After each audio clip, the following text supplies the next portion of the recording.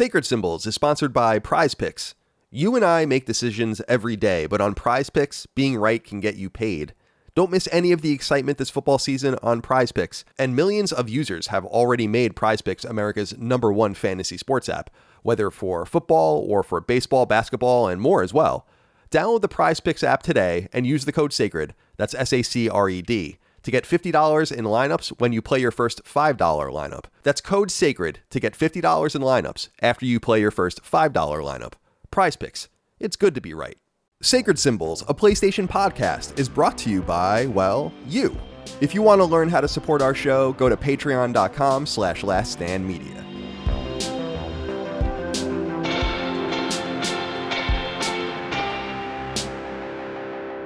Greetings and salutations. Welcome back to Sacred Symbols, a PlayStation podcast. This is episode number 380. Wow.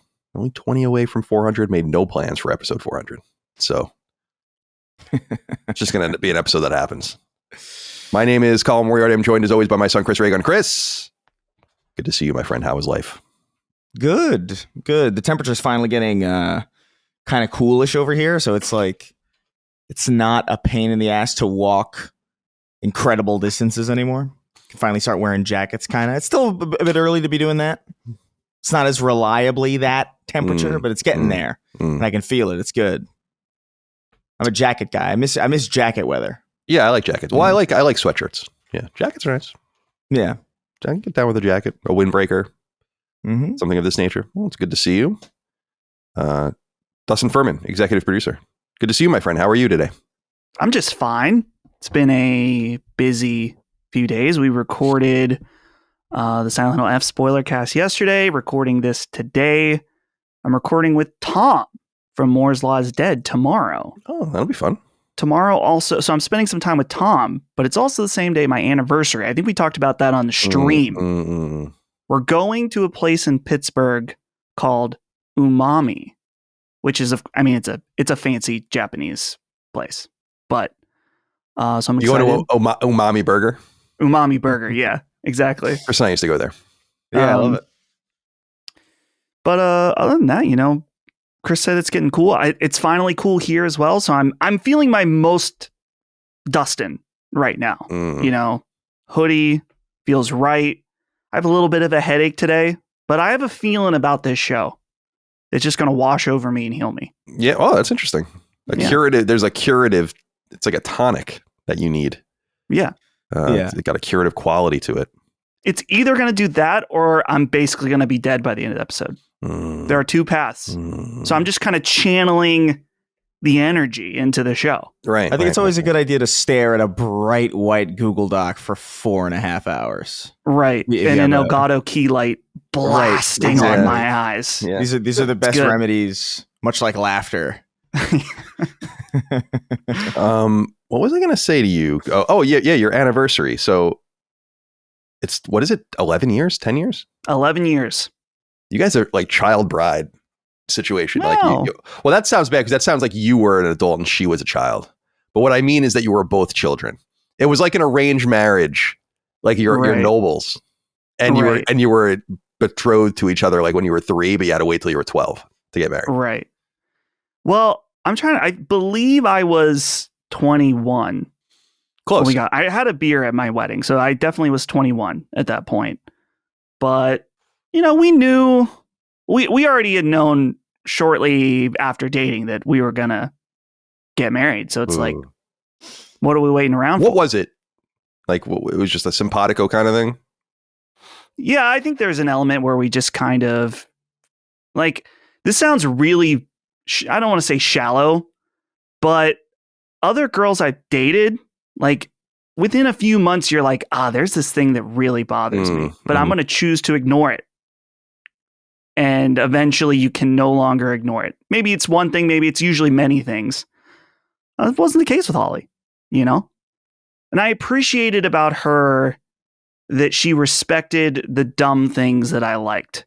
One of our earliest, I don't want to say earliest friendships, but she was coming over because we were having some kind of like church event at our house. She was here a little bit early to hang out with my mom. And this is before we were dating, and I was playing World of Warcraft. She sat down. She's like, tell me about this game. Instant boner. She must have liked you, yeah. you know? Well, yeah, it's like she doesn't care. Well, It's like the joke about like how like you have like the crazy goth girlfriend that like wants to tell you your horoscope and like all that stuff and like show you her crystals and you're like, yeah, whatever, sure. right. That's not true though. She did care. I'm positive she cared. That's too real. She grew up playing RuneScape, so she understood MMOs. And I mean, right now she's balls deep in Final Fantasy Tactics, so she's got gamer cred. That's great. But I had other girlfriends that was like, I just got this album. And then she just straight up was like, I don't really care, to my face.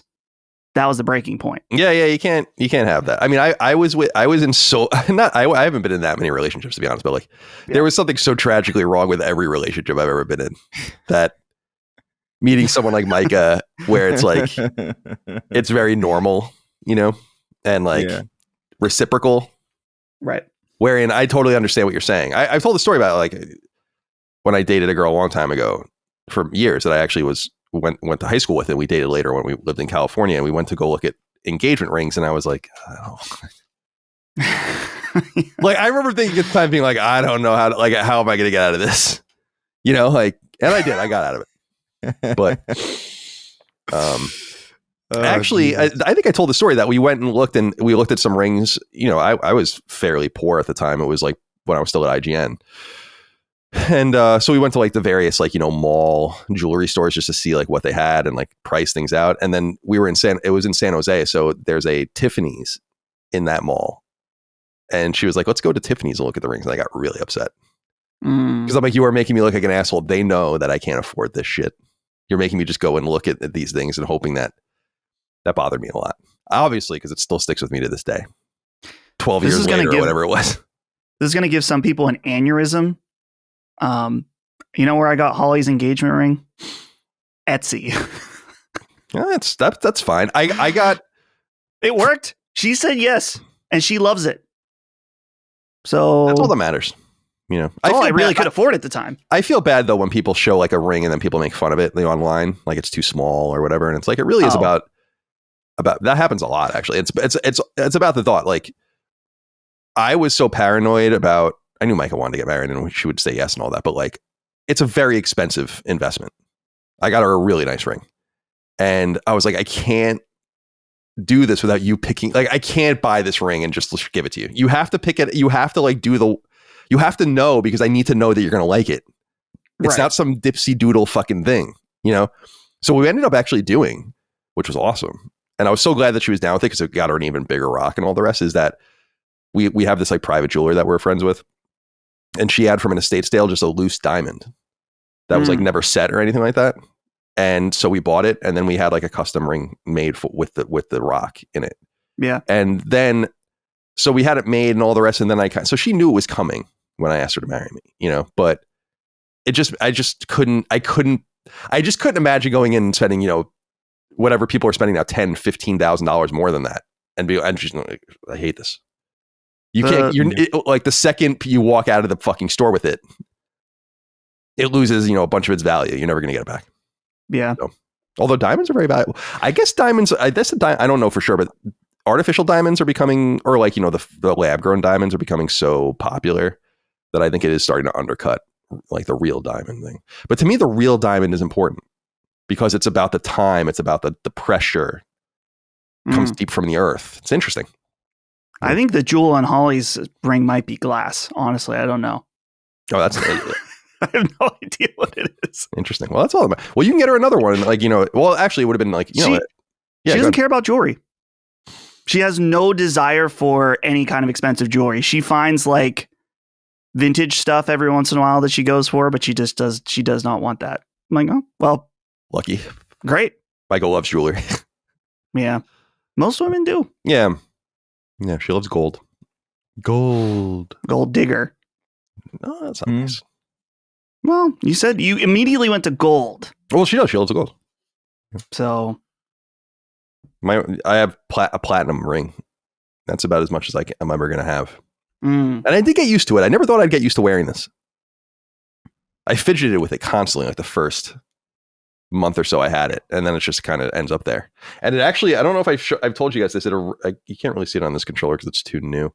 It erodes Yeah, like it's a got little divot, rivet. right?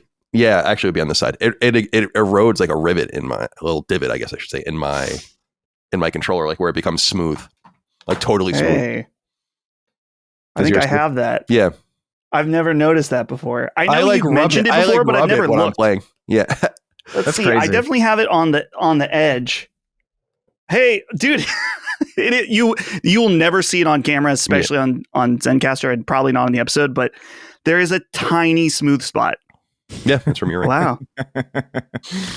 God I damn, I noticed don't that know, too. man. I don't know if I get it. Like the rings freak me out. I always feel like, for whatever reason, I know this does not make sense, but it's like every time I put a ring on for any reason, I have this feeling like, oh, I'm gonna put this on, I'm gonna leave it on, and then we're gonna forget, and then I'm gonna gain enough weight to the point where like I'm not gonna be able to get it off, and then I'm gonna feel like ensnared. I don't like the idea of having that. I don't like the idea of having just this piece of metal like locked onto me that I have to like go to like a doctor to get it removed. I don't know. I've never been a jewelry person though, really. Like outside of like a whatever you call those, like I used to have like rosaries and stuff, or like not a Just like a rosary, crucifix. Yeah, I liked those, or like anything on the neck, I guess. But like earrings and shit, like I never got my ears pierced or nothing. Never been into that at all. Kind of freaked me out. Of all, Chris, you're saying your fear is that you'll have a ring on, you'll forget about it, and get fat. You of all people No, it's not like are like, oh, I just might happen to get fat. no, Mr. couldn't eat enough calories to gain weight. I mean, like, Come on, man. It doesn't have to be fat. Come on, man. Come on. It doesn't have to be fat. It's just like enough mass to the point where like it used to fit. I used to be able to take it off, and now I can't easily. Like every time, even still to this day, like I'll put on a ring out of curiosity, and I'll try it on, and then I'll pull it off again, and it'll get stuck on like the half knuckle or whatever, and I'm like, oh shit, I get like this weird panic, and then it comes off, and I'm like, I'm never doing this again. Freaks me out. Yeah, I don't like jewelry really either. I have my earrings. I got my ears pierced multiple times before I settled on these. But other than that, you know, people, my contemporaries used to get like their eyebrows pierced, their like lip pierced, all that kind of nose. Mm-hmm. Too much. What about the penis? No penis piercings. I knew a guy that had nipple piercings Oh, in high school. well, He became a Marine. Maybe not a huge surprise. I would be with the nipple piercing. Like, I'm afraid what if I got caught on something? It's too. That's my fear for every piercing. Yeah. That's true. That's true. It's such it feels like you're adding a weakness to yourself. A debug. Yeah, like exactly. You're right. It's a debuff, or like you're adding Higher like chance for critical hit. higher chance for critical hit. You're adding that self-destruct button on the Death Star. You know, it's just like, oh, I'm just gonna rip this guy's earrings off, and then I Rip win. his nipples off. Oh yeah, like in a fight to the death, it's like I'm in trouble with my earrings. You Yeah. know, hopefully no one rips them out of my ears in some sort of fracas. But we'll see. We'll find out. What's going on with me? I have to travel to Long Island tomorrow from when we're recording. So the day this goes live for my dad's 75th birthday party. We'll only be there for a couple of days. It'll be a quick trip. My mom's watching the house while I'm gone, the dogs, more importantly. So we'll be in and out. But I always just hate traveling, you know? And I try not to let it, and I've been much better about it, like not occupying and ruining like the week leading up to it. About like having, it's like, oh, I got to like leave my space. I got to go to the fucking airport. It's a lot of it is just old trauma from having to travel on a constant basis, I think. I was so, dude, I was so sick of fucking traveling. By the time at the end of my journalist career, I wanted to fucking kill myself. And then that was when we found it kind of funny. And I'm like, cool. So we'll just stay in San Francisco and hang out and play games. No. Nope. You're going to travel arguably even more. It's like, oh, good. I love this. Love that. So I think a lot of it has to come from that, because I think most people get excited. They look forward to it. I look forward to like being there and hanging out and going through that. But like the event of like getting there, then we have to drive all the way from LaGuardia all the way out east on Long Island. It's like, ugh. It's gonna be a moment. How far is the airport for you to get from your house to the airport? It's like an hour and change from where I am from, but my dad lives further out. So, yeah, it's a fucking annoyance. We wanted to fly into Long Island Airport, which is Islip.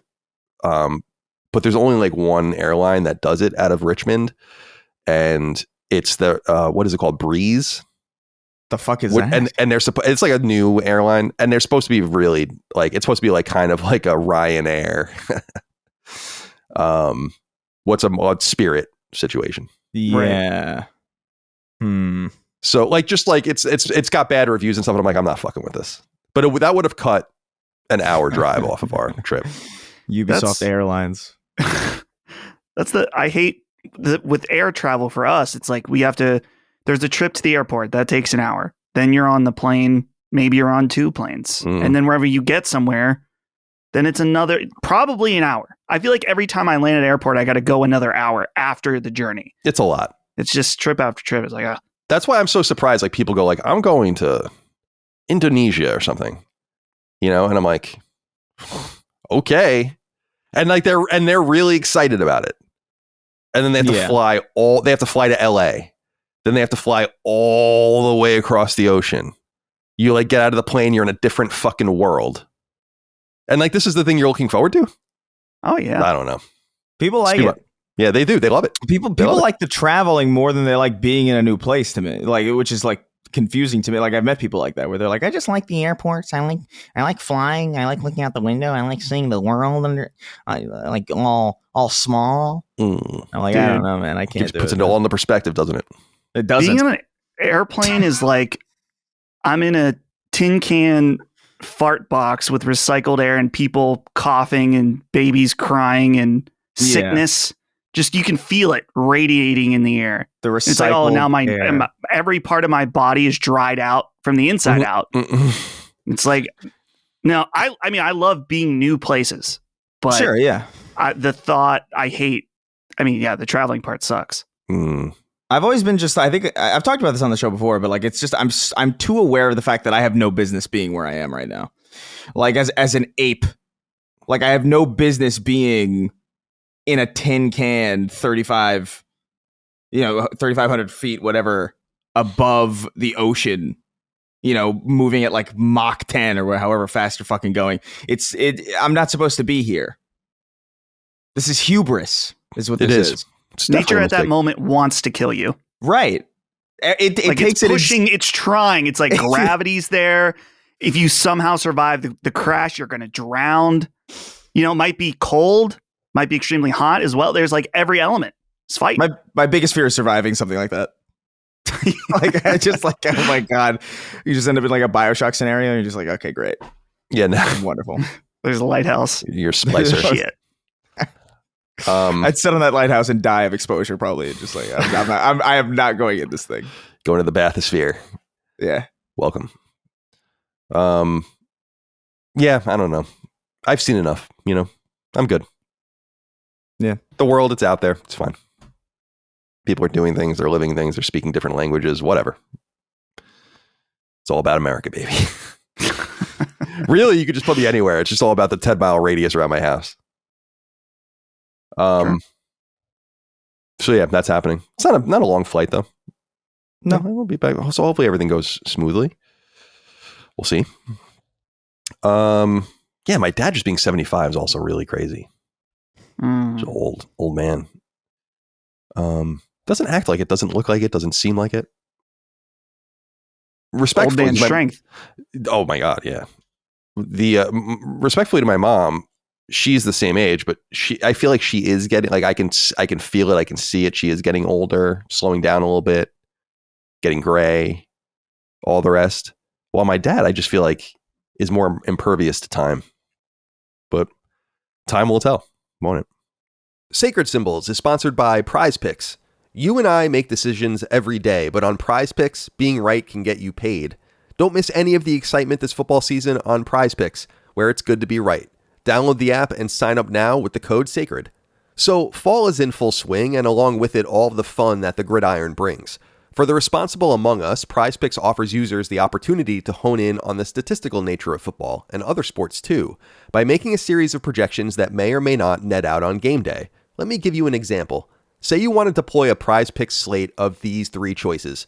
Patrick Mahomes throws for fewer than 3 touchdowns, Jonathan Taylor rushes for more than 100 yards, and Justin Jefferson receives for less than 100 yards. Should all of these outcomes come to pass during their respective games, you win. Now, you can make as few as 2 choices per week and as many as 6, and you can obviously totally switch up your strategy each and every week as the game on the field evolves throughout the season, as it always does. It's a cool little system that differentiates itself from its competitors, and for those that are especially in the weeds with the stats and numbers that make the sport so fun for so many of us, Prize Picks is particularly catered to you. And then there's flex play versus power play, wherein you can mitigate your downside, have a miss and still win, or go all in with your entire slate to drive higher potential. You can play now in more than 40 American states, you can use your Venmo and Apple Pay accounts among more standard payment fare, and millions of users have already made PrizePicks America's #1 fantasy sports app, whether for football or for baseball, basketball, and more as well. Download the PrizePicks app today and use the code SACRED, that's SACRED, to get $50 in lineups when you play your first $5 lineup. That's code SACRED to get $50 in lineups after you play your first $5 lineup. PrizePicks. It's good to be right. Okay. Otherwise, welcome to Sacred Symbols. Welcome to Sacred Symbols, a PlayStation podcast. We go live each and every week and get us 3 days early and ad-free on patreon.com/laststandmedia. We appreciate your support over there. Couldn't do without you. $1 a month, $2 a month, $5 a month, $10 a month, $25 a month. Those are the tiers. $5 a month is kind of the sweet spot where a vast majority of you are at. That's early ad-free access to every episode of this show and all the shows we do in our network, the various other podcasts done by other people, of course. The Xbox podcast, the Nintendo podcast, the gameplay podcast, etc., etc., etc. Sacred Symbols Plus is also a perk you get over there. We'll get into that in a minute, but the early ad-free access to the podcast is the big thing. You can submit your inquiries on the news feed, the various threads for the various shows, get access to our Discord, use RSS feeds, use the Spotify feed, so you don't have to use Patreon. You just get it all sent to your phone when it's live, ad-free, and ready to go.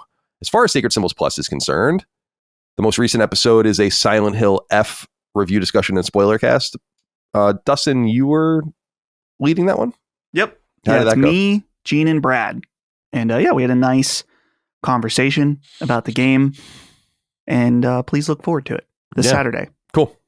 I sat down with Hogue recently to talk about the whole Electronic Arts in Saudi Arabia thing. We did other review discussions and spoiler casts, deep dives into Chronos, into Metal Gear Solid Delta, Death Stranding 2, etc. We'll have more coming up, I'm sure. Angel the Jesus wrote in and said, "Hello, Sacred CDC. Was wondering if there are any plans for a tactics spoiler cast. Obviously, I wouldn't expect it anytime soon, but maybe for the holiday break. This is assuming enough people in the LSM family are playing it. But I think the story and themes would make a great conversation. Also, how much more hate does everyone have for Argath now that he has a voice? Thanks for all the content. Now let me join a deep and intricate plot to overthrow the government and rule the country." I noticed that Mike is playing it, and I was like, oh yeah, voice acting. So Tactics Ogre style. I don't really think you need voices in these kinds of games, personally. I'm going to shut that off. Dustin, Tactics spoiler cast? I don't know. I'm trying to think about who's playing it. I think Brad was playing it. Yeah, Mike is playing. I'll play it at some point, and I'm familiar with the game, so I don't even really need to play it to talk about the game. But the story, I would need to kind of refresh myself, but the gameplay and the themes and the classes and stuff are burned into my brain. So maybe we can do something. I'll have to figure that out when I get back from Long Island. So Angel, stand by. And then Matthew Buchanan had an interesting question. He said, "Hey, Sacred Gents, hope all is well. Is there any chance for a Silk Song spoiler cast? I appreciate maybe a long shot as only Chris has mentioned playing it on the podcast, but I'd be keen to hear if any of the other Last Stand members have it on their radar. Thanks for all the fun game related conversation and levity." Thank you, Matthew. This is another possibility. I don't know when I'm ever going to get to this game, but others have played it in the family. I guess that's an opportunity. Chris, did you beat it? No way. Yeah, right, not even close. I think I was like, how long did I play it for? I think it was probably maybe 15 hours or something. It's hard, man. And also, to be quite frank with these games, every time a character shows up and they talk or they have like a text box, I'm kind of mashing my way through it. Because I don't care about the context of why I'm doing this. These are entirely gameplay oriented experiences for me. So like, even if I were to finish it, there's no shot I would know what the fuck Silk Song is about. As far as I can tell, it's bugs. It does seem like that. That is my thesis on what Silksong is. It's a narrative about bugs of some kind. Yeah, I don't know if we'll ever get to that. I mean, it not that we're like much of a deep planning company, because we're not, but they didn't really give us any heads up. So it was hard to kind of even envision where this would fit. Like when games are coming up, I'm like, oh yeah, maybe we can hit this. Maybe we can hit this. This is just kind of thrown into the mixture, but we have to figure it out. I will get to it, but I have there's no urgency. I don't really care about Hollow Knight, to be honest. I mean, the first night was the first game, as we said, was really good, but I wasn't like falling all over myself to get to the sequel or anything. It was one of those games we said over and over again over the years where I'm like, why is everyone so excited? Like bated breath excited for it. I just didn't get it. We'll see. All right. Also, Sacred Streaming continues on Mondays, YouTube. On our YouTube channel, 1 o'clock Eastern time, we go live, just doing random things. Really been enjoying the process. The most recent one was we did the Sacred League 3. I hosted it. Very divisive situation. Really? You know, yeah. Like I think some people liked it, some people didn't like it at all. I feel like I did a pretty good job. Let's say this: I did the best I could. You know, but a lot of people thought it was like too hard and too serious, and I'm like, but it's a quiz show. Sorry, I didn't ask you how many tufts were in Mario's mustache. Well, that was acceptable. That was an egregious question. Well, that's a more wrong. Maybe that's why you're upset. That's a more egregious question than any question I asked. That question, specific question, easily more egregious. Dude, name 7 million things out of this list. Name, that was an egregious question. Which one? The Xbox Live one? The Xbox Live one was egregious. Particularly, the moment I knew it was egregious is when you hit spacebar and it listed entire page of potential. I mean, I guess you could argue that there was that many options. See, to only pick 5. There were certain of the questions I did, like certain, like, name this many. Is I was just like, I don't think that this is the Xbox one's interesting because I said there are 29 Xbox Live Summer Arcade games. Name 5 of them. I'm like, that's not. I'm not asking. I'm like, that's to me, and maybe it's just because I just ingested this as I went. I'm like, that's not that hard. I mean, just think about it. It's like Limbo, Shadow Complex, there's things I misremember. Man. It's like, come on, like there's things I misremember. Like I really thought Super Meat Boy was one of them because it feels like one of those. That's games. A reasonable answer, though. Like to me, that's a reasonable answer because you're in the right place, you're in the right time. That's a perfectly acceptable answer, but to act like it's like unanswerable. Come on. Like I just don't know about that. Like some of the most famous indie games of all time were Summer Arcade games. Right. But yeah, I took some notes. I want to do it again at some point. I won't do. And I just, again, I want to reiterate, I just felt bad that like the same person had to just prepare the questions. It's hard. Or at least it was for me. Like it took me like an afternoon to do that. Yeah, it takes time. So it just felt like, oh, maybe someone should have fun. But it wasn't fun, apparently. I fucked up. You really, really changed your tune on this throughout the course of this conversation. Fuck me, right? Let's see here. What will we do? Oh, so all right. So to go back, Lockmore's been doing an awesome job with the comedic mixdowns, so you can check those out. The cut downs on YouTube, and then watch the VODs on Patreon if you'd like. We really appreciate your support over there. It's just part of your perks. Another thing we give you for very cheap over on patreon.com/laststandmedia. Vault 101 guy wrote in and said, "Sup boys, was enjoying the new Sacred League episode and it was great. I thought the questions were fun and anyone who thinks otherwise should get hit with an ad. Will you consider making everyone at LSM at least host at least once? Seems like a cool idea if everyone is on board. Thanks." Now, Chris, you and I were just talking last week, and you had said that you're already ready to go. Yeah, I built one. Like that was on the day that I was like deliriously tired, and I just had to push through. And I was like, I need something to occupy my time. So I built a Jeopardy, and it's unhinged. Because I was so tired while I was making it, but I think it's actually pretty good. Oh, we should do it. It's all done. I won't be able to do it anytime this month. Yeah, you're busy. But the next time we play the Sacred League, we'll have Chris host then. Yeah. Yeah, it's already in the docket. So I'm interested in making one as well. Let's do it. I have some unique category ideas, but I need the login for our whatever Jeopardy account. Yeah, I made a Jeopardy account for $20 Whatever it's called. lifetime fee. It's like, okay, that's fine. Yeah. JeopardyLabs.com. It's a pretty good website, actually. Yeah, it's not bad. It's fun. Did you make an account too? Yeah, I mean, anytime I can buy something once and have it, it's like, all right, I don't give a shit. I just feel bad that like now we have like 3 of them because Brad has one too, and I'm like, we really could have all just used the same one, but it's fine. I don't know. It's fine. It's a cool site. I don't mind supporting it. Yeah. And again, it's like there's so few of these now where you could just like, oh, you just pay once and then you have it.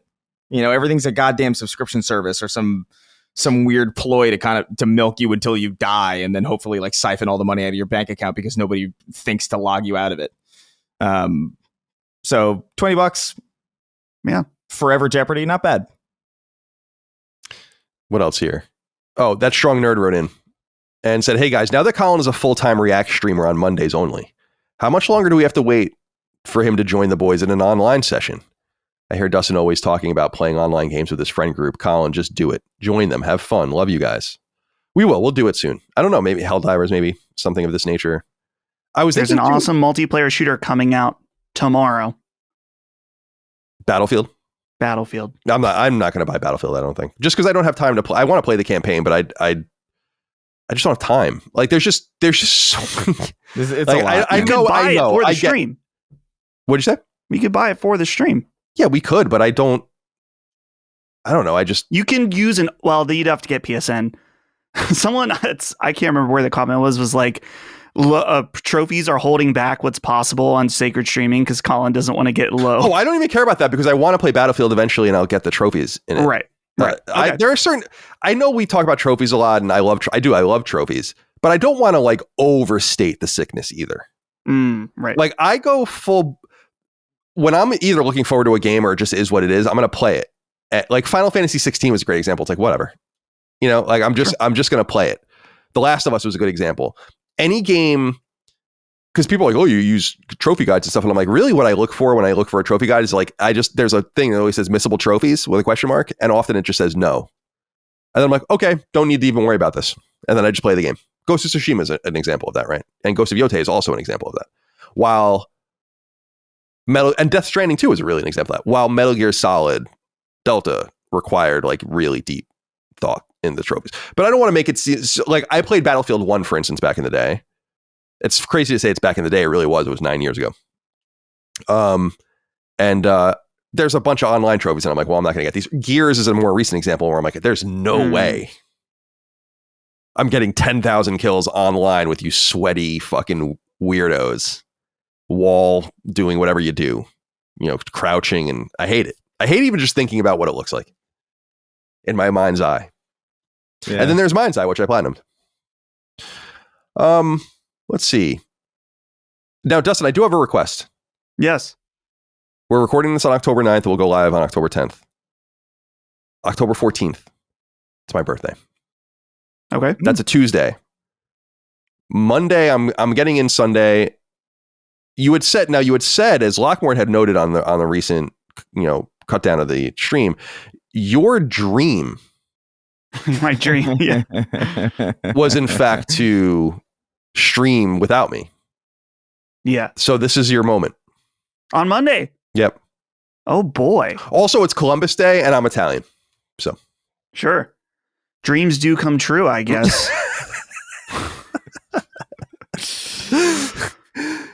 Can you do it? Can you do it for me? Absolutely. I got to figure something out. I mean, this is the opportunity. I mean, this is Strong Nerd was talking about playing a game with the boys.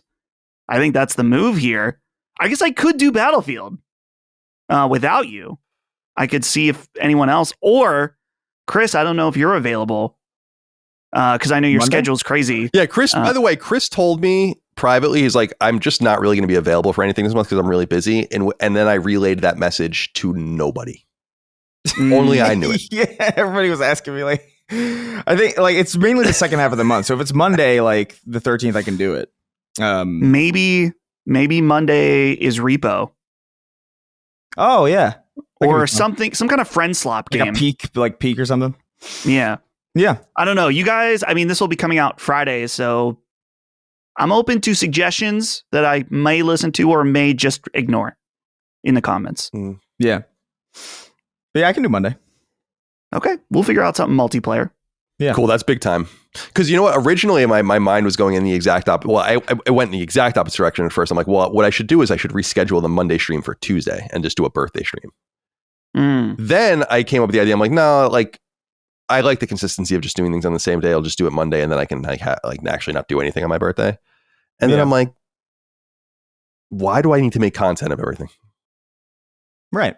You know. And then I'm like, I got to just like be away. You don't need to live stream. I'm just saying, I just don't want to do anything. That's all. I want to wake up and go to Waffle House or something. You don't need to live stream your birth or anything. You know. Right. Oh yeah. Well, I'll put that in the AI and see what comes of it. Colin's. Right. You don't need to. Someone did that. Did you hear about that, Colin? What? Someone live streamed their birth on Twitch. Well, they're giving birth. To be giving fair. birth. No, dude, like the person who's coming out is not the one live streaming it. Right. Yeah, that'd be awesome. That you do need AI for that, and that actually might be funny. Well, time travel. No, I didn't see that. That's cool. I remember back. Who was it? Ricky Lake or Carney Wilson or some like woman that was heavy, like an entertainer that was heavy in like the 80s and 90s, and then kind of got skinny, and then I got heavy again. In like 2000 or 2001, it was like crazy that they like live streamed their bariatric surgery of some sort. And I remember everyone thinking it was so dystopian. And now that I look back on that, I'm like, just you wait. Oh yeah, it's nothing. Just you wait. Yeah, I mean, I don't know. That stuff's kind of interesting, actually. I think it's weird for somebody to want to do it. I think that's how I feel about it. I think it's weird for somebody to want to do that. But I do think there's probably like some value in that, or at least more value in that than there is in most of the stuff that's streamed, you know? Because like I remember that video in like health class that they would show you about like, you know, people giving birth or whatever. And it's like, oh, Jesus. But like a live stream is kind of interesting because that's actually the entire process, you know, unfiltered, uncut, wild. Uncut indeed. Uncut indeed. Or perhaps extremely cut. Yep. In my case. Depending on. Oh. Sorry. Or not. You're not circumcised? What is it? What are you asking? I thought we were talking about cutting. Uncut, cut birth. I thought we were talking about circumcision. I was thinking about C-sections and stuff. Oh, we were talking about birds. So we were in the same place. Yeah, okay, yeah. Sorry. Is that not logical? It makes perfect sense. But from my perspective, that question really came out of nowhere. That's awesome. That's awesome. Oh, I love that. That's good shit.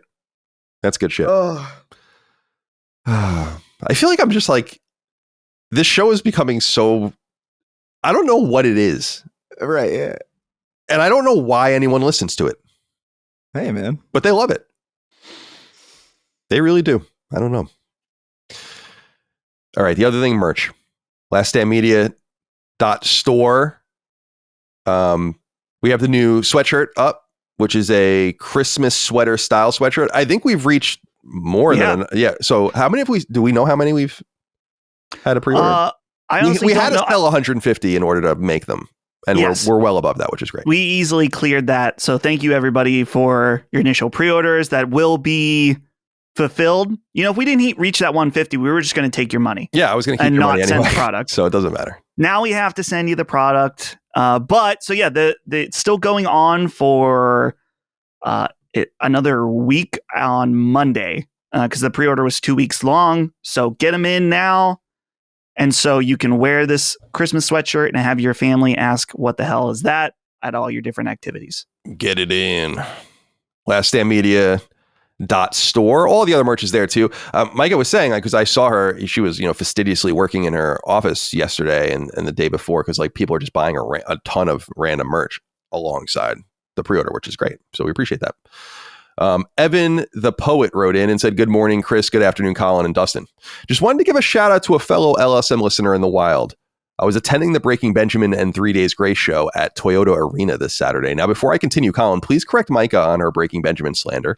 It's heartbreaking to hear she's surrounded by so much good music and still stays so jaded on it. Yeah, she doesn't like Breaking Benjamin. Nevertheless, I was approached by someone while I wore my homegrown Made in America Sacred Symbols tee. He pointed at me and issued a very excited, "Ha ha, hey, stand down," to which I responded, "Hell yeah, man." Now, I didn't understand what Dustin meant when he said, "I'm not sure what to respond to with," until it happened to me. What happened to, "Hey man, love the shirt," regardless? Glad to have my first encounter with a fellow Sacred Symbols enjoyer in the wild. I'll hang up now and listen to Polyamorous by Breaking Benjamin and relive the moment of seeing it live for the first time again. Thanks, gang. What's funny is that I went to a Breaking Benjamin and 3 Days Grace show in 2003? Something like that? 4? Right. It's funny that they're still playing together and everyone's clean now, so the music's not going to be as fun. So love that. Love to hear the stories of people seeing each other in the wild. Lets you know that it's real. Sometimes you listen to things, you're like, am I the only person that listens to this? I never really have that because I'm often on YouTube and I'm like, oh, there's like 1.2 million views or something. So no, I'm not the only person that listens to this. And you aren't either. You that are listening to this. Evan the Poet, thank you for writing in. Thank you for showing support for our merch op. All right. Let's get into some topics of discussion. I thought I would read this one real quick. And then we'll get through these pretty quickly, but I liked this one. Sam Paler wrote in and said, "Hello, gentlemen. Just thought I would add to the list of strange places Sacred Symbols has been listened to. For the past month, I've been away from home working on the European Space Agency's Caves project, an expeditionary training course where astronauts spend several days and nights exploring a cave system. During some of the idle moments underground, I would put on Sacred Symbols. Sitting deep underground in a dark, unfamiliar environment with a group of astronauts while listening to the three of you shift from a serious discussion about Charlie Kirk to encouraging a listener's kid to yank the steering wheel was one of the more surreal experiences I've had in a while. When I started listening to Colin back in the Beyond days, I never imagined I'd still be listening 15 years later in such a bizarre situation. To the whole Last Stand team, keep up the fantastic work." I looked you up, Sam. I wanted to see what you're... Well, I just looked up his LinkedIn. Yeah. It's him. He's a scientist. I hope the astronauts got to hear it as well. Yeah. And I just love space agencies. How fun. It's cool. It is. Yeah. I hope you, it would be nice to know that that people have been hijacking the aux and putting us on, Yeah. Regardless of how anybody else feels about it. What's like top 5 places that we'd love, strange places for someone to listen to Sacred Symbols? The Situation Room. Okay, Situation Room. That one's so unlikely. I know we got Pentagon locked down.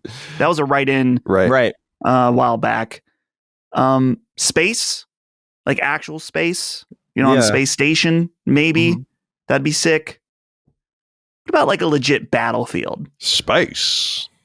A battlefield. I'm like sure the Ukraine. Someone's listening over to it in Ukraine. Someone's listening to it over there in Kharkiv. Yeah. Right.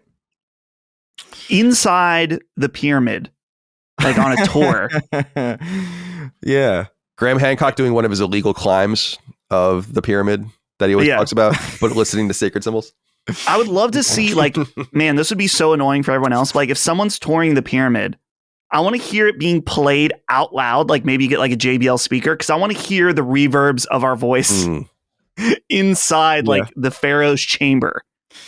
Yeah, and then the vibrations. The vibrations are so specific coming out of the JBL speaker with our podcast that it actually like dislodges something and then the pyramids crumble. I was thinking that maybe it activates the pyramid and they start like levitating. Right, a beam of light emerges. Eric Smith, the bartender, not the Sony employee, wrote in. Now, Eric Smith, the Sony employee, hasn't worked at Sony since like 2013. So you don't have to make the clarification at this point. Yeah. Hey, boys, I'm hoping that the three of you can help solve a debate between a fellow listener and close friend of mine, Ben. It is a joke amongst our friend group that Ben takes an embarrassing amount of time to finish games, and he finally completed Uncharted 4 earlier this year. Since this title came out in 2016, I deem it appropriate to say it took him 9 years to beat. However, he argues since he didn't start his true playthrough until January of this year, it only took him 9 months. To throw a wrench in this, he purchased the game at launch in 2016 and popped the multiplayer trophy during this time, which, in my opinion, backs my 9-year claim. What say you? Can we continue to bust his balls by saying it took him nearly a decade to beat a 15-hour game, or does he win the battle of semantics? If you choose to read this, Ben and I will most likely be listening to your response at 30,000 feet on our way to Japan. I will walk the streets of Akihabara looking for a new anime figure for my jar. And listen, wow. Makes me depressed. Why? Because you want a new anime figure for your from Akihabara for your jar? No, not that part. I wish I was going to Japan every day. God, you were just there twice. I want to go back. You should just go live there. I've actually tried to think about if it would be possible, but we would have to. It would be very annoying schedule wise. I'd have to be nocturnal in Japan. Yeah, for that would work great for me, but yeah, not for you, I guess. Yeah. It's of course you've thought about it. Jesus Christ! I just thought about it. I wasn't. You did a little research. You went online and figured out the time, the times and all the rest. I already knew that. Oh, okay. Dude, Because of your travels. Yeah. Yeah. Someone did write in. I should have used the inquiry that they think it's a funny kind of ongoing joke. Although you weren't on the episode where I talk about how you know Japanese, so I have to clear things with you now, right? About if I'm saying things right. You are a true weeb. I've always loved Japan. Always, always, always. Since I learned that Nintendo came from Japan and all the things I loved were Japanese, which was really early, I was like, oh, Japan's awesome. Like whatever that is, it's whatever's going on over there is awesome. And I'd like to go back as well. I've also been there twice, like you, but it was many years ago at this point. I haven't been there in over a decade. And you were working. And right. So and you saw and did so much more than I did. I never left Tokyo and the Tokyo suburbs. I did a lot of things that people would love to do. I went to Sony, I went to Square, I went to Bandai Namco, I went to all these different, it was awesome, but the touristy, go to the Cherry Blossom Festival, go to Mount Fuji, go to whatever people are doing. It's I didn't do any of that. You kidding? Yeah. Well, I was editing Duke last night and Cog, there was a section where they talked about Cog's Japan trip and I could see the light in his eyes. I'm like, he gets it. Well, it just takes people, they glaze over, they hear me talk about going to Japan and how it's depressing to not go back and whatever. But they don't get it. They don't get it until you go spend time there. It is. It is an awesome. It's a place that reminds you that it doesn't have to be like this. Exactly. Yeah. I just mean that. It does. We don't have to live like this. And we have America is awesome. I love America. I really do love America. It's not like a patriotic thing. It's it is objectively awesome in a lot of different ways. But there's a respect, a decency, a communalism, in Japan that's obvious. And I wish we had that. We could have both. But they say that you can't. We're not predisposed. We're not predisposed for it, I don't think. Yeah, because we're not a homogenous sort of people. This whole country's founded on just kind of man, I'm not doing what you tell me. So that kind of inherently, rebellion. Yeah, which is doesn't necessarily help the entire time. But it would be nice to walk through the streets and not have garbage. That would be cool. Yeah, right. Exactly. My experience, I've only been to Europe 3 times. I've seen 3 countries. So I don't speak as an expert, but to me, and people always talk about it this way, it felt more like it's like a museum. It's like you're visiting a place that once existed for some reason. And otherwise it's a facsimile of America, or America would be a facsimile of Europe. It's not that different. Right. When you go to Japan though, it really is different. It's truly different. Everything about it. And so I get it. Now, what I was going to say, Dustin, was I am sitting down with Cog when I get back from Long Island, the next episode of Sacred Symbols Plus. So next week's episode is going to be his debriefing on his Japanese trip, because I'm very curious about, he was there for a while. And because both times I only went for a week each time. So in and out. It's a long flight, so you want to spend some time there. So I'm very curious about what his experience is. And so you can sit in on that if you like, but I'm really looking forward to picking his brain, because I know that they had a good time over there. And they did Tokyo Game Show and a bunch of... I've never been to Tokyo Game Show's public days, so that's going to be an interesting experience. I'd love to make it out to Tokyo Game Show. It sounds... I think you said this a few weeks ago. There's something alive about Tokyo Game Show right now. It's feels like it's on the up and up. Yeah, it's coming back. I think... You'll love Tokyo Game Show as well, because Tokyo Game Show is a lot, in my experience, is a lot like E3 meets PAX in that Right. there's like a heavy merch element to Tokyo Game Show. There's like Yeah. a whole floor. Dude, since I was there only on media days when it was somewhat empty, but everything was still occupied and stocked and you can go shop and stuff. I was like, this is nuts. There was like a Spike Chunsoft store. That's where I got my Danganronpa shirt, like with just his face on it and everything, Monokuma's face. Like, it's just things that you'll be like, oh my God, like I can't even believe. That's where I broke it, unfortunately. Or actually I didn't, a friend of mine did, but I had that sifter, the slime. That's like a bourbon glass. It was awesome. I was like, this is incredible. Just take all my money. Yeah. Oh, yeah. So that was always the coolest thing. Yeah. That was always the coolest thing about PAX. That was always the coolest thing about PAX was like the merch shit that you would get there. Right. Exactly. You'd find shit that's like, I wouldn't even know where to find this elsewhere. But I always wanted to go to Japan. I haven't made the time really. I don't know. Also, the traveling is really like, it's a long flight. It's so much easier for you. I know, but it's really the ocean. Like the ocean freaks me out, like genuinely. Like I don't like the idea of like flying over the ocean. It fucks me up. I'll get over it at some point. My friends have been badgering me to go. Yeah, you should go. I do want to go. Drug Like, yourself. I want to just I know. I'll chloroform myself. Yeah, It's no nice big little deal. chloroform rag before I get on the plane. I want to go primarily for the food. Like that's the big thing. Like I just want to eat in Japan. And the funny thing is, a lot of people ask me, they're like, Dustin, where do I eat in Japan? I'm like, anywhere.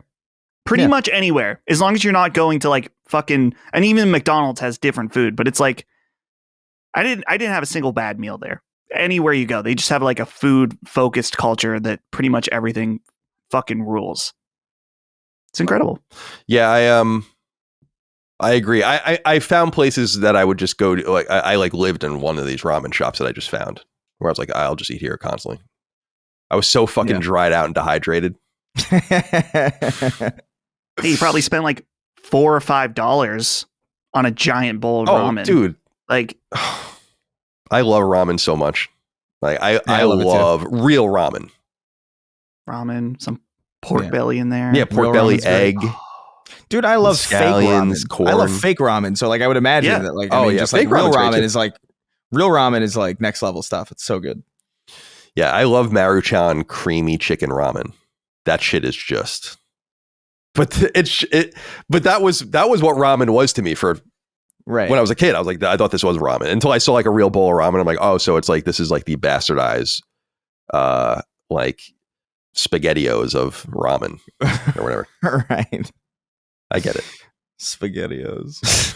I haven't thought about that in fucking forever. Eric Smith, we lost complete track of your question. Can you judge your friend? Sure, you can. I don't know why it would take you so long to beat Uncharted 4. It's so good. But okay, you weren't that drawn into it. I guess that's fine. I think it. This is a tricky question, honestly, because popping a multiplayer trophy kind of implies that you bought Uncharted 4, maybe thought about playing it, got sucked into the multiplayer, and pretty much only played the multiplayer, and then put it down for a while. I don't know if you really started playing Uncharted 4 until you've started the campaign. Really, that's a good point. You know? I wonder. Let me look at the trophies because I wonder. Like, I'd be curious to know the timestamp of a specific trophy, like the first single player trophy you would earn. Yeah. If that was not earned until earlier this year, then I would agree with you, actually. Yeah. But, I think that's it's fair to start the clock there, I think. Yeah. It's probably going to be one for like getting your first treasure. Yeah. Find a treasure first. So that's going to be your first one. So what's your story there? More information needed. Don't send it in. Enjoy your time in Japan. Akihabara, I heard, is not a very well kept secret anymore, unfortunately. So no, as far as finding things are concerned, being there and like and vibing with it is probably still awesome. But like that was a legit place where you would go and like find cool shit. And now they know that they can just mark everything up. And yeah, you'll still find cool stuff, but you're not going to get a deal. Nor should you. It's kind of like it's part of it. Is like, you know, go to. I know you can go to like random cities and towns in Japan and find cool shit still for cheap. Oh yeah, but you got to go and do it, and that's probably becoming more and more rare too, as people are becoming more and more daring and going off the beaten path in Japan. Yeah. Well, Maybe you'll go over there, Dustin. You'll live over there. You teach English. Yeah. To get your visa. Yeah. I don't know. I can barely speak English, so I don't know if I could teach it. But apparently the standards for that program are quite low. Knowing some of the people that I've known over the years that did it, I believe it. Yeah. Yeah. Mm-hmm. Andy Genero wrote in and said, hello, Sacred Fellas. When on a first date, we are often asked, what's your favorite color or what's your favorite movie? While those questions are nice, I'm here to ask the tough questions. What's your favorite shape?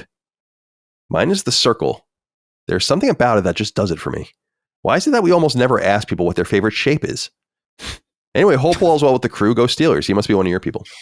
Must be. That's an interesting question. I don't know if I have a favorite shape. That's why I was fascinated by the question. I'm like, I don't know. Yeah, this is why people don't ask it. Right. I was going to say, let's answer the side question. Why is it that we almost never ask people their favorite shape? Because you sound fucking psychotic. Yeah, what is your favorite shape?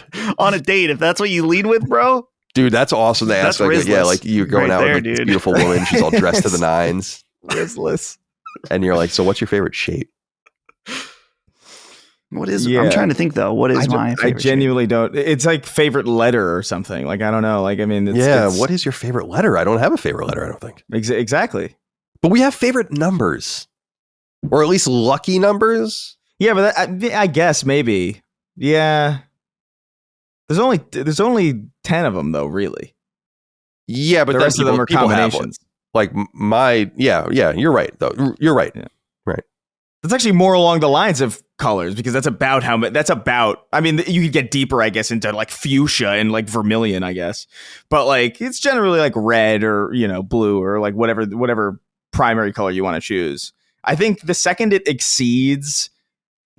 you're asking what's your favorite category of whatever, and the category is something like shapes where there's like a lot, or like letters where there's like more than 10. I feel like it kind of gets like kind of crazy because they're just like, I don't know. Does it matter? I feel like if someone's asking these dating questions are designed to get an impression of what someone's like. Right. I feel like if you ask this question, you're not necessarily evaluating what their answer is. Because I don't think I'm sure some moron can just like be like, oh, you like trapezoid. This means you have a fiery personality. Stuff like bullshit like that. It's mainly to evaluate how someone reacts to the question. Astrology for mathematicians. Astrology. Yeah. Yeah, I guess so. I genuinely don't think I have a favorite shape. And if I do, I don't think I care enough in my own heart and soul to even find it in my own subconscious. Right. Which is even stranger to me. Like, I don't know what you guys are doing mentally right now, but like I'm mentally, like literally like with a flashlight in my brain looking for the answer to this question. I can't find it. My favorite shape is, let me make sure this is what I think it is. I haven't thought about this since I was a lad. A rhombus. Yeah. That feels like a pick-me girl answer, though. I like the name. It's a good name, yeah. Rhombus. But do you like a rhombus square on its side? Isn't it a square? Kind of like a diamond. Diamond. Yeah. If it's on its side. Right. How about the cone? Rhombus. The cone's cone? good. Oh, yeah, 3D shape. Isn't there like a specific word for that that's like crazy? There's like a specific word for cone, I think. That's like really weird. It's not prism because that's a pyramid. But I don't know. I think I don't know. It's something weird that doesn't sound anything like it's supposed to sound. But I feel like rhombus is more of like, I feel like rhombus is fun specifically because of the name though. Right. Like I feel like if rhombus wasn't called rhombus, it would have not nearly as much clout in the shape. Huge street cred. Yeah. Shape community. Dude, this is the new community. We can be adjacent to the AIM community. Is there a Reddit community for shapes? The Reddit community. Reddit shapes are shapes. Let's see. Is there a shape? Shapes. Reddit are shapes. Jesus it says, Christ. Post any and all shapes. Shapes shape our world. Founded in 2012. There's very few shapes on this. Shapes shape our world. We're posting clouds and shit. Oh my God. God bless. Doesn't have to be this way. By the way, Micah's parents are very friendly people. They're very nice, and they sent me this cool birthday card. and it's a Mario birthday card. Whoa. And it's official. It's a Nintendo licensee. But sick. You, I think. Wait, do I have the? How do I make it work? Did I already break it? Oh, press start. Right, that turns the battery on. Yeah, and it makes little noises, and then you hit the. Dude, that probably cost $30. Dude, it's that card. It's $8.59. $8.59. It's the Hallmark card. I at least feel like you're getting what you pay for, because other cards are going to be like $4 or $5. That one's got a whole GPU in it or something. Maybe not GPU. It's got tech. You can run Doom on that thing if you put a screen on it. Run Doom on it. It's got a 980 in it. That's cool. Yeah, it was cool. It was a really genuinely intense cool card. Yeah, it's nice, sweet. That would probably scare Ben Franklin. Oh my god, you know they would fucking burn me at the stake in like 5 seconds if I had something like this. Yeah, I had to shout that out. Very, very nice. I like her parents. They're very nice. Okay, let's get into the news. Yeah. We can talk about this preliminarily. I don't think there's really much to say about it because it actually came out today, the day we're recording. I did listen to it this morning though. PlayStation published a video that's 8 minutes and 55 seconds long on their PlayStation YouTube channel called From Project Amethyst to the Future of Play, AMD and Sony Interactive Entertainment's Shared Vision. It's Jack Wynn? Is that how you would say that? Huynh? Hyun, maybe? Man, I don't like it. I don't know how to say it. I don't know. It says he's the SVP and GM of Computing and Graphics Group at AMD, and it's with Mark Cerny, who's obviously the lead architect of PS5 and PS5 Pro, and working obviously on PlayStation 6. There's a bunch of shit in here I don't understand and don't really care about, but the one thing that I think was interesting in it, and we could talk about obviously the contents if you'd like, guys like, but the one thing that I thought was interesting in it was Cerny says that they're going to put this stuff into a PlayStation in a few years. So does it seem that we might have a longer PlayStation 5 life cycle? A lot of people I think assume 27, with maybe even showing it or starting to talk about it more deeply in 26. Now I think maybe we're looking at, if what he's saying is true, 28, right? I don't know if you guys caught that, but that was the big thing to me in this. Again, a lot of it is gobbledygook otherwise for me. So yeah. You posted the link in our staff chat this morning, and I was like, this video is very boring. It is delightfully awkward though. Just it feels uncomfortable. Both of them talking. Holly noticed they gave what did we say this other guys? They gave Jack subtitles. Yeah. He has a very good speaking, like English speaking voice. It didn't feel it felt kind of like a diss. Yeah. They should. Yeah, I noticed that as well. It's built into the video, so you don't have to use like the module to understand them.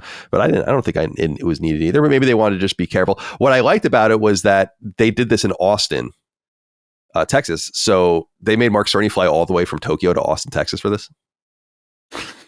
That's the thing I couldn't get over. That's crazy. Right. But maybe he had to be there for meetings and shit anyway or whatever. But nothing else to really say. Oh yeah, I'm sorry. Go ahead. The only thing I like, there's a lot of technical stuff that's way above my pay grade. The thing that I took away from it is that they are working very hard to use machine learning to make computing more efficient, which reads to me, first of all, kind of plays into what Moore's Law is Dead is saying about a cheaper PlayStation 5. If they can get more out of lesser hardware, not lesser, but less expensive hardware, but also more efficiency for a handheld, potentially. Yeah. It would be important. I'm so excited. That's going to change the travel game for me, by the way, the handheld. Oh, yeah, 100%. I'll be more amenable. That's like what Vita did for me for a little while. I'm like, I'll go anywhere. Then there's no new Vita game, so it's kind of boring now. Anyway, Chris, anything in here that you wanted to shout out? I know, again, this is an important video you guys should go watch, I guess, but there's nothing here I want to talk about other than, again, the date. Yeah, I mean, I would say that this does kind of, again, I would echo that it does seem like it's leaning more towards 2028 than 2027 or 2026. The one thing, honestly, that's really the only interesting thing about this, as far as I've been able to decipher. Like, a lot of this is like stuff that I just don't understand. The only other two things I would like to say is that Mark Cerny looks like he's being played by Dana Carvey. Yeah. And the ghost of Yotei PS5 behind him it's really funny because I only realized it was the Ghost of Yotei PS5 after like I looked again, because when I first looked, I thought, why is that filthy PS5? And like it looks like it's got like a stain on it, you know? Yeah, like like spilled something on it. Yeah. So it's like, I don't know. These are the only things that I noticed really about it. The thing I know, I've been wondering this for a while, and I think I've kind of put my finger on it with Mark Cerny, just aesthetically, is, you know, he's lived in Japan for a really long time. He's fluent in Japanese. His wife is Japanese, I think. He has a Japanese man's haircut. That's what it is. I finally put my finger on it. Right? He has a Japanese man's haircut. Yes. I feel like I'm not allowed to say if that's true, but like I think I see what you're saying. Japanese have very fine straight hair, so they can do, and so does Mark Cerny. So it had like you can do different things with it and leave it longer and have it more styled. I feel I feel like that's saying. What it is. That's the distinguishing feature. Yeah, I mean, I see what you're saying. He either has the haircut of a Japanese man or an English teacher. You know what I mean, or something like that. Like there's something about it where it's like it's not quite stylish, but it's not. It's kind of cool that it's not. Like he wears it well, but like if anybody else had this, it would look really. He does wear it well. I have a question. He has bangs almost, which is interesting. Yeah, good. He does. Sorry, I don't want to take us away from a fun conversation, but I was thinking about I saw this. This is on PlayStation's official YouTube channel. Mm-hmm. They made tweets about it and stuff like that. Why? What's the point of this video? You mentioned they probably flew Mark Cerny out to Texas. Yeah. And I was like, cool. Maybe like something to do with AMD. Maybe this is like good for their stock. Yeah, to be like, look how strong our partnership is. Yeah. with the most successful, console right now. Like, why? Yeah, I would argue most people that saw this have no idea what they're talking about, myself included. I agree with you, and but I feel like you've kind of hit the nail on the head. Is that not everything's for us? Like some of it is you have all these different beats along the way. You want to talk about things, you want to solicit people. We always ask the question like, why show games so early? And a lot of people are like, well, maybe to hire talent. And I'm like, that's sometimes true. Maybe there's something about that here. I also feel like maybe Sony is trying to hit back because doesn't AMD also have a deal with Xbox? Yeah. So maybe they're trying to just tout that more. The other thing that I forgot about this actually, that the other thing they said is that Jack says this late in the interview or this piece, which is not really an interview. It's like, it actually reminds me a lot of the totally teleprompted interview that happened that we watched a few months ago. It's the same thing. Yeah. This is not nearly as egregious as that. But he says this technology will be on all of the consoles, like all of the gaming hardware. And I looked at Mark Cerny's face when he was saying a very flat affect on his face. But not that he didn't know that was true, but there is an agnostic angle to this technology as well. And thus Sony maybe wants to just be at the lead of showcasing that they're part of the consortium or whatever that is working on this technology. So I don't know. I just think the bigger thing for me is that if he means few by the vernacular, like what it means, that's 3 or more. A couple is 2. And so he says a few years. I guess we could hedge it, though, by saying, could this technology be introduced by patch?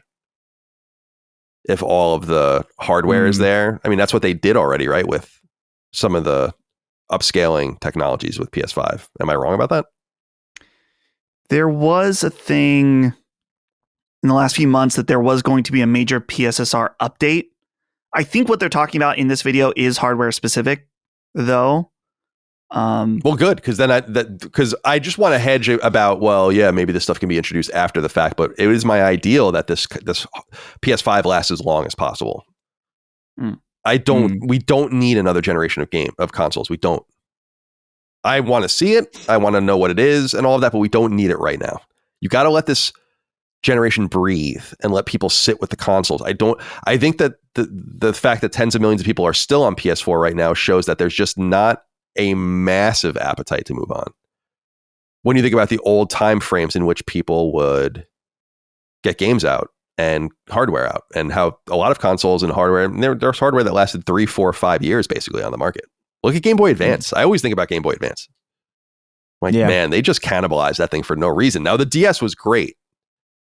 I love the DS, but you didn't really need it right away. The Game Boy Advance had no time to breathe. I think PlayStation 5 will benefit from time. So Yeah. I was really pleased to hear that, because I think that they're very careful with their words. And sets a different expectation as well. Also, Dustin, it could be that a lot of the stuff's leaking, or at least a lot of the details of the console, and maybe they just want to get ahead of it. Right. And just get some of the information out there and kind of set and calibrate expectations for timelines specifically. Because if what they're saying is true, and it's something you can ask Tom when you're on the show, is like, well, then the timeline of this thing being expedited is not real. I wonder how that's all rectified. And I also wonder what Xbox's schedule is. Because there's been a lot of hullabaloo about the hardware being up in the air. I believe that in some way, but I still think it's going to happen. I think they're probably maybe paring things back and setting different levels of expectations. But that was rumored for as soon as next year. So they also might find themselves in a Dreamcast-like situation. Or a PlayStation 2-like generation if you compare it to Xbox and GameCube, which came later.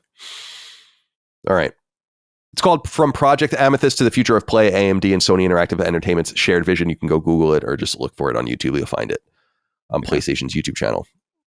He's got a great voice. Oh, yeah. He's Mark Cerny. He's awesome. He's like Mr. Rogers if like he was more interested in tech and less interested in like making sure your kids grew up to be good people. Interesting. He's great.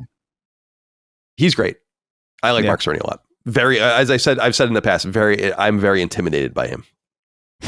Why? When I've interviewed him, because he's just incredibly smart. Right. He really is the smartest man in any room he's in. There's just no doubt.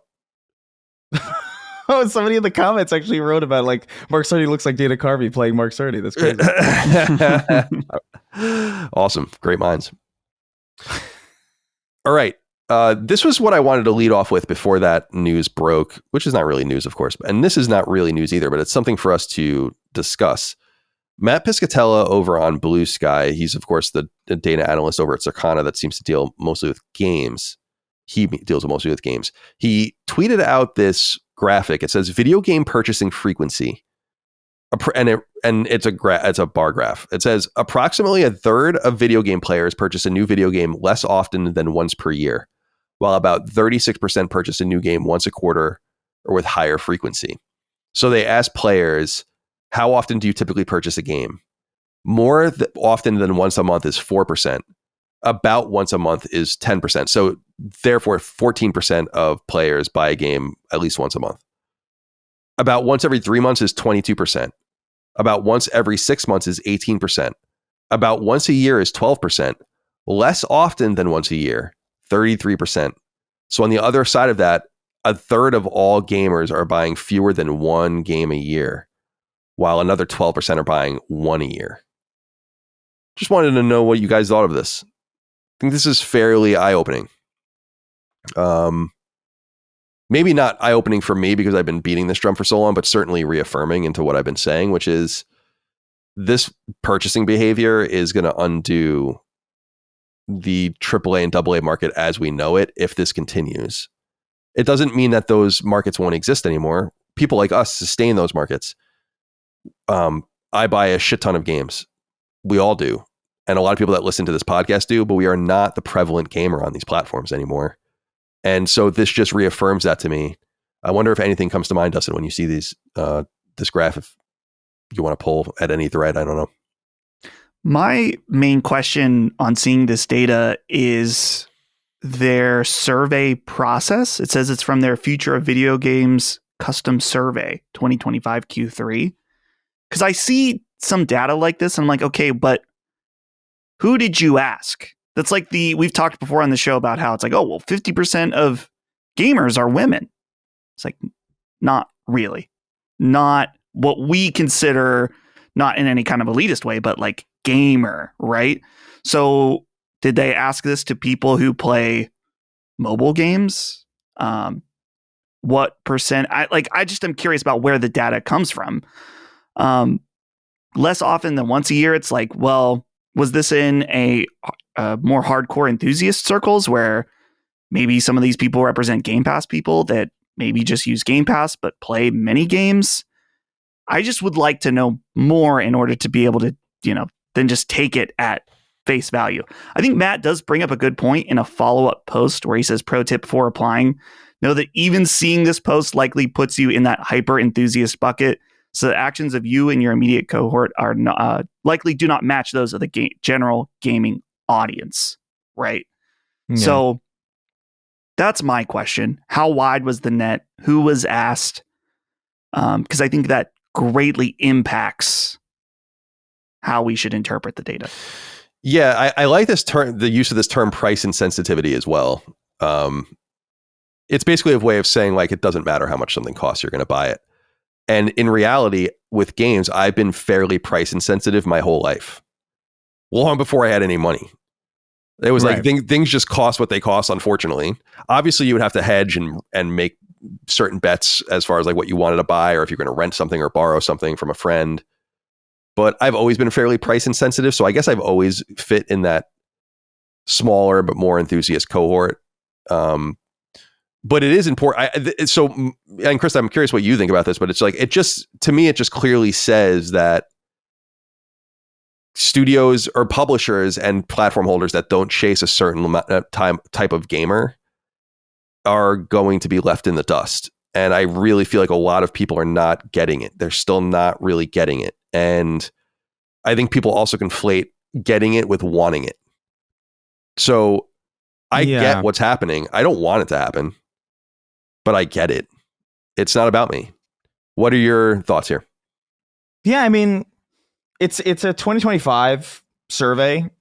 I feel like that's actually kind of relevant because I feel like, economically things aren't fantastic right now. I would suspect, although you could attribute that to just the passage of time, like you would imagine that surveys in years prior would have been not quite so crazy. Mm-hmm.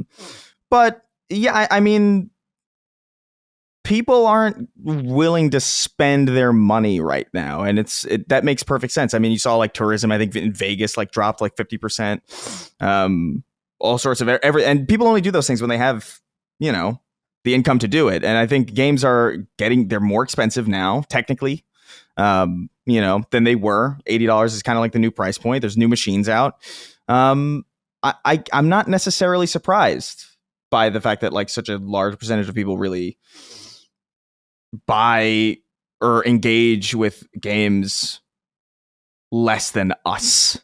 That's not really surprising. I wonder, less than once a year though seems kind of crazy. I kind of don't know how I feel about surveys in general, to be honest with you, because it's people answering questions, and I just don't know how accurate that can be. Because I think a lot of people probably be like, "Oh, have I bought a game?" Probably not. And then later it's like, "Oh no, I must have." But they've already answered the question. Like I would be more interested into seeing like how this pools out as far as like if they got this data from, cross-referencing new releases to the total of accounts to like total trophies popped and stuff like that. Like that would be more interesting to me because it would kind of indicate that like, okay, this is how often these new games are being played versus, elsewhere. I don't know how valuable a question survey is. Really, like fundamentally, like this is kind of like my issue with surveys in general, but the results here don't necessarily surprise me. I would imagine that they're kind of off, but like more or less on par with like what we would probably be able to prove. So, I mean, we are the hyper enthusiast space, so this is going to look like alien shit to us, and really anybody that we even remotely associate with. Because there are people that I know who play video games who aren't necessarily clued in. They don't listen to podcasts. They're definitely not going to see this graph. They don't know what like the highest MPD charts are. They don't know like what games sold. Like I'll ask them how much. I've brought some like interesting trivia to them where it's like I want to ask you how much do you think GTA 5 sold? And they say like 5 million. Which is comically like it's orders of magnitude off. So even those people buy games pretty regularly. So that's what's kind of like interesting to me. It's like I wonder where the dichotomy. Who the fuck is getting a machine? Who the fuck is spending $600 on a machine and not buying a game for a year. People that play free to play games. I guess Fortnite really. Yeah, like, I mean, right? that's Like you get it for the live service stuff. Well, that's what I think, Chris, is so interesting about this question, and like why we can't conflate what it doesn't say, because it says, how often do you typically purchase a new game? It doesn't say how often do you typically play a game or download a game or try something new. And there's just such a flood of those kinds of games. Not even the big ones. It's like there's just I'm always surprised. I'm like, what is this game? And then I look it up and it's just free. And I'm like, oh, okay. Like, so I think this to me suggests that there are just people. The numbers, the math is such that companies are grossing more and netting more year over year over year over year over year as these games become more and more prevalent. And as we can see here, no one is buying games comparable to you wouldn't own an NES or an SNES or a Genesis or something back in the day and not buy games for it. But they were also, all those companies were making such like you're saying, orders of magnitude less than they're making now, which suggests that it's all just free to play churn. That is what it is. And this ties into what we were saying, where Sony's PSN makes half of its revenue from 10 games. All of them are free. I guess 2 of them were purchased, right? Because one of them was the show and one of them is Call of Duty, I guess. But it was like Fortnite, Apex Legend. Oh, yeah, Warzone, right? That's free to play. eFootball and all these different things that people love. I'm just like, damn, dude, people are just, I really feel like there's a lot of ignorance about where this is going and where it has to go if you want to satiate the demand of the player. And this is why I said it on Twitter, where I was like, you got to understand that this is just more evidence of why Sony needs to chase these games. Like, I don't know what you don't get. Like, this is where the money is, man. It's where the money is. There's rumors that maybe Ghost of Yotei maybe has sold around 2 million copies. Who knows? It's like, that's awesome. 2 million copies of Ghost of Yotei is like chump change, though, compared to what they're making here. And they spent 5 years on it, or more than that. It's like, come on. Why don't you see? I think people get upset about it because they think that when you notice it, and this is what I was saying earlier, when you notice it, it's like you're wishing it to be or you want it to happen. It's like, dude, I spend well over $1,000 a year on new games. That's twice as much as the average spend on a PlayStation platform for its lifetime duration. Yeah. I'm not the problem. Like, if people spent like me, or if like really like the people that listen to this show, we would be in a totally different environment, but that's not the environment we're in. Period. Yeah. Well, the thing you said too about like the fact that like back in the day, like if you bought an NES, like you would not buy games for it because that's what it was for. It's kind of a key part too. Like I feel like a lot of machine, like we see the sales of PlayStations and we see the sales of like Xboxes or whatever, and we kind of, I feel like there's an implication that things are bigger than they are because a lot of the time we all know smart TVs and we all know that they're terrible. Like, I hate them for the functions that they advertise. Like they're not good. They're slow. They're clunky. They're like really awkward. And a console is kind of like, I know people with PS4s and they have like, maybe they've played like Stardew Valley on it or something, or maybe they've played like a couple of rounds of Fortnite on it like years and years ago. They have like a handful of trophies, but that's their Netflix machine. That's their HBO Max machine. That's their that's the way that they engage with every single bit of their media that isn't games, actually. I guess it's the same thing with a PS2, right? Like back in the day when it was like the cheapest DVD player, like the 155 million people who bought PS2s. There's probably a sizable percentage of people who bought that machine who never played a game in their life. Yeah, that's true. And I don't know. I guess it's just important to kind of like understand that there's kind of an inherent misleadingness to like how well these things do and how prevalent they are in people's homes and how prevalent the core functionality of that machine is compared to generations past when it was the sole thing that you could do on those machines. I saw this with Skate, the new game now, where did you see that you can get Dead Space Remake for cheaper than the Isaac Clarke skin in Skate?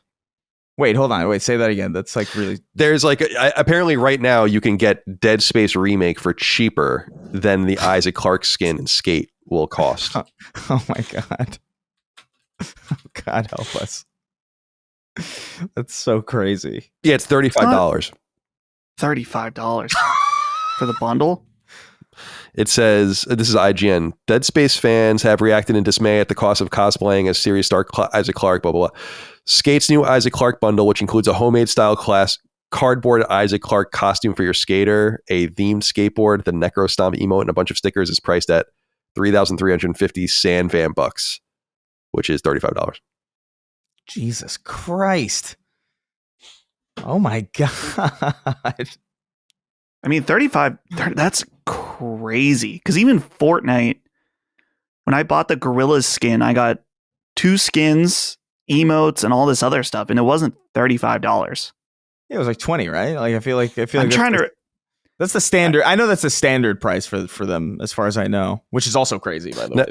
But let me just reiterate something now, because now we have, again, Isaac Clarke's a certain example, EA is a certain example, but if you're listening out there, understand that there are examples like this all over these various games, and these publishers and developers are looking at and saying, like, will we spend $200 million in 5 years on a single player game that will sell 5 million copies and make us our money back? Or will we make a game where we can put fucking Isaac Clarke skins in it and with a straight face charge $30 or $40? If you don't understand what, like, the tension this creates in games economics, come on, man. Yeah.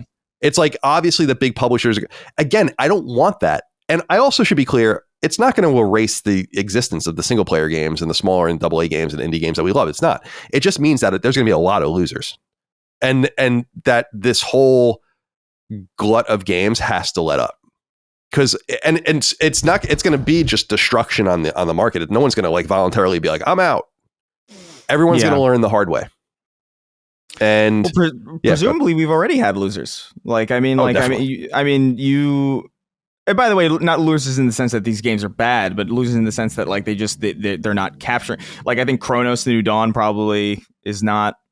I would imagine. I haven't seen any data. In the hundreds of thousands, like low hundreds of thousands, I think it's sold. Yeah, it's far from like, millions. No, and Hell Is Us is another one. There's a lot, and again, these are good games. Mm-hmm. Like Hell Is Us is really cool, and I haven't played Chronos, but I've heard really good things about it. I have it. Like, I'm looking forward to jumping into it at some point. But like, yeah, it's bad out there, man. $35 for an Isaac Clarke skin that, like, after taxes is about $40 is insane. That's crazy stuff. Yeah, it's insane work. It's I was thinking recently about the Oblivion horse armor. Yeah, and how quaint that is. That outraged people. Mass Effect 2 Day 1 DLC, where you got like a robust part of the game for like another $10 or whatever, that like outraged people. Yeah. And it's like, oh, just wait, man. Oh, if we could only go back to that point. Because wasn't the horse armor like a dollar or something? Yeah, it was like something ridiculous. Yeah, like $1 or $2. Something really inconsequential.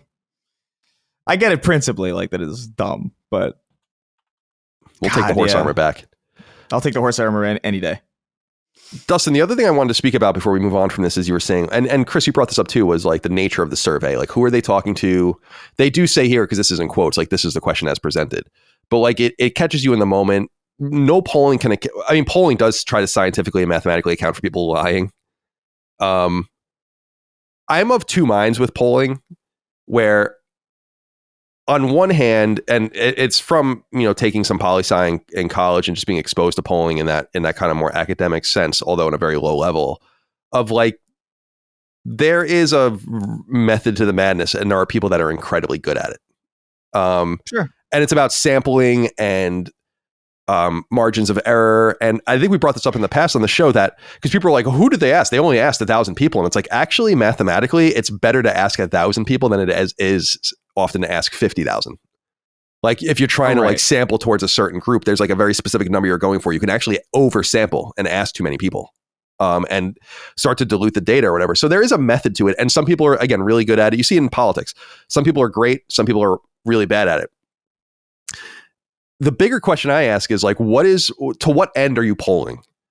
I would be much more compelled by this if it was an ESA poll, because ESA works on behalf of the companies and they're like a lobbying arm. and a representation arm, and they're going to want good data that's like really, really accurate. While you were saying, Dustin, we always knew the numbers where they're like half of gamers are women. It's like, that's the most specious nonsense I've ever heard in my life. No, that's not true. Like, you don't need to be anywhere near the games industry, although I was deep in the bowels of the games industry at the time. It's like, who believes that? And you wonder why those, like, to what end are you even bringing these numbers up? Because they're so inaccurate. We all know that. So I look at the source, and I don't know exactly where Circana is a data, like, they ride or die based on the accuracy of their data. It's not like, it's in politics, people always talk about internal polling, because internal polling is like the real deal, where you just want to know what the fucking story is. You're not trying to spin a story for the press and be like, we're winning by this much. Actually, we're really losing by 2. Our own polls show we're losing, but we'll keep spinning the polls that show us winning. So it's a whole information war.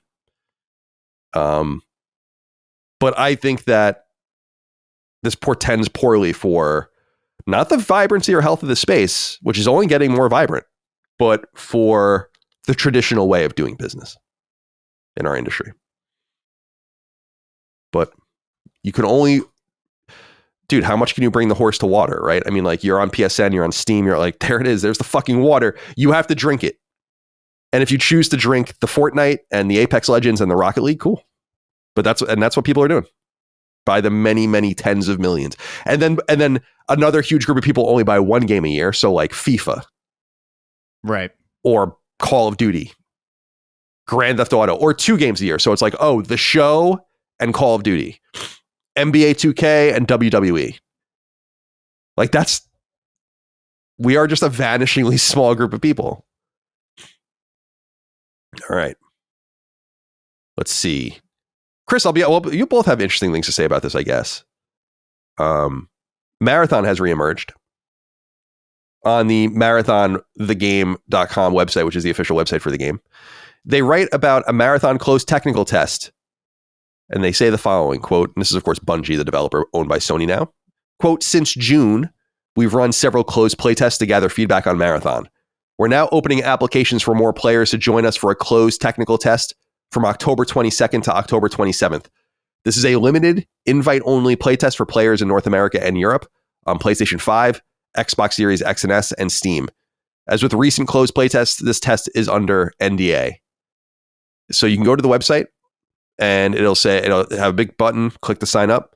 They write, fill out this form between now and October 16th at 4 p.m. Pacific to submit your application. If you previously applied for public alpha from April, the form may automatically submit. No further action will be needed if this happens. For players on PC, we'll also be enabling applications via Steam on October 13th at 10 a.m. Pacific, and they'll remain open until October 26th at 4 p.m. Pacific. This is an important checkpoint for us as we test our improvements since alpha, including 3 maps, 5 runner shelves, prox chat, retuned combat pacing, solo queue, deeper environmental storytelling, and more. That said, the technical test build is a work in progress and will only include a portion of what's planned for Marathon's full release, focused on the early player experience. Chris, are you signed up? No, because I'm not interested in playing a version of Marathon that I'm not allowed to talk about. Right. No, the NDA kind of like, I don't care about that really. And I already played, I already participated in the first one where there was no NDA attached, and I liked what I saw. So like, I don't really need more of it. Like, I'm fine to wait for whenever it's like ready, to be shown. But the NDA kind of like completely squashes any interest that I have in, because what's the point? Like, I would only really play this to talk about it. You know? I mean, I'm sure I would like it, but like, even if it would be even more frustrating if I did enjoy it and couldn't say anything. So like, I'll pass on this wave. I'll wait until it's, ready, or like if maybe there's a beta, they do a public beta at some point. Maybe not. They might just put it out. But yeah, I did not sign up. There's something that feels ominous about this project. I don't know. I'm not in the multiplayer space. I don't pretend to know too much about it, but there's just something about this game. Because you can see the levels of excitement around certain games are obvious, either obvious in the player count or obvious in the way people talk about them. Sure. And I just don't feel like but Destiny 2 is dying. It seems like, and things are just not lining up. In other words, you can't really leapfrog off. We got this vibrant imagine just even turning on Destiny 2 when it was at its peak, and then you had like a flash ad for Marathon. I mean, that alone would be huge, but now you're kind of putting that into like the lowest possible player count. And Arc Raiders is coming out. Everyone seems to really like that game.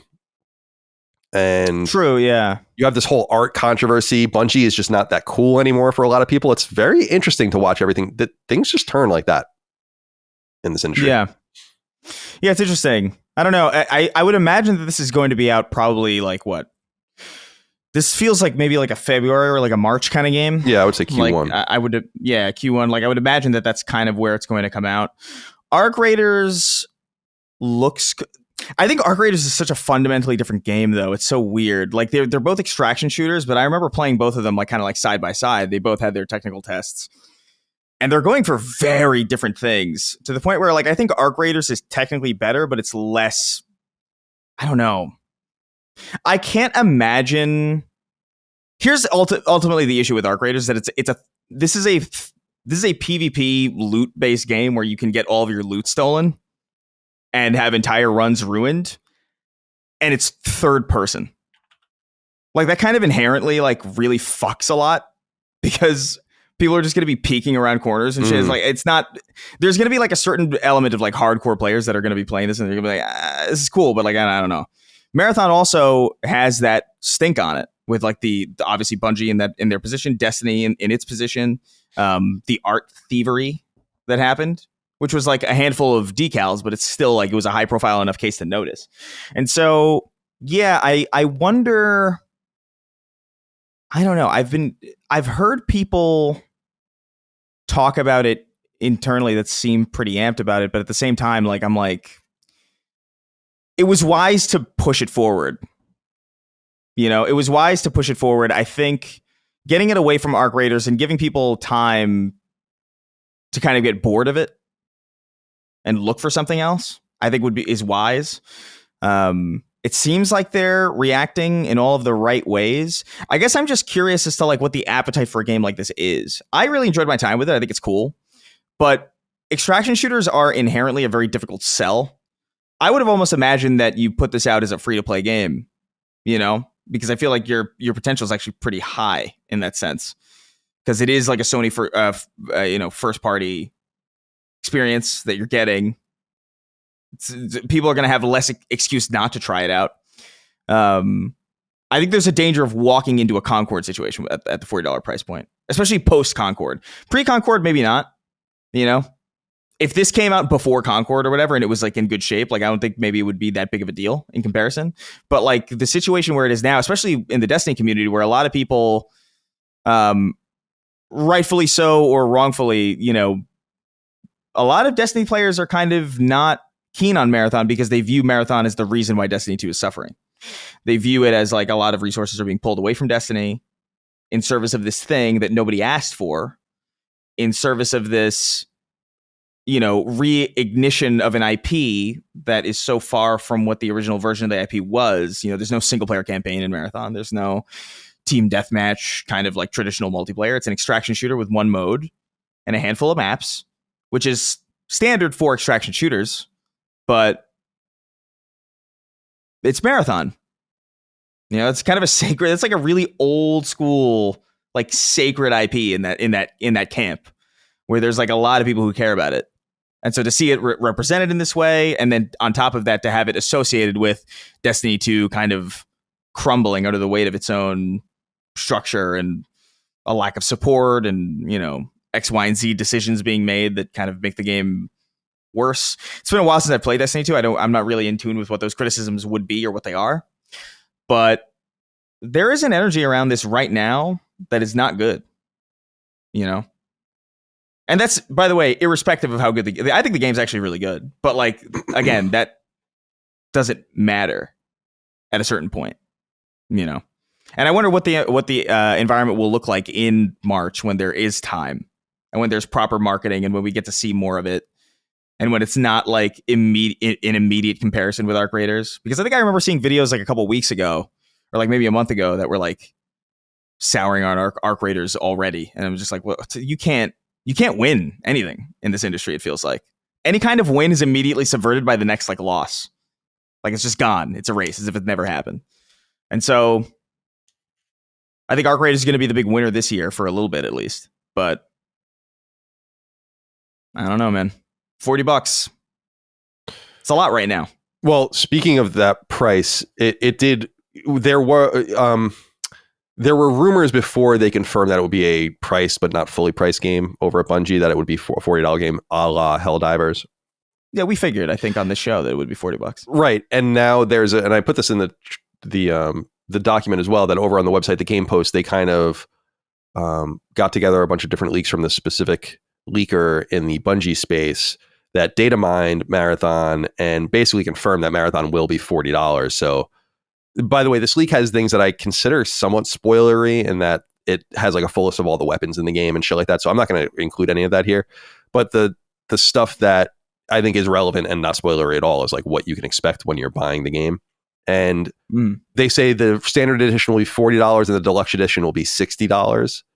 And the deluxe edition comes with $30 worth of season pass tokens, though they say here they're not sure what that means right now. We don't have all the information. The Marathon season pass itself is expected to cost around $10 and will be cosmetic only.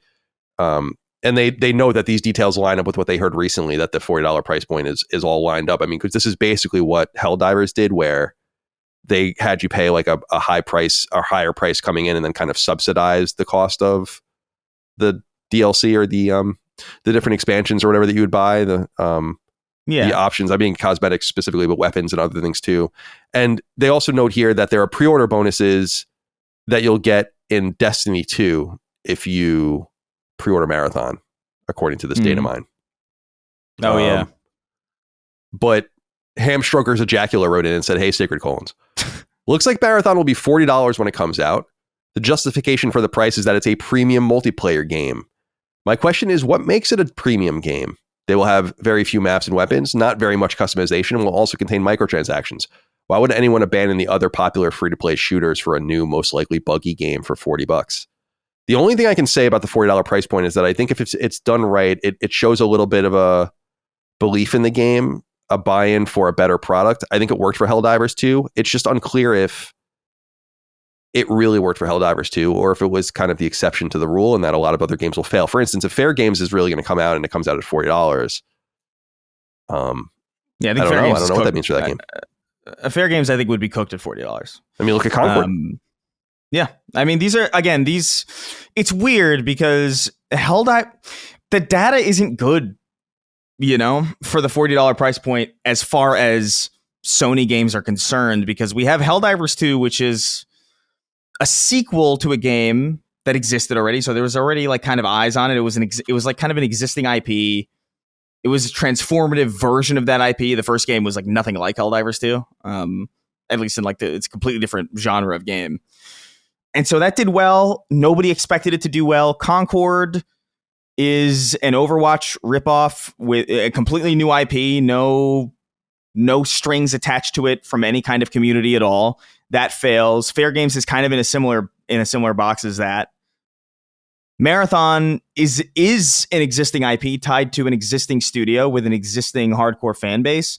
I don't know what that means, because we just don't have data to show like, is this going to be? I don't think it's going to be close to Helldivers, but will it be more Helldivers than Concord? I don't know. There's not good data to go off this price point right now. And it feels kind of awkward. I will say, I think $40 is probably entirely fine. I don't think there's anything necessarily wrong with that price point. I think it's probably a fair asking price for whatever the game's going to be. It's just a matter of, that's speaking in like a vacuum. You know what I mean? As $40 is fair for Marathon, probably, I would imagine. Based on what I played, I think it's probably fair. Will people be willing to pay that is a different story. And again, if the economy just gets worse into March of next year, then even fewer people are good. It's an awkward time, even for games at this experimental price point, because $40 today is now that's a lot. Now that's a lot to people. to throw away on a game that like may or may not. That, by the way, is coming out from a a publisher in Sony that the last $40 game that came out from them, specifically of any consequence, which Concord, died 2 weeks later. So in some way there's like a Concord stink on Marathon as well that it can't kind of escape. I don't know. It's a weird position to be in. I feel like the Concord comparison, not that you're making a direct comparison, but I can't imagine this being anywhere near a Concord situation. Simply because Concord had a very, maybe not a unique problem, but the main problem with Concord is that nobody thought it was cool. Right. Like, it was actually lame from a almost every perspective. And even the gameplay, we've talked about that a million times, so we don't need to rehash that. But I guess my response to our friend Ham Stroker is, I think that we need to wait and see what this game is actually like with all these changes that they're making. Chris, I think they will I think if the confidence is there, they will do a public beta. And that's going to be the make or break point where we can be like, okay, this is how this is going to go. I think the $40 price point, all the other extraction shooters in this realm are paid. Whether it's Arc Raiders, and I think you brought this up, Tarkov, these are all paid games. So I think that the question more so isn't like, is this game going to crash and burn? I think it's more so like, is it going to be a big enough Sony success? Because I think that it's going to have an audience that will maintain it for some time, even if it's kind of middle of the road. But I don't know if Sony's going to look at this and be like, this is what we were hoping for with a live service game. Yeah. And also I agree totally that Fair Games, that's the game that I think has the Concord. Like, Fair Games right now is on the same trajectory of like uncool. Like, everything people saw from that reveal teaser, it wasn't even gameplay. Was anything in that cool? Go ahead. I'm sorry, I didn't mean to interrupt. I was just gonna say, like, and I know it's vague, like, what does cool mean? But I think when we think about Concord, everyone understands it's like, in that we talked about that podcast, the Life Well Wasted podcast, where they interview some of the Concord devs, and they were like, that we found out there is something worse than making a bad game, and it's making an uncool game. It's like, yeah. So at least I think right now Marathon has a cool factor. It's funny, the more I think about Fair Games too, and kind of the strategy behind the Bungie acquisition, and obviously Sony knowing about Marathon and all the rest, is they're kind of like the same game, right? Aren't they like kind of going into the same lane of seemingly of extraction shooter, where it's like, why would you even want to have two of these games in the same lane? It seems they're going to have to make a decision about Fair Games, if they haven't already, about whether it's, again, the reason that they refunded everyone for Concord and killed it so quickly was to write it off. And that's going to be the cheapest way to get out of it. And they're going to just do that before the game comes out this time, if they're smart. Unless they really do have a plan, unless people behind the scenes are seeing this game and being like, this, people don't understand this game's actually great. And that's possible. But I just, based on the director leaving and the bad playtests, again, we talked to someone that played the game as Project Hearts in its closed alpha. It's not looking good. Jade Raymond out. It's just not looking good for that game. So it just seems like they have these redundant, half-cocked products that, and meanwhile, I wouldn't say I'm excited, because they're not really for me, but I'm very curious about what the next, they haven't announced anything in this space since everything went to shit. They haven't tried to like get something to lift off, but this isn't the end. And I wonder what they're going to do. Obviously they have the Team LFG Gummy Bears game. The Deviation dudes are working on some shooter as well. They have to figure out some of how to make these lanes work, and the prices to pay, or to charge, I should say, and the price that the audience is willing to pay to get in. I don't know. But again, I don't blame them for being in the space. I'm not one of those people. I've said it over and over again, and I think people are even a little annoyed about it, but it's just, good. You should try, but you just have to make better bets. Why couldn't you make an Arc Raiders with all your resources and money? It's like if these independent smaller companies are doing these like vibrant, exciting multiplayer games, then there's really no excuse for you not be able to do it. Yeah. I'm really curious about Arc Raiders. I'm probably going to check it out just because like I don't really have Battlefield as like a multiplayer thing anymore. So I'm probably going to. Yeah, you're out later this month on principle. Yeah, well, I mean, yeah. Right, which is cool. It feels weird. Yeah, I respect for that. me. But yeah, Arc Raiders is I think it's this month. I'll check it out for sure. Because it does look cool. There's like a cool factor to it. But it's definitely like I will say like Fair Games being an extraction shooter. These games are deceptively different from one another. Like I felt really no similarity of any real consequence between Marathon and Arc Raiders, even though they were like the same genre. Like the presentation and just like the camera perspective and just like how you engage with it is like surprisingly different. And I think there's probably a chance that Marathon and Fair Games are fundamentally different. You know, I would imagine that that's the case. But Fair Games does kind of have this like, what the fuck is this quality to it? Like I think it's probably third person. You could probably infer that from some of the trailers. But I don't know. Fair Games. If there's anyone that I'm really worried about, and not worried in like a, you know, moral concern kind of way, but like worried about in the sense that like I really feel like that's probably got no chance. It's Fair Games. I think Fair Games is, at $40 in particular, I think Fair Games may be cooked unless they show something that is substantially better than whatever that first trailer was. And by the way, that first trailer wasn't even bad. It was just kind of like, just kind of came and went, you know?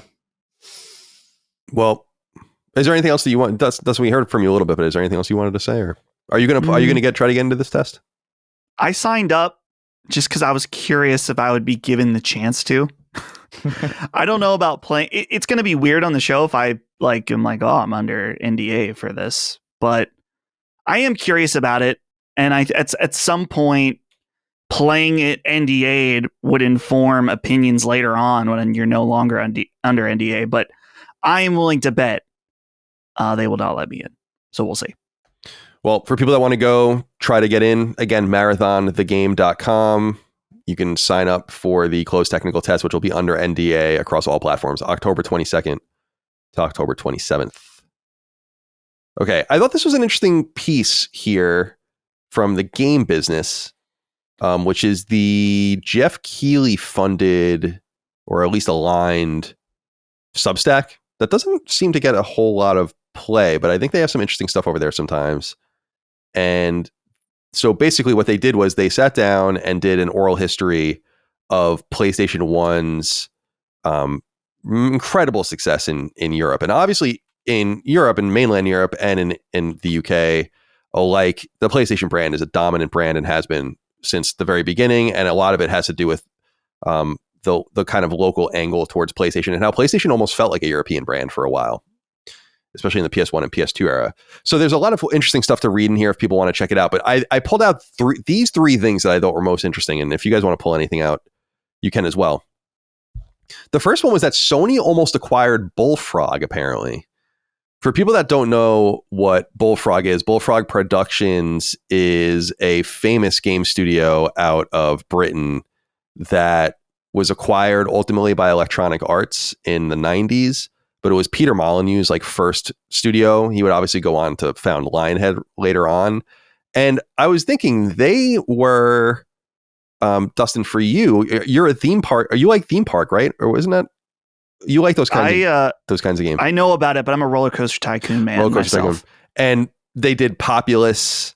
And I forgot about this. They did the game Syndicate in the 90s, which I never played. But EA, because EA acquired Bullfrog, acquired the Syndicate IP, and then remember they revived Syndicate as like a almost like sim shooter that Starbreeze did on the PS3. That game kind of came and went. Yeah, I remember that. But it says here Sony almost acquired Bullfrog, and basically that Electronic Arts acquired Bullfrog because Sony was sniffing around and trying to get them. So it says here quote, we asked all of our speakers to tell us something about the early days of PlayStation that not many people would know. And one answer that caught me off guard was just how close the company was to buying theme park and populous developer Bullfrog. Martin Alltimes says, quote, one of the best kept secrets is we almost bought Bullfrog, Peter Molyneux's company. One of the producers, who was a friend of Peter's, I remember sitting opposite him when he was having the phone call. Peter pitched Dungeon Keeper, a game that never came out called The Indestructibles, and another thing. At the end of it, we decided that it was easier and cheaper to buy them, and that's how they ended up being bought by EA, end quote. Alltimes predicted that Bullfrog managing editor Les Edgar immediately called up EA, which the studio already had a relationship with, to see if EA would make a counter offer. Quote, EA didn't want to miss out. They literally launched Theme Park together as well, which I think was Peter's 4th or 5th hit in a row, end quote. So that's just an interesting tidbit.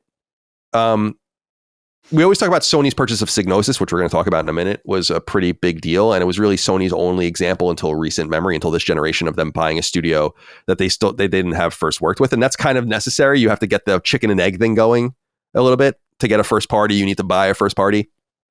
And then you can kind of mature it from there. But it seemed like it almost expanded. And I'm fascinated to think about what that would have looked like. And I think EA made a fairly canny choice because EA was the publisher of all of those games anyway that they were working on with Bullfrog. So they might as well put a ring on it. But of course, like all the other studios that EA fucked up, Bullfrog ended up going away as well. And that gave way to Lionhead. So I thought that was an interesting little tidbit that would have bolstered. So like, what would that have looked like?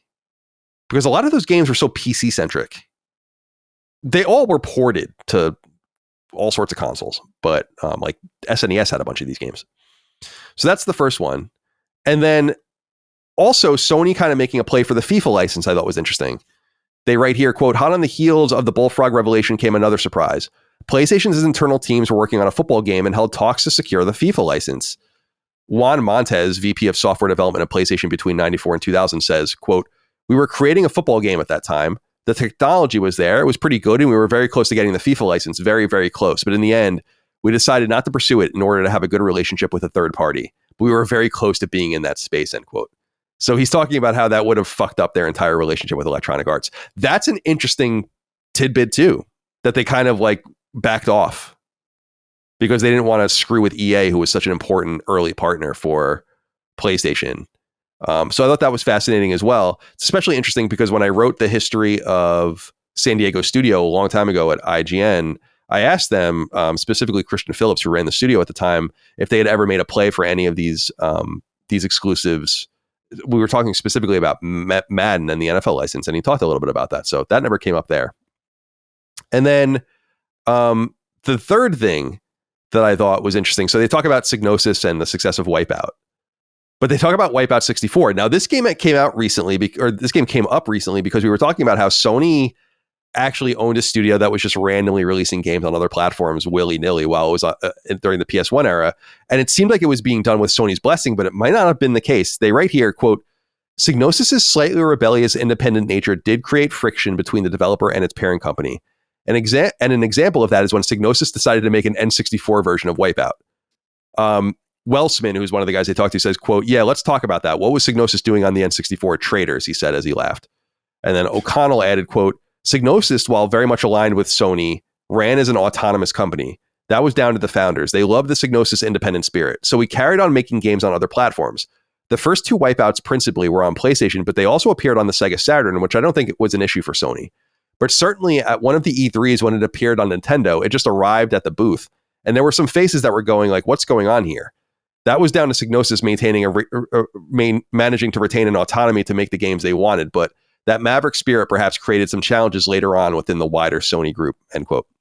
So basically Wipeout 64 just happened and was unendorsed by people at Sony. So I thought that was pretty interesting too, and that they didn't really give a shit about the Saturn ports. But I think they realized at the time that Sega was done. Right. And at least the Saturn was done. They would later get out the Dreamcast. But Sony's fight with Nintendo was very fresh at that time. Only 5 years old or so. So they were probably like really pissed off. I would love to know about that. And that's supposed to be a pretty good port. I don't think I ever played Wipeout 64. So I wanted to throw those out there. Anything you guys want to say about these stories? I just think it's funny that they were at E3 and like, what are you guys doing here? You know, can you imagine something like that happening now? Makes sense that Sony has probably much more control over their own teams. but definitely an interesting bit of news. This article also has a video version, which is like an hour and 10 minutes long. I didn't watch it. Jim Ryan jump scare in the video. He's one of the people being interviewed. So Jim Ryan jump scare. He's out there. He's ready to speak about stuff. Maybe Colin, maybe Jim Ryan SS Plus. Yeah, that people would want be... it. I know you don't care, but I think it would be awesome. No, I would love to talk to him. I mean, that would be fascinating to talk to him for sure. I've never talked to him on the record. So, and I never spoke to him anytime when he was like at the very, very top. But yeah, I want someone to go ahead. ask him, does he know about the like not just the memes from us, but the memes in general? Like, have you ever seen this image of you crying? Thoughts? Thoughts? You know, what are your thoughts on this? Yeah, man, it's interesting. It's interesting to hear these little tidbits and these little stories, especially out of Europe, such an important place for PlayStation's heritage. Yeah, I'm fascinated by the Bullfrog. It just makes you wonder, like, what studios kind of not slip through their fingers, because I'm not entirely sure Bullfrog would have made much of a difference for PlayStation ultimately, but it makes you wonder, like, what could have been and what studios were attempted to purchase and what studios weren't. Again, I've always talked about how it's hard for me to believe that Quantic Dream was never a target. But of course, they did have some sort of, I don't want to say acrimonious, but it didn't seem like the two sides were incredibly crazy about each other. So maybe there's some that plays into it, like you're a working partner. Supermassive was another one that I thought was on track for a while, but didn't come to fruition. All right. Another interesting news story. This comes from the PlayStation blog. We were talking recently about the lack of DualSense colors, and then they announced this blue control. It's the bluest thing you've ever seen in your life. They right here, first look at the DualSense wireless controller Icon Blue Special Edition launching this October. So this month. Now, this blue DualSense controller will cost $85 or your local equivalent, and it will be exclusive apparently to Walmart. So there's that. I'm going to buy it. I need a new controller. I want a new controller. The last one I bought was the 30th anniversary one. So it's time for a new controller. I love blue. It's not the same color. It's not the right color, but it's very reminiscent of that PS1 and PS2 era translucent blue that they would use in controllers and memory cards. You know what I'm talking about? Yeah. And that's like what I bought. I was like kind of the color I liked. So reminds me a little bit of a heritage thing. So yeah, it'll be available on Walmart. They kind of bury that it's a Walmart exclusive in the story. And then if you go to the PlayStation blog post, they have some other tchotchkes or whatever that are going to be available as well. Little clips for your backpack and other things. So a lunchbox, cute Astrobot lunchbox as well. Yeah. Dustin, you were going to say something? I just realized this, and I didn't think about it till now because I didn't realize there's no write-up about it, but it's interesting that this is paired with like all these products they're going to be selling at Walmart.com because they're closing the PlayStation Gear store. I saw that, but I only could find links to the UK store, so I didn't know if it was only for them, but I assume it's for everybody. Yeah. But yeah, they never really pushed, I don't think. But I also wonder if it's really worth it for them to be in the game. Like, is it worth it for them to sell this merch? Unless you're really heavily pushing it, why not just license it and let other people sell it? You make a little less. Well, they were doing that. Like Fangamer, Insert Coin, they both have PlayStation licensing for their merch, and it's probably better than the PlayStation stuff. But yeah, let's see. The site will close December 31st. So all sales are final on the PlayStation Gear store. There's some cool stuff on here, and it looks like it's getting deeply discounted. So hell yeah. I think the problem, I continue to think that the problem with merch, and maybe it's just me as a kind of more of a minimalist in terms of merch, where I just like logos and things like that. I just think the merch is a lot of the merch that comes up at these various game companies and even bands, and we've talked about this. It's like it's just too much. It's overdone. Yeah, it's like it's not. It's like something a designer's wet dream, but it's not something you want to wear, or it's not something cool. Like I just think you have to have a better eye for what people would really want from you. And yeah, now I don't think running your own storefront. It's like PlayStation Direct or whatever, where it's like you should sell your own shit, but that should be like if people want to buy it from you. Really, you should leverage these partnerships with brick and mortar and other e-commerce websites that would sell items for you, and just because you'll make less money on a per item basis, but you'll probably be able to spread the field so much more that you'll make more money anyway, and it'll be less for you to do.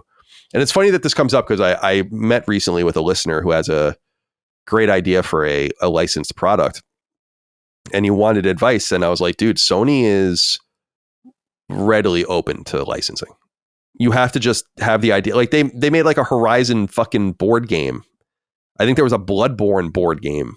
Like all these random companies, like they just, it's not that they'll do anything. It's not crazy. It's just that they're willing to put their name on cool shit. They did that random run of figures I have from Spin Master or whatever. It's like, they'll just do it. So yeah, just do that. And then have your PlayStation toys in Walmart or whatever. Right. They have a Forspoken denim jacket. That's what I'm saying. Which is crazy. Like, it's just like, you don't like have a little bit of vision. Like, what are we doing? What the hell is this? It's just a PNG of Abby on a shirt. Yeah, I don't know. Some of this is kind of, you got to dig, I guess, for the good stuff. They did have some cool merch, like during the PSX era. There was some cool stuff. They had like the cool merch op there where you could buy some shirts, and I bought some socks and other tchotchkes. But all right. So anyone else getting this blue DualSense, or is it too fucking bright for your eyes? I like it a lot, actually. I like the way it looks. It does have like a nostalgic quality to me, but also I really don't need another controller. I have 4 DualSenses. I'm good. Yeah. I'm getting to the point where I don't really need any more either, but I'm still going to buy one every year. All right. Let's see here. What's next? Oh, okay. This is sad news, but predictable. This comes from Video Games Chronicle. They write, PlayStation quietly cancels remaining PlayStation The Concert 2025 tour dates in the US. And they say here, there's an update because they're kind of writing about this because people basically were getting emails that the shows were canceled. And then VGC got confirmation, quote, organizers GEA Live have confirmed to VGC that all remaining 2025 North American tour dates for PlayStation The Concert have been canceled. Spokesperson said, quote, it is with a great regret that we have canceled the PlayStation The Concert 2025 tour dates in North America. Our team has spent a considerable amount of time developing this project, and we share it in the disappointment of fans who will no longer be able to attend. We extend our heartfelt thanks to everyone who supported the show and appreciate your understanding in making this difficult decision. So the tour dates in North America are done. They were supposed to play in like San Francisco, LA, and then there was going to be some in Toronto, 25 dates. They're still doing stuff internationally, I guess. And I guess some of the European shows might be up in the air, but they have a picture here of a show like where that was coming up where there was almost no tickets sold basically for it. It just doesn't seem like there was any demand for this. Although I don't know. Video game music's so big. I don't know if maybe they're just missing the key marketing component or some sort of magical thing. Cause like, for instance, not Harvest Moon. Why can't I think of Stardew Valley? Yeah, they're playing here in Richmond. Yeah, and at the Altria, which is a really nice theater. That's so much smaller than you would think the PlayStation stuff. So I don't know what went wrong here, but there's just no interest in it. I don't think. I just think you're missing. Yeah, video game music is great, but you're missing a broad scope of the industry. Like it's why Video Games Live is cool because it's just like it's a bunch of shit. But like, it seems like even just from the marketing images that they showed of this, I think we talked about this before. It's like, okay, it's modern God of War, it's The Last of Us, Horizon, and Ghost of Tsushima. And I gotta be honest, like outside of the opening guitar for The Last of Us and the, outside of that, I genuinely couldn't point you to a single bit of music from Horizon or Ghost of Tsushima or really anything that would make me want to sit there and be like, okay, I'm going to spend money and go to a concert and hear these hyper specific IP orchestrated or orchestrally performed.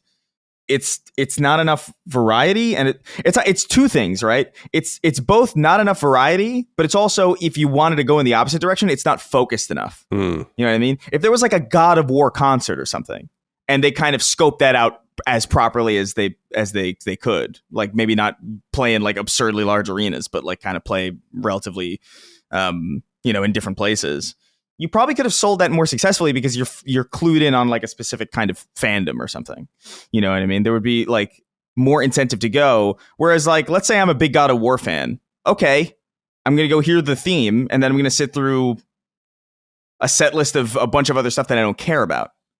You know, so you have to target these things very particularly, or be so broad that you appeal to kind of everybody. And this is kind of like a PlayStation PS4 onward oriented orchestra concert is just not, it's neither of those really, or at least that's how I'm looking at it. I don't know if Dustin has anything to say about it. Yeah, well, I totally agree with you. It's just that it's not that PlayStation first party doesn't have good music, but people do not hold the music of those games near and dear to their heart because it's just not that kind of music. What I think is interesting, and you were kind of touching on this, Chris, it's like, dude, the layup for this is so fucking easy. It is PlayStation's 30th anniversary. Do a 30th anniversary concert and celebrate games from the entire legacy.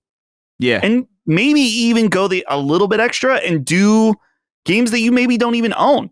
Get the license. Like, dude, imagine a concert that's like, we have music from Crash Bandicoot, Final Fantasy VII, Spyro, Ape Escape, Shadow of the Colossus, Dark or Demon Souls, Bloodborne, just a whole legacy of the 30 years. Dude, people would be going nuts for that. People would be I would drive a far distance to go to something like that.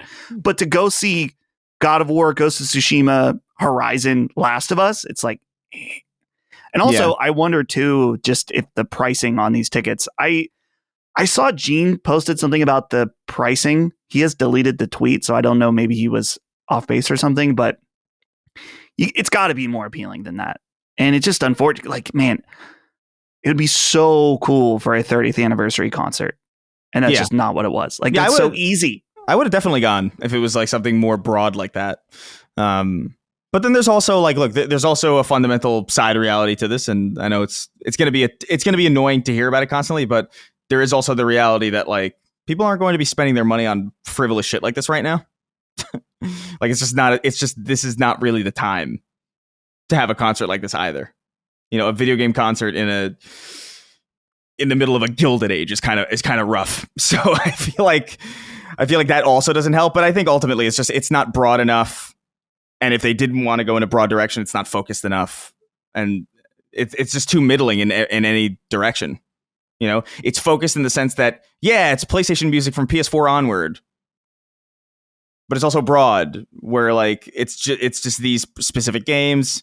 It's the 30th anniversary. You'd think you would want to have like some kind of broader celebration of like PlayStation throughout the years. I mean, I would imagine that a lot of people would have been willing to do that. I mean, how else did Video Games Live happen? I mean, Video Games Live was a bunch of, that was everybody. It felt like, from what I was seeing from like the videos that I saw online of Video Games Live, they were like playing every goddamn game under the sun. It was awesome.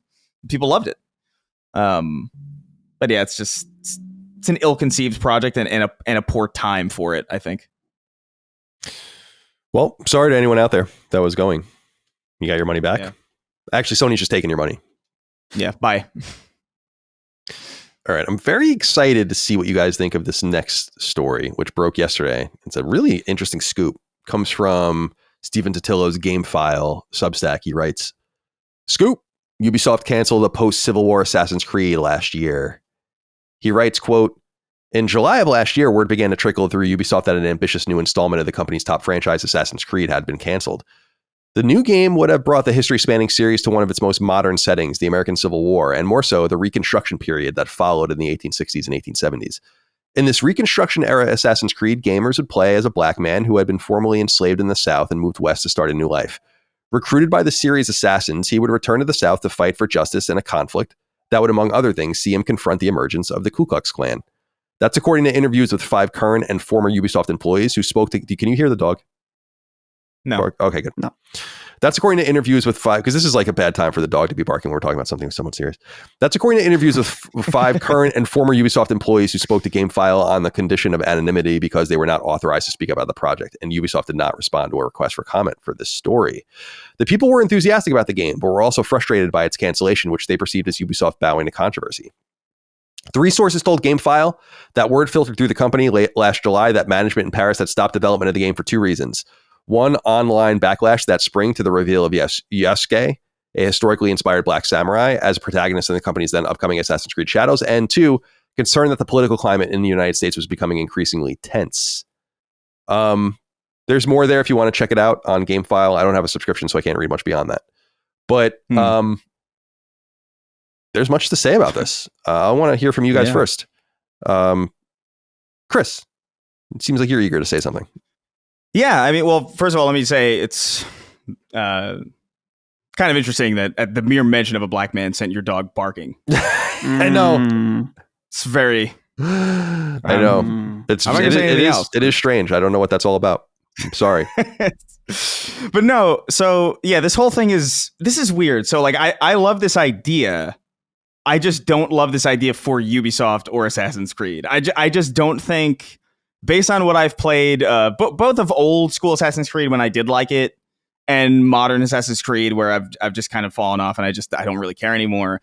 I don't get the sense that the writers who handle this franchise are good enough to handle something like this. Mm-hmm. I think this is a very particular kind of game. There's very few people that I think could really get away with it. I think maybe Rockstar. I talked about this on Twitter too. Like I think Rockstar probably could do it. I think Hangar 13 maybe. I think could probably do it. I think they're like very like that. That's a team of people who like write very, very well. But an Assassin's Creed, like a modern Assassin's Creed about fighting the KKK, like I don't think that would work. And it's not because that wouldn't be a cool idea. I just don't think they would be able to handle it. Like genuinely, I think it's too mature of a concept for them to do. Assassin's Creed is also just kind of like, it's a bit of a punching bag. You know, I know it's a successful franchise and it makes a lot of money, but I don't know. I gave it an earnest shot with Assassin's Creed Shadows because I thought the stealth angle looked cool, and I thought the prospect of playing as two different characters seemed cool. And it just kind of felt disjointed. What was unfortunate about that game in particular, I played like I don't remember the exact amount of time, like over 20 hours of it, was that Yasuke's story was interesting, but his gameplay was horrible. And then the ninja's story was horrible and her gameplay was great. So no matter what you were doing in that game, you just kind of felt like things weren't great. And it's mega unfortunate.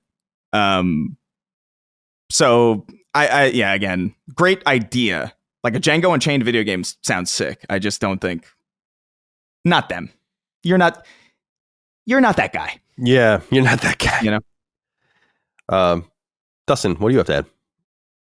Chris said exactly what I was thinking in terms of Django Unchained, in that to back up, they say the online backlash of, Yasuke was part of it, and the political climate in the United States. And it's like, I don't think people are against the story of a former slave taking revenge on either slave owners or KKK, whatever.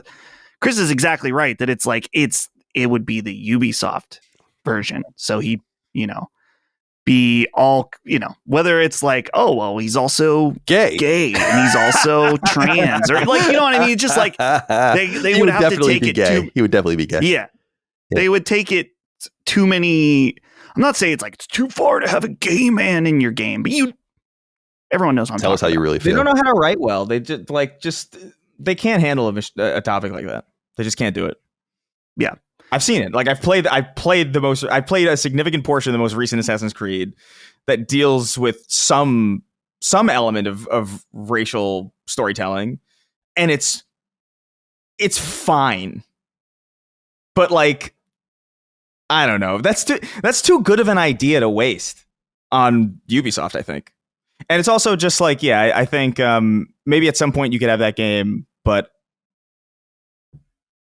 God, Ubisoft is so bad with storytelling. I can't remember the last like consequential. I really genuinely, actually earnestly, I can't remember. And I understand that like Ubisoft is a publisher. I get it.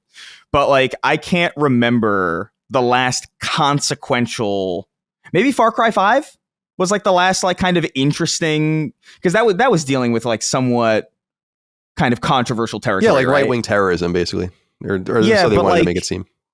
Yeah, but even I don't remember hearing anything like particularly like enthralling about that narrative. It was just kind of an interesting premise. Yeah, people had a problem with it because it was like kind of MAGA but I loved that game. I thought it was they're fucking French Canadian. It's not like it's ever going to be pro right wing or anything. and that's not what we're looking for. Yeah. You know what I was thinking, Chris, is because you're saying they're so bad and they've become like this kind of watered down version of themselves. Like when you think about old Ubisoft, it's like, it wasn't actually bad. Like people really loved those first Assassin's Creed games. They loved Far Cry 3. People fucking loved Far Cry. Like Far Cry, people still love Far Cry 3. You think about the Tom Clancy games. They were such skilled storytellers in some way, as we've noted many times. They basically became Tom Clancy's the owner of that whole thing, Ubisoft itself. So it's so, and that's where Red Storm and all that kind of stuff comes from. So it's so interesting that over time they've kind of diluted themselves and fucked things up, because it wasn't always like that. Even Watch Dogs, people dug for like what they were trying to do and this idea of kind of a techno state and all that. So yeah, 10, 15 years ago, Child of Light, Valiant Hearts. Like, it's like, damn, dude. There was a time when they were great. Now that you're mentioning it, it is wild. But it's not like that anymore. Yeah. There were a lot. And the term you use is perfect. They very, very much watered themselves down. Which is a bummer. Because I actually think maybe there was a point in Ubisoft's past where like they could have done something like this and it would have been cool. That's exactly what that's exactly what I was gonna get at. And so it's perfect that you say that, because Donut Suplex wrote in and said, "Hey CDC, news has been circulating that Ubisoft has in development an Assassin's Creed game set during the Civil War and the Reconstruction period of the 1860s and 70s.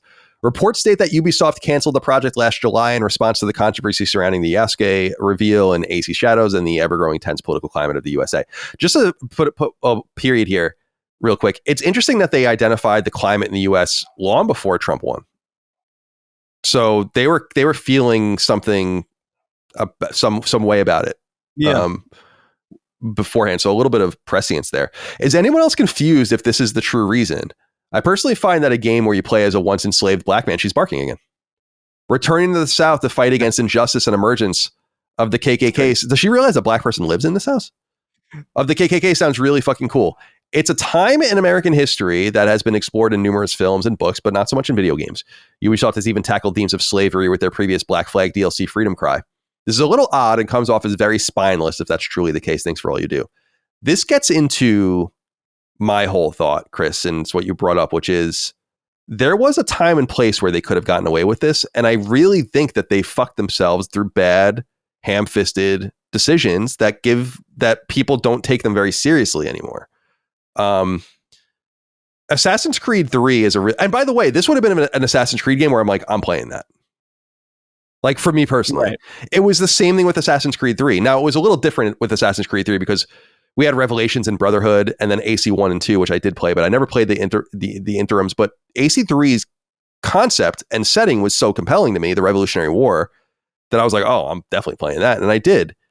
And what I wanted to point out here was no one had a problem with that game. You played as a Native American, right? And there was a lot of like tough shit in there. There was even DLC where like George Washington became like a tyrant king, and the Mad King, right? Washington, and that was a cool idea. Yeah, I love the key art for it, where he's like sitting on a throne or whatever. No one gave a shit because it was heartfelt and accurate and paid homage to an underrepresented group that was very much there, right? Like the Iroquois and all these different groups that played a huge part in the revolution. And I've gone into this before, but with Assassin's Creed, they made a choice with Assassin's Creed Shadows that they shouldn't have made, which is like, we're finally setting a game in Japan. People have been asking for this since the very first Assassin's Creed game in 2007. And we've gone out of our way to tell the story of a black man in Assassin's Creed Shadows. And I think that is weird. I've said that since the beginning. I just think it's weird. It doesn't mean he wasn't historically there. He wasn't born. It's like you made a choice. You made a conscious choice. You knew what you were doing. And people were going to hold your feet to the fire for that. So now it's, as you were saying, Chris, you almost don't have permission from the enthusiasts anymore to tell a story like this, because you kind of ham-fisted this other situation for no reason. Why would we have any reason to give a shit about what you have to say about Reconstruction? And it's a shame. Yeah. Because I think in that Assassin's Creed 3 mold, even that Black Flag mold, I think they could have gotten away with it. I think they would have. I mean, even something like Syndicate, which I didn't play, but it's like, that's about like the Industrial Revolution, and it's tar and dark and gray, and they were still trying to do something. I just feel like it's difficult for people to talk about it, but it's true. It's like, I just think they were, for lack of a better term, there's like a virtue signal in Assassin's Creed Shadows, in my opinion. And they didn't have to do that. They could have just told a cool Japanese story, like they told a cool Italian story, like they told a cool American story, like they told all these different stories over time. And I just think it's sure. So I think that undercuts them personally.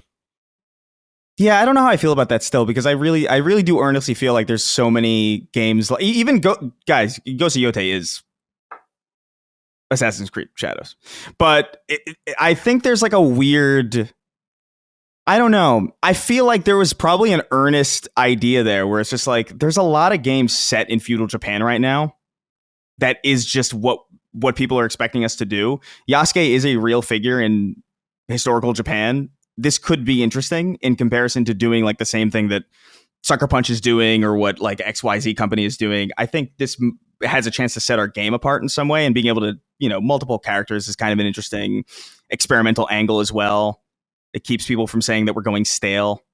I really do think the issue isn't so much that they chose Yasuke so much as just they're not good at writing these stories. Like, again, they've lost a lot of that talent over the years. I don't know how long it's been, but like Assassin's Creed has for more or less become, action schlock. It's pseudo deep, and it's been that way for quite a while. And so, and a lot of other Ubisoft properties have suffered a similar fate. I think what is it? The oh my God, what's that Star Wars game? Outlaws. There was nothing particularly strong about that story. It wasn't like people weren't coming out of Star Wars or Star Wars Outlaws as if it was Andor, where people are talking about like, you got to see this story. Like, I'm curious about Andor at this point. Like, I've had so many people tell me about it. Yeah, me too. That normally would not be into it. And so I really earnestly can't remember the last time in modern memory where Ubisoft has had a narrative like that, where people are outwardly talking about how good and how oh, it's so well done and so well written. And oh my God, I can't wait for the next one. Or the characters haven't stood the test of time. I never see any Ubisoft characters brought up in the conversation for best character of all time. And if I do, it's always, 2014 and before, with Ezio Auditore from Assassin's Creed 2 and Revelations and whatever the other one was, Brotherhood. So yeah, I don't know. I see what you're saying, and I do think there was probably some wisdom in maybe not choosing to do that. But I also think there's probably a good faith reason why they did that. That wasn't just virtue signaling. I do think there's an earnest reason why that decision could have been made. But again, they just didn't write that story well at all. I walked away from that game with no concept of, or even a modicum of care for either of those characters. And that's a skill issue, quite frankly. Yeah, it is interesting. I concede to you that it could have been something else, but I think that at the very least we can agree that they decided to eat a PR problem for themselves that they just manufactured for no reason. It was the Assassin's Creed game everyone wanted. That was the weird part. Yeah. It wasn't some other bullshit. Yeah. It was actually the one everyone's oh, you're doing it. I just think it would have been a different PR problem. It wouldn't have been as bad because it wouldn't have been so racial, I guess, and more about a sensitive topic. But people would have been oh, they're phoning it in. You know what I mean? It's oh, it's they're just making Ghost of Tsushima, and it's okay, cool. Yeah, there's something. That's an interesting point. So, yeah, I do think it's you either. I don't think they had a really good way out of it.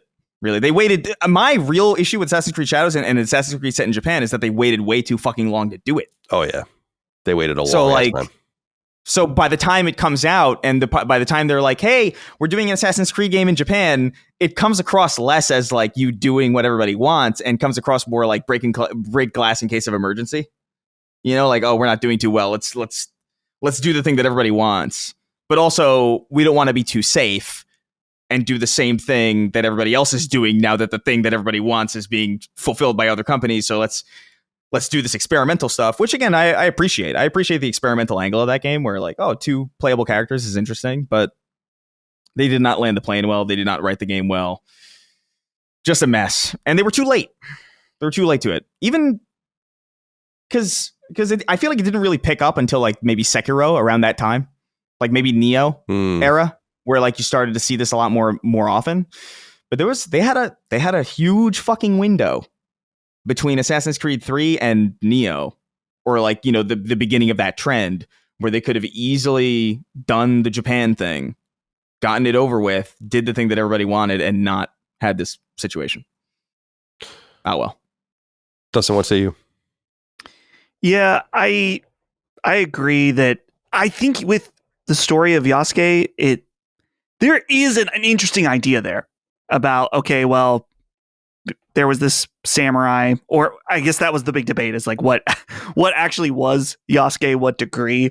Yeah. I think they definitely could have avoided that and done something really interesting, but it's, as you guys are saying, it's just too late.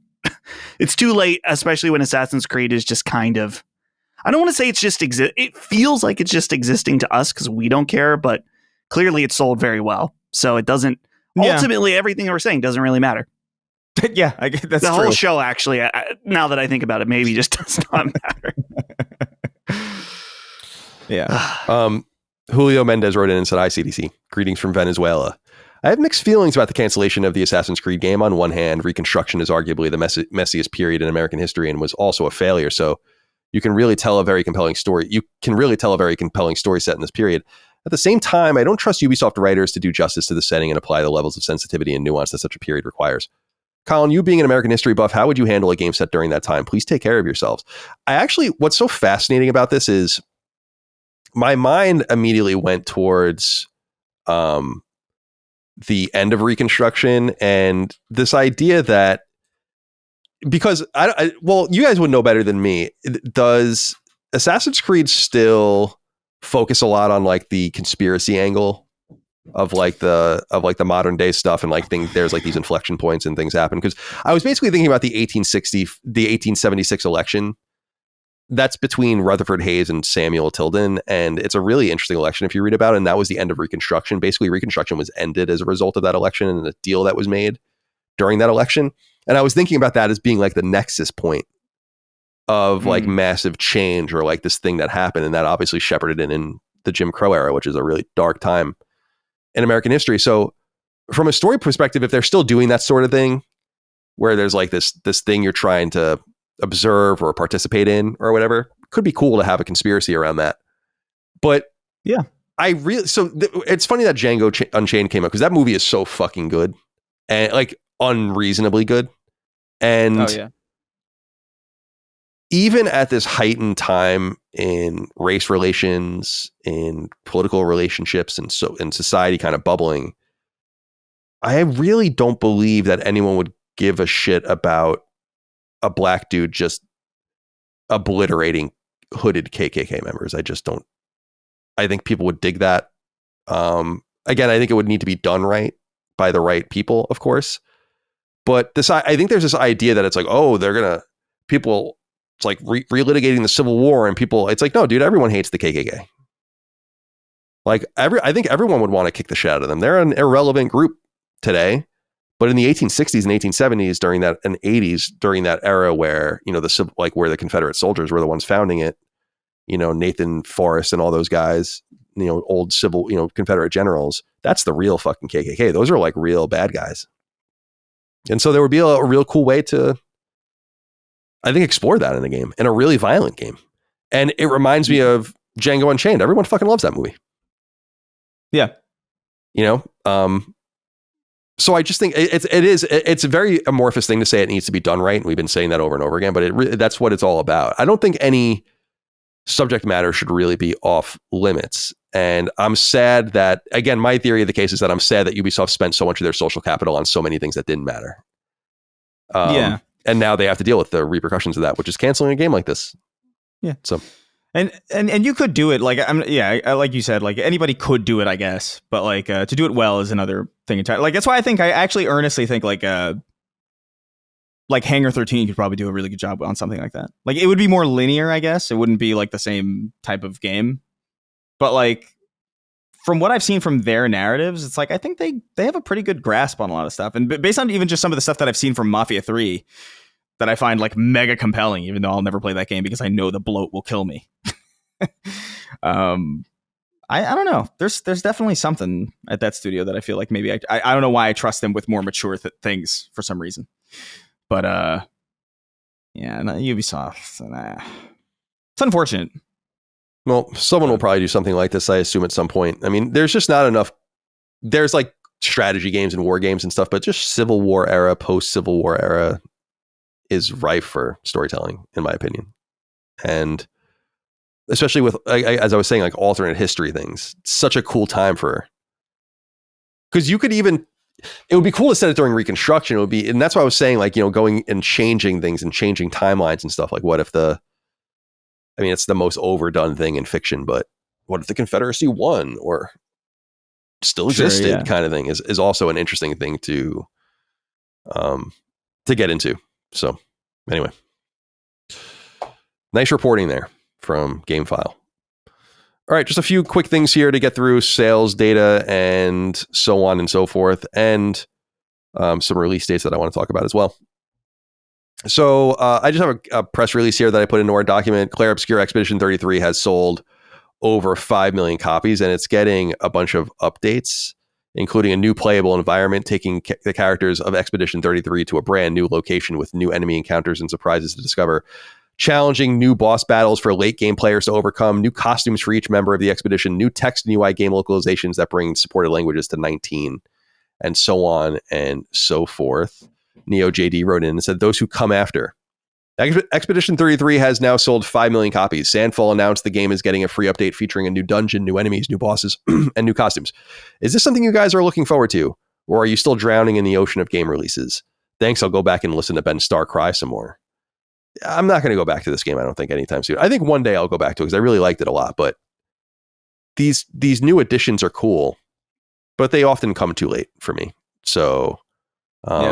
Now, I'm on the fence on whether it's a good idea for them to be spending time doing this kind of thing at all. And I think probably what it is that they're going to spool up a sequel, no doubt. And you'd want to keep your team employed and not lay anyone off. And that would be ridiculous after you just sold 5 million copies. But everyone needs to stay busy. So while people are kind of getting the new game off the ground and doing the work of, not everyone's going to be needed right now. You can have kind of more of your gameplay centric people, programmers, artists, and whatnot, while the concept people are doing their thing, work on stuff to update the game for free. I have no problem with it. Sony has proven over time that it's a cool way to keep people engaged. You kind of release your new game plus later, you release a little expansion, a little online mode, a little this, a little that. So no problems there. 5 million copies sold, not so bad for a game that was also on Game Pass. So congratulations to them. Will either of you go back to Expedition? No. Yeah. Way too late. I think someday I'd like to do a replay, and maybe that's when I'll get to it. But it's cool that they're localizing the game into more languages. That's probably going to be the most significant thing, so people in new markets can play it. But I don't need any more content from that game. It's fantastic just the way it is. If anything, the mini-map update should happen. Yeah. Oh my God. Yeah. That would be a big one. That would be nice. All right. So there's that. Expedition 33. Congratulations to those guys. Great success. We have data. We brought up Circana earlier, and Matt Piscatella is posting over on Blue Sky. And again, I just don't understand. Like, I get like the whole political problem with Twitter and all the rest, but you're just posting into a void. And then people are just copying and pasting your stuff and bringing it to other social media platforms. I just don't really understand the stubbornness if you want to reach people. But nonetheless, we go over there to find this. He released the August 2025 US video game market highlights. And he always does this in a thread. You can go look at how things are doing. The big thing we want to know, of course, is August 2025, top 20 best-selling premium games in the US based on dollar sales. And we have a lot of new games on the list, but not big surprises. NBA 2K26 was August's best-selling game. This runs from August 3rd through August 30th, by the way. Madden NFL 26 was number 2, Mafia the Old Country number 3, and Metal Gear Solid Delta Snake Eater, only 2 days, I think, number 4. So awesome for them. Shout out to Konami and seeing the Konami up there on the publisher list on the right. Very nice. Very nice. So all 4 of those games, NBA 2K26, Madden 26, Mafia 4, and Metal Gear Solid Delta Snake Eater, were all new entries. And then July's number 1 game, EA Sports College Football 26, is now number 5. And then another new game in the form of Gears of War Reloaded, which is number 6. And then Donkey Kong Bonanza, number 7. That's without physical copies, by the way. So that would be higher. Nintendo just doesn't. Oh, I'm sorry. It's without digital copies. Nintendo doesn't share digital. I don't know why. Like it does. They're not represented properly on these charts, and it bothers me. They would be way higher there. Demon Slayer, Kimetsu no Yaiba, the Hinokami Chronicles 2, up from 24 to 10. I know that's right up your alley, Dustin. You were all over that. And then Helldivers 2, and then Helldivers 2 popped back up because of its Xbox release from 25 to 14. Anything else here? Story of Seasons Grand Bazaar, which I think Mike is playing, was on the list at 19. So anything here for you guys? I want to get a little deeper into the Helldivers numbers, but nice to see Mafia do so well at $50. Yeah. And Metal Gear Solid. And again, this is money. This is dollar sales. So really nice for them. And then Metal Gear Solid Delta, Snake Eater, and Gears of War on there. So some good games there. And of course, all the dominant sports games.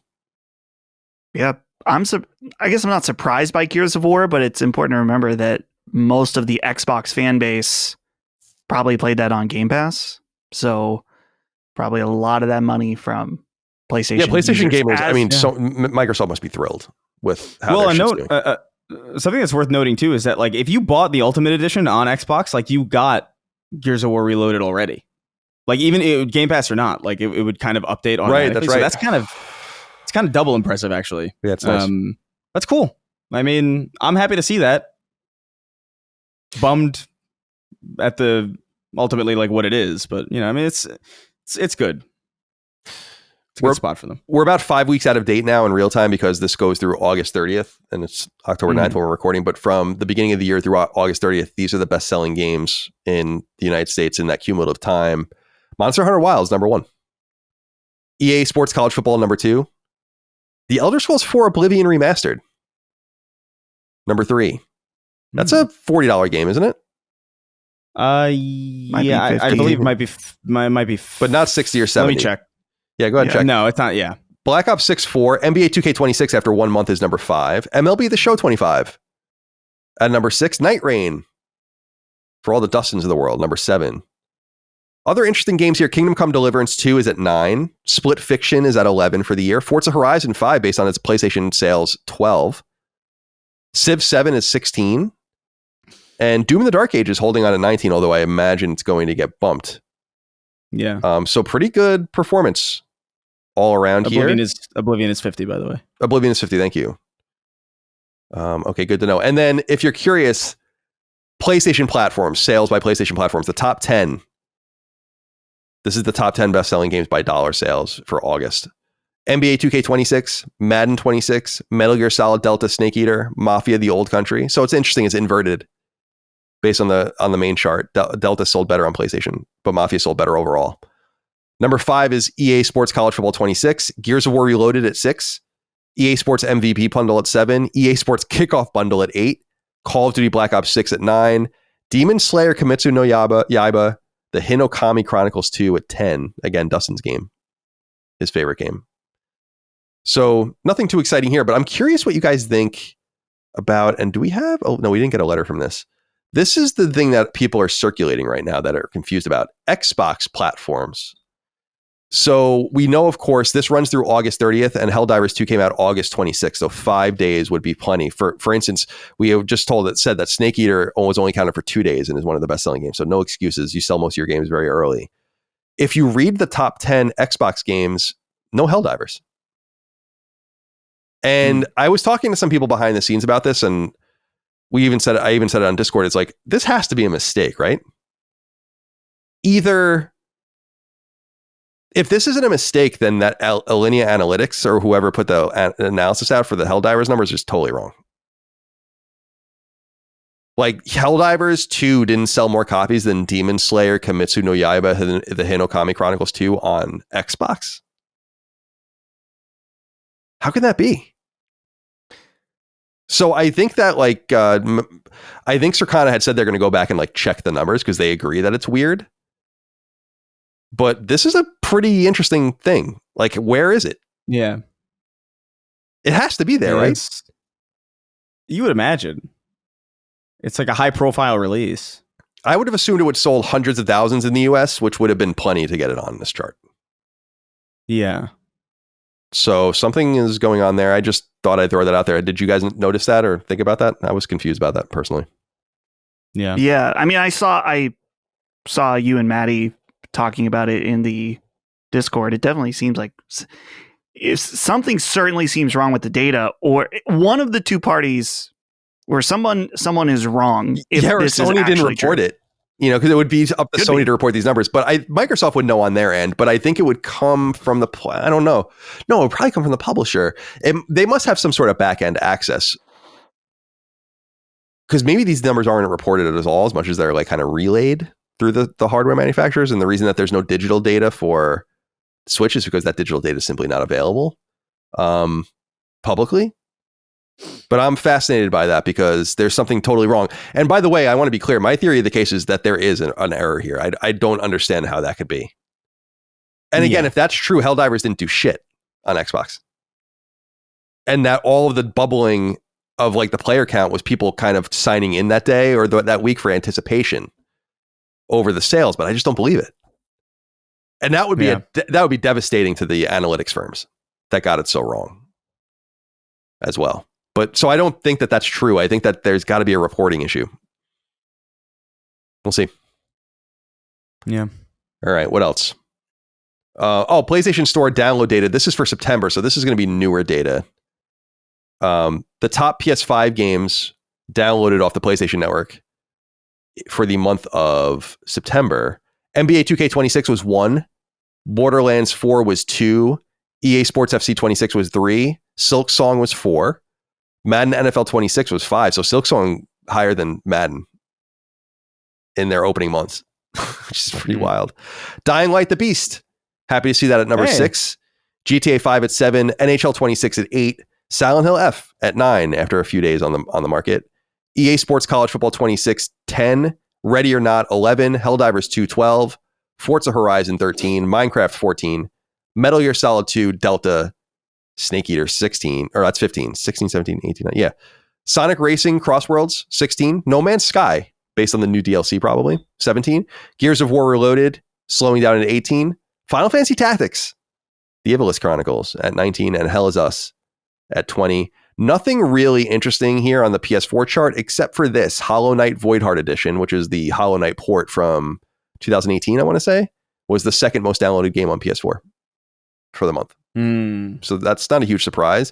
Alien Rogue Incursion VR was the biggest PSVR 2 game. And Dragon Ball Gaikishin Squadra? Do you know what this is? Have you ever heard of this? I saw it on the store and I looked it up. I have no concept of what the fuck this game is. This was so weird. This was the biggest free-to-play game across PS4 and PS5 for the month of September on PlayStation, ahead of even Fortnite, Marvel Rivals, Roblox. And actually number 2 is Delta Force. This is what I'm talking about like there's just so much random shit out there. It's crazy. And Skate, by the way, at number 7. Not a huge surprise there. Yeah, look at that. Dude, this Dragon Ball Gaikishin Squadra. I'm looking at it on Steam right now. It's like an isometric kind of. I think it might be like a card based thing or something like. I don't know. It looks almost like MOBA-esque. Yeah, 4v4 battle. Yeah. I don't know what to make of it. I checked it out because I was like, oh, Dragon Ball game, let me see. I immediately was like, oh, I'm never going to touch this with a 10-foot pole. That's crazy. The studio that did it is the studio that created One Piece World Seeker, which was a game. Bad One Piece game. Yeah, you didn't like that game? I mean, I've never played it, but compared to... Me. What? I didn't even mean that as an insult or anything. I'm like, oh, that surprised me that you didn't play the One Piece. I think coming off constantly the joke about me being a Demon Slayer fan when I've constantly said Demon Slayer's ass. I know, but this is One Piece. Yeah, I know it's One Piece. But that one, my point was the One Piece World Seeker game, people did not like. One Piece Odyssey, pretty good. Right. People liked that one. So I didn't mean to trigger you. I'm sorry. No. I was actually earnestly saying I'm surprised you didn't play. Like, did you play the One Piece Musou? No. I mean, a lot of these games came out before Pirate I was Warriors? into One Piece. Yeah. Like One Piece Odyssey is the only One Piece game that came out post me being into One Piece. So it's like, why would I go back and play World Seeker or whatever when it's not very good? And I mean, all those, I don't know, anime games. I think Dragon Ball lends itself really well to video games. And if you're into fighting games, cool. But like, I don't know. One Piece, it's like, it's cool to see the characters do all these moves and play an RPG, but it's like, nothing that happens in the game really matters. It's not canon. Finally, 2 release dates to share, both Colin Moriarty release dates that I got to put on the record. PowerWash Simulator 2 for my British friends over at Future Lab. October 23rd. God.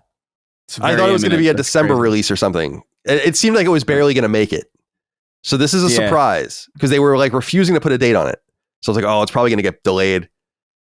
Dude, I'm so excited. And I got to do the Wallace and Gromit DLC for the original one still. You got to do that, man. And I was thinking like that would be the most boring stream in the world. So I got to like just do that on my own time. But dude, I'm so excited for PowerWash Simulator 2. It looks so good. It looks so fun. I know Ben's excited about it too. Ben Smith, our old friend. Jesus Christ. What? No, it's just, do you have any, you know Wallace and Gromit, right? You have context for it? I have context for it, yeah. I've never really seen it. I know who they are. I know that art style. And that it's like an other thing. You know who that man is? I know who's that man? Who's that man over there?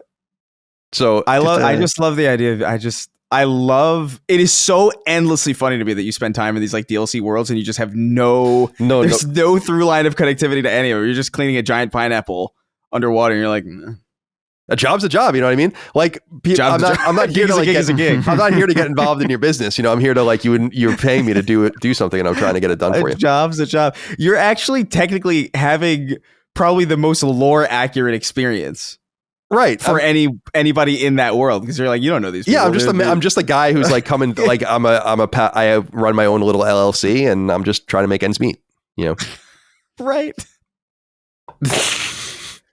I just think it's so funny. It is funny. It is funny. I love.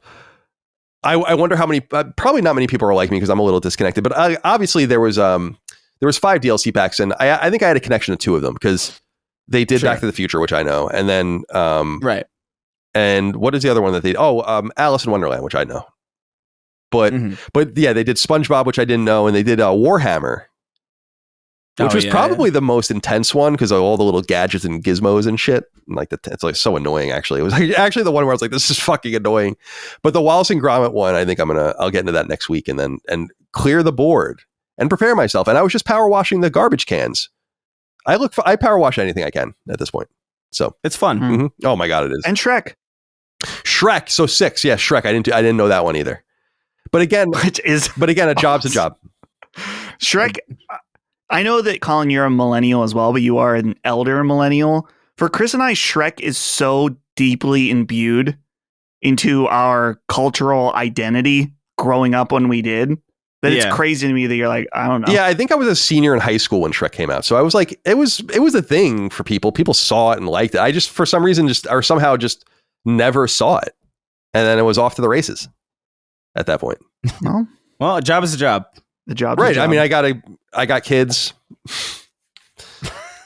and then all right. So October 23rd was it for PowerWash Simulator, and then this is disappointing news, although not really because we have so many things to play. Yacht Club Games announced that Mina the Hollower is delayed again. It was supposed to come out on Halloween, so October 31st. They write, quote, "This week our team made a tough decision. We decided to delay Mina the Hollower. The entire crew has been working tirelessly day and night to finish development for release on October 31st, but we're just not quite there yet. This isn't a major delay. It's just a stretch of time to apply some final polish and balancing to make the game truly shine. With that said, we would like to apologize, blah, blah, blah. We never waver on our commitment to quality." I totally believe that. I think I've said before, I like Yacht Club. I know them. They're nice people. I go way back with a lot of those guys for my Shovel Knight coverage. I just don't understand what's taking so long to get your games out. It's disappointing. You're so great. Like, you should be on your 4th or 5th game at this point. Shovel Knight came out in 2014. Let's just be conservative and say you should be on your 3rd or 4th game. And I just feel like it's disappointing because I want more. And I have this feeling that the new Shovel Knight game is going to be a 3D game. And it's like, oh, we missed out on this whole generation of Mega Man, like, 4 or 5 Shovel Knight games. I just would have loved that. So that's just my selfishness. Now, Mina the Hollower is more of a Game Boy Color style game and looks more akin to a Zelda game. And I'm really looking forward to it. But I'm curious, like, I hope the spark for them is not gone with people. It's been so long. And even the Shovel Knight games that they released, like, they were iterations of Shovel Knight.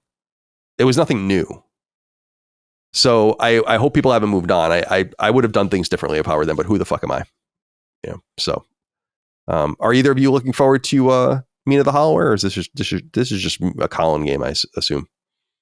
I played the demo on Switch too, and it was awesome. So I really am interested in playing it. I don't mind it being delayed just because I feel like I'm drowning right now. So it can come out whenever it wants to. It sounds like Yacht Club, I don't know, are they perfectionists at this point maybe. Where it's like, man, this game has taken so long.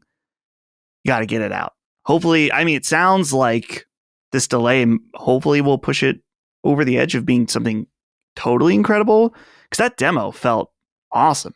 Like, it's felt like with that demo release that it's like, yeah, this is done. This is very done and ready to go. But it's like, no, they're still working. Yeah, I wonder like what they're seeing, and because they're probably all playing it a lot now, and so yeah, there must be something about it that they're not happy with. I don't know. It could be a way to just get it out of October 31st, which was never really an ideal release date for it anyway. But I'm hoping it's this year. I think a December, like, holiday-ish release, like leading into the holidays, would be great for a game like Mina the Hollower. In fact, I feel like it would lend a lot to the nostalgia of a game like that. Getting it for Christmas. So there's some marketing play they can have there, but whatever. They made a lot of money. They can take their time. They're not like Team Cherry level, but they did well for themselves, those guys. All right. Drake Hindhorse, I had an inquiry from you. I didn't read it, though. It's too bad. Next time, maybe. Delete. Bye. It's almost worse for it to have been addressed. All right, let's get into what we're playing. I'll go first and I'll go quick. Still playing Puzzle Quest Immortal Edition. I'm going to be playing that for a while. Nothing really new to say about it. Ghost of Tsushima Director's Cut and Iki Island DLC. So I beat all the Iki Island DLC. The Iki Island DLC was obviously released for people after the game came out, and so most people played it in the post game. However, that didn't sound exciting to me, and it becomes available after the first act. There are 3 acts in Ghost of Tsushima, so I played through the second act, and then because the game kind of warns you, like, it's pretty hard, you don't want to necessarily go here too early. So after the second act, so 2/3 of the way through the game, I went over and I just did all of it. So all the story stuff, all the trophies, all the collectibles, all that, and then now I'm back in the main game, and I'm deep in the third act of the game. I'm having a good time with it. It's really stunningly beautiful visually in terms of its environment, the weather effects, everything about it. The combat's fun. It's a fluid game. I'm really interested to see how it gets in, like how Yotei kind of plays around with that a little bit, all of it. But I like the Iki Island DLC. It's dark. I was saying this to Micah, and I might have said this last week on the show. I don't remember, but I'm kind of struck by people being so upset about the female protagonist in Yotei and like, why did they do this? I'm like, dude, there are so many women in Ghost of Tsushima, like everywhere. Yeah. Everywhere. And no one gave a fuck. So it's just, I don't really understand. Like, everyone's like, it's unrealistic. I'm like, dude, there's like 17 female samurai in the fucking game that you're meeting. You meet like a Ronin and an archer and all this. No one gives a shit. It's like, why are we complaining about these things? Yeah, I don't like the actress. Yeah, it's an actress issue. Which even then, it's like, I don't think it's I think it's a very loud minority, that care. So nothing new to really say about it. Oh, I'm sorry, Dustin. Were you going to say something? I just said, yeah, it's the minority that is annoying online, but has no actual influence. Billy Bong Baggins wrote in. Said, boys, can we stop with the touchpad slander? If developers were just to utilize it better, it could be a be a plethora of different buttons. For example, pressing in each corner, that's 4. Swiping in every direction could be 4 also. That's 8 prompts that could be used in button mapping. Some games to do this in accessibility options are The Last of Us Part 2 and God of War Ragnarok. Sorry for the long write-in. I thought about it for years, but never sent it. That's not a long write-in. No. Have you read some of the things that I've had to read? Billy Bong, thank you for writing in. It's a good point, and I bring it up here because I think Ghost of Tsushima actually does use the touchpad pretty well. The problem with it, though, is that it could just be a series of buttons. Like, it could just be actual individual buttons that could be mapped to different things. It almost, again, I don't want it to look like the Atari Jaguar controller or anything, as we've brought up in the past, but what I've noticed is, so like you're always like rubbing up. I was going to make a really inappropriate joke, but I'm not. It's like just too much. I heard it. Yeah. We felt it. We felt the rubbing. But like it doesn't always just work. It's not like a button. It almost feels like, why do I have to do this? I could just press a button and make the wind go, to bow, to play my flute, to do all the things you do in the game with the touchpad. So it's being used as a series of buttons. Therefore, why wouldn't it just be a series of buttons? I'll tell you why. Yeah. Buttons are ugly. Yeah, they are. That's literally the only reason. And I don't think I should be clear, Chris. I don't think we really need more buttons. No, I agree. Yeah, but I understand what he's saying, but I just feel like the touchpad. It's cool. There's cool uses of it. This is a nice use of it. It's very natural. The wind just flowing your finger. I get it, but then I'm like pressing square to swing a sword. So who gives a fuck? You really feel like the wind in Japan. This should make a spin-off game where you play as the wind and Ghost of Tsushima. I think that'd be great. Yeah, flower. Yeah, I was about to say that. Yeah, I don't know. I mean, the touchpad stuff is weird. I feel like it's kind of gimmicky. It's fine. Like, it's not aggressively annoying in most of the stuff that I've used it in, but a lot of the time I'm feeling like, why do I need to do this? I would almost prefer like buttons on the back. What do you call it? Like kind of like on the, like some controllers have it, but like buttons here like or something. The flaps.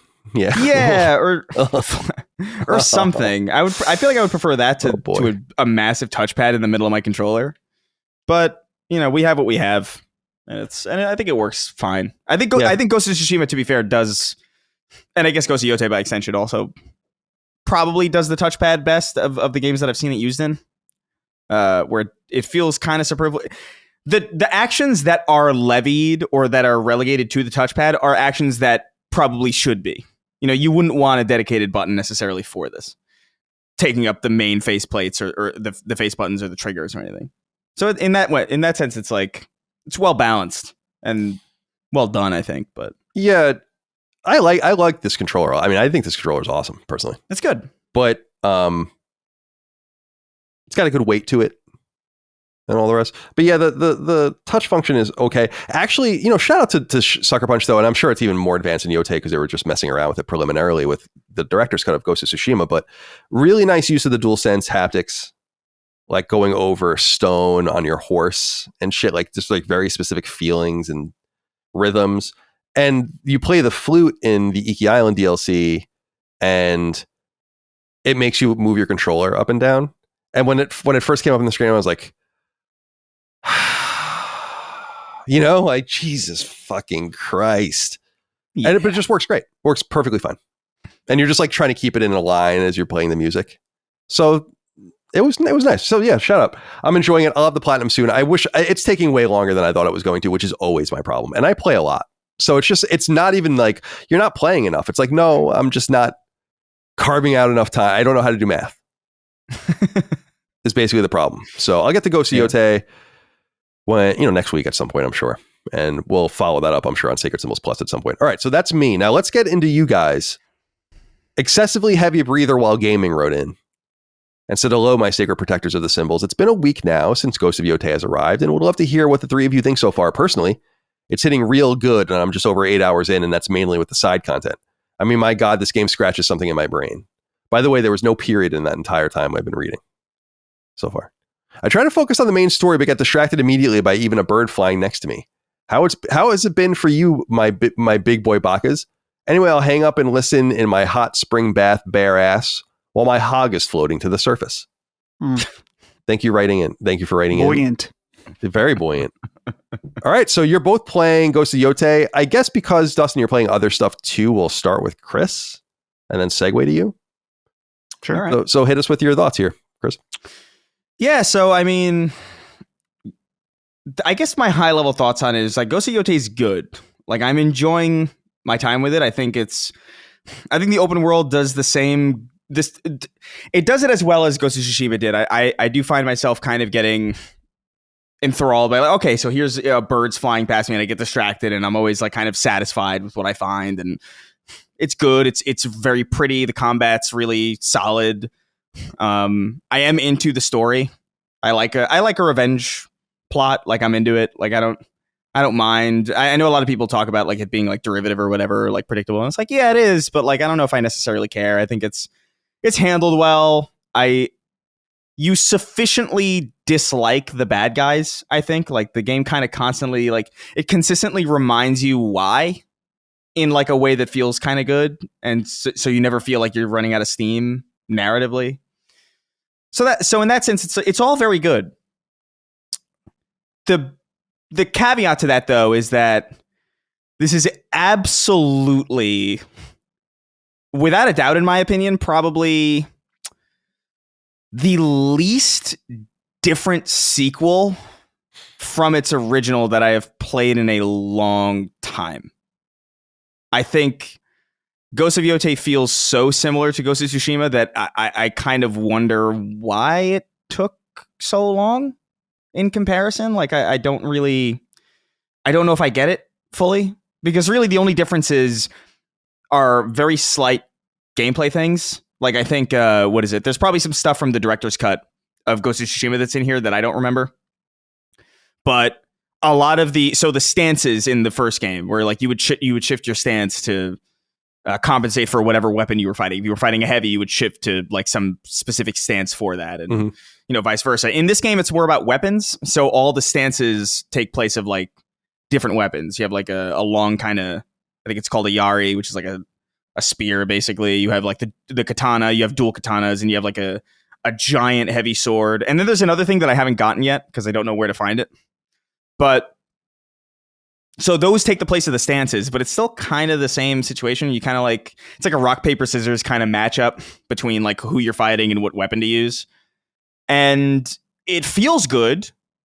I have like literally no complaints about it, except for like maybe like locking on feels kind of awkward sometimes. Sometimes I slash past people when I mean to go in their direction, and that kind of feels weird.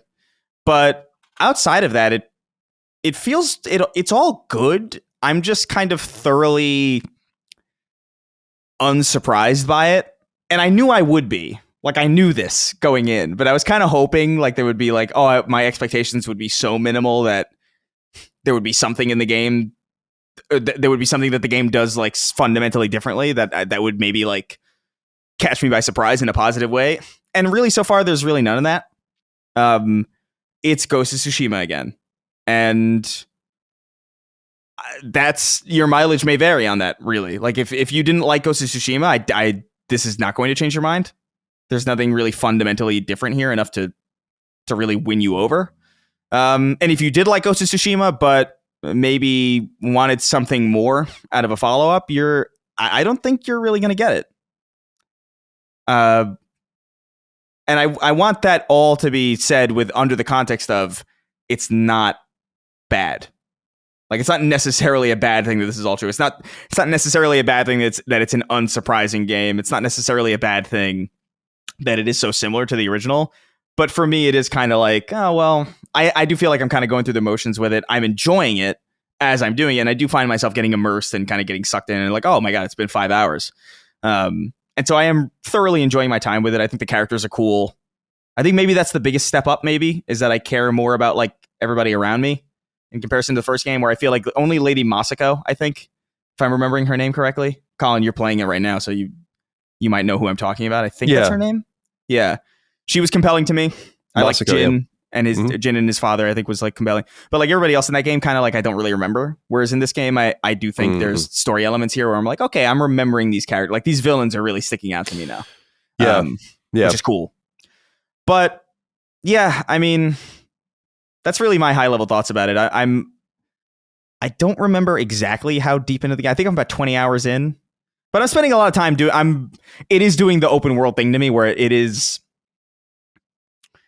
making me want to do everything. Like it feels approachable enough. It doesn't feel like an Assassin's Creed level bloat where like I'm overwhelmed immediately from square one. It actually feels like it doles your side activities out at like a reasonable pace to make you feel like, oh, this is like an achievable thing to do. So I'm kind of doing my best to like kind of 100% each area.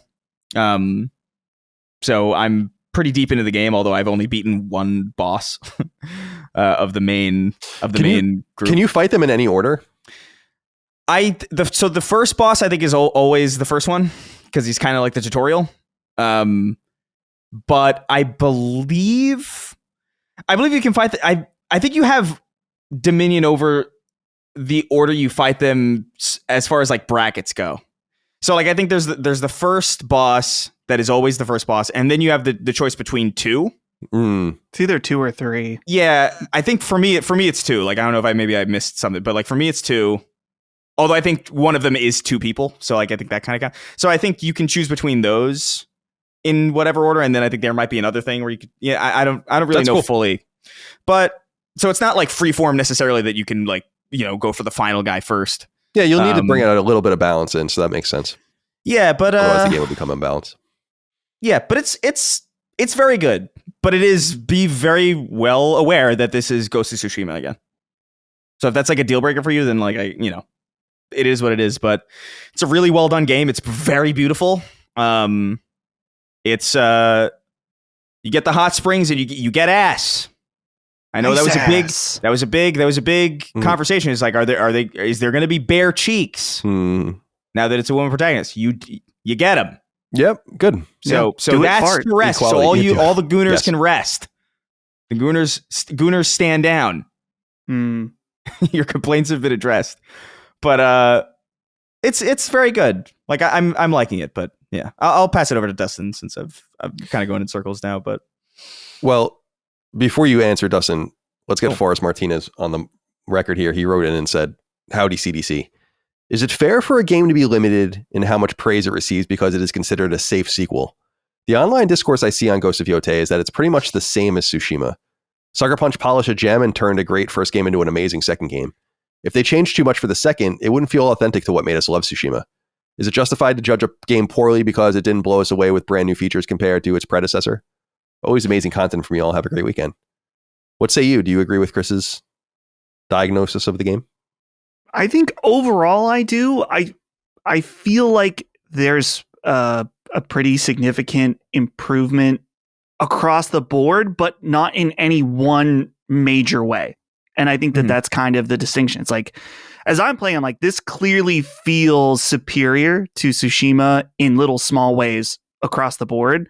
But in terms of just the playing the game, if that makes sense, it's like, yeah, this is a lot more of that. It's just better. And part of what I was wondering, it's like, man, I feel like when I'm playing Yotei, the gameplay just feels so much better than Tsushima. I'm like, why? So I went and I downloaded Ghost of Tsushima and just popped it on for a few minutes. And I think it is tighter overall in Yotei, but I was like, I played Ghost of Tsushima at 30 FPS on PS4. And playing any game at 60 FPS, I think just makes it more fun. I've explained that before numerous times, so I won't get into that again. But playing at the 60 FPS is really nice. From a technical perspective, there's like no problems with it at all. I'm playing on the Ray Tracing Pro mode. Me too. Which is awesome.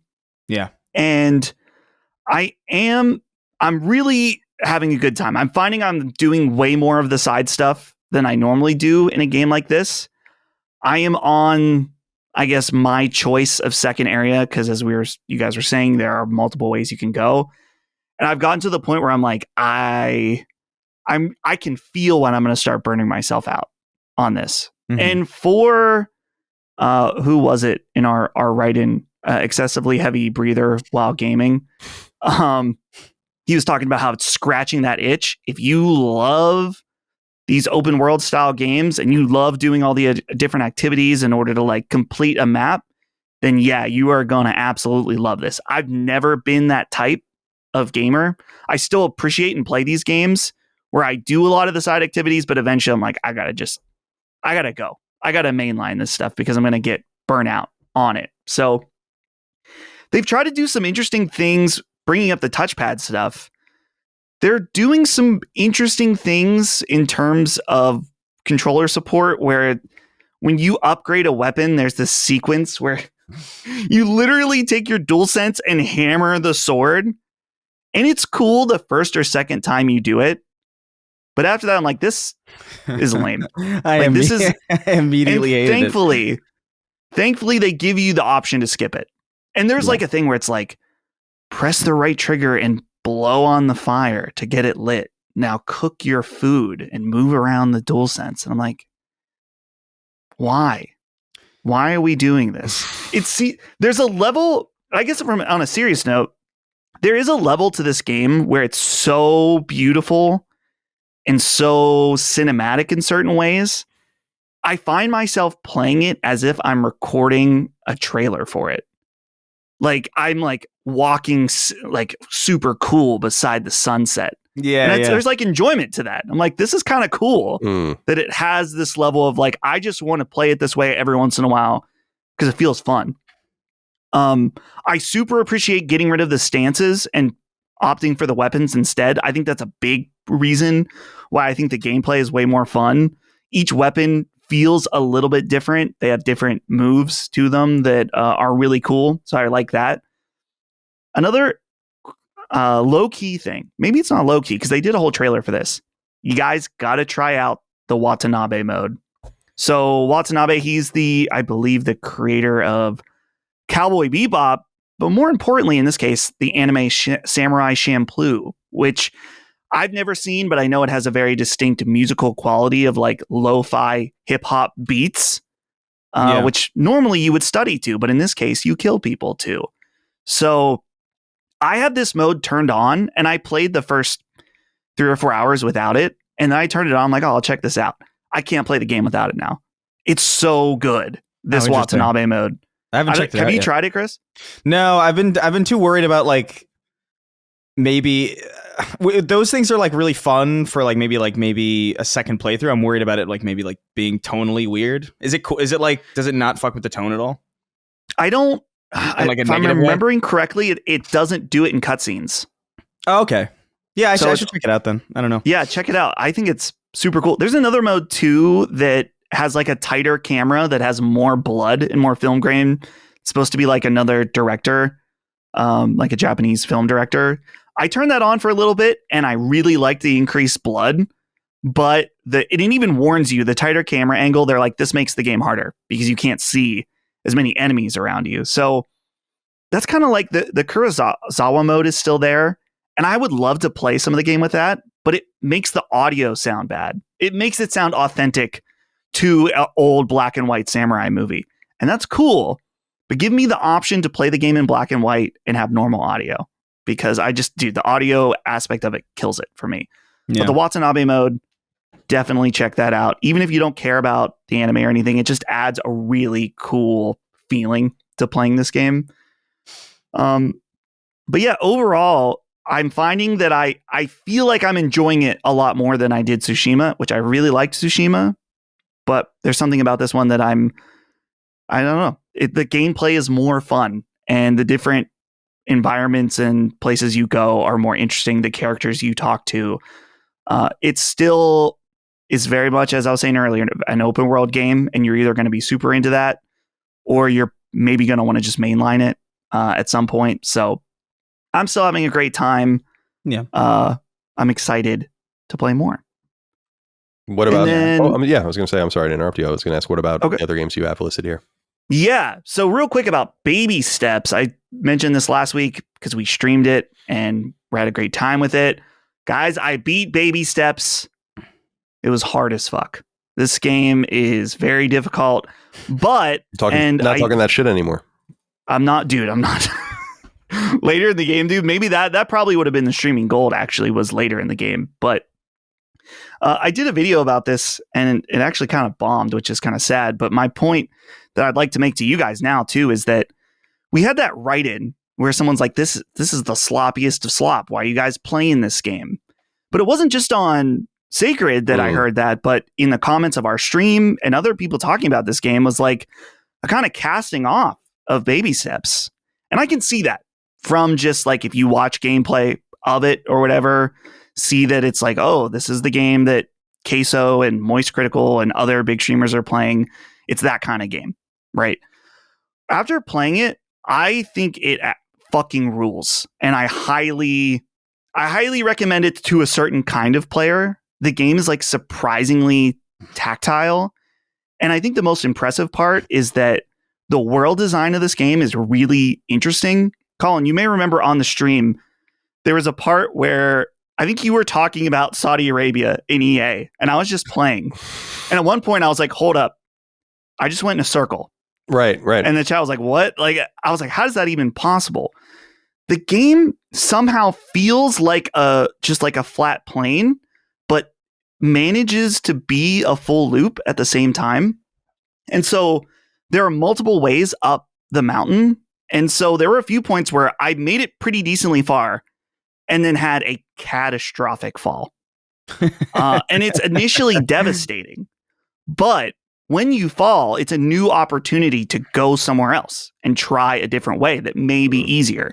I'm sure there is like a min-max path up the mountain that is probably really difficult, but the game design allows for there to be multiple opportunities and ways to progress in a way that feels really organic. It doesn't necessarily present to you like easy way, hard way. It does a few times, but overall, Baby Steps, huge surprise for me. I'm so glad that I played through it. And even in my moments of the most frustration, it had the feeling once you get through it, you're like, holy shit, I did it. And you feel amazing after you do it.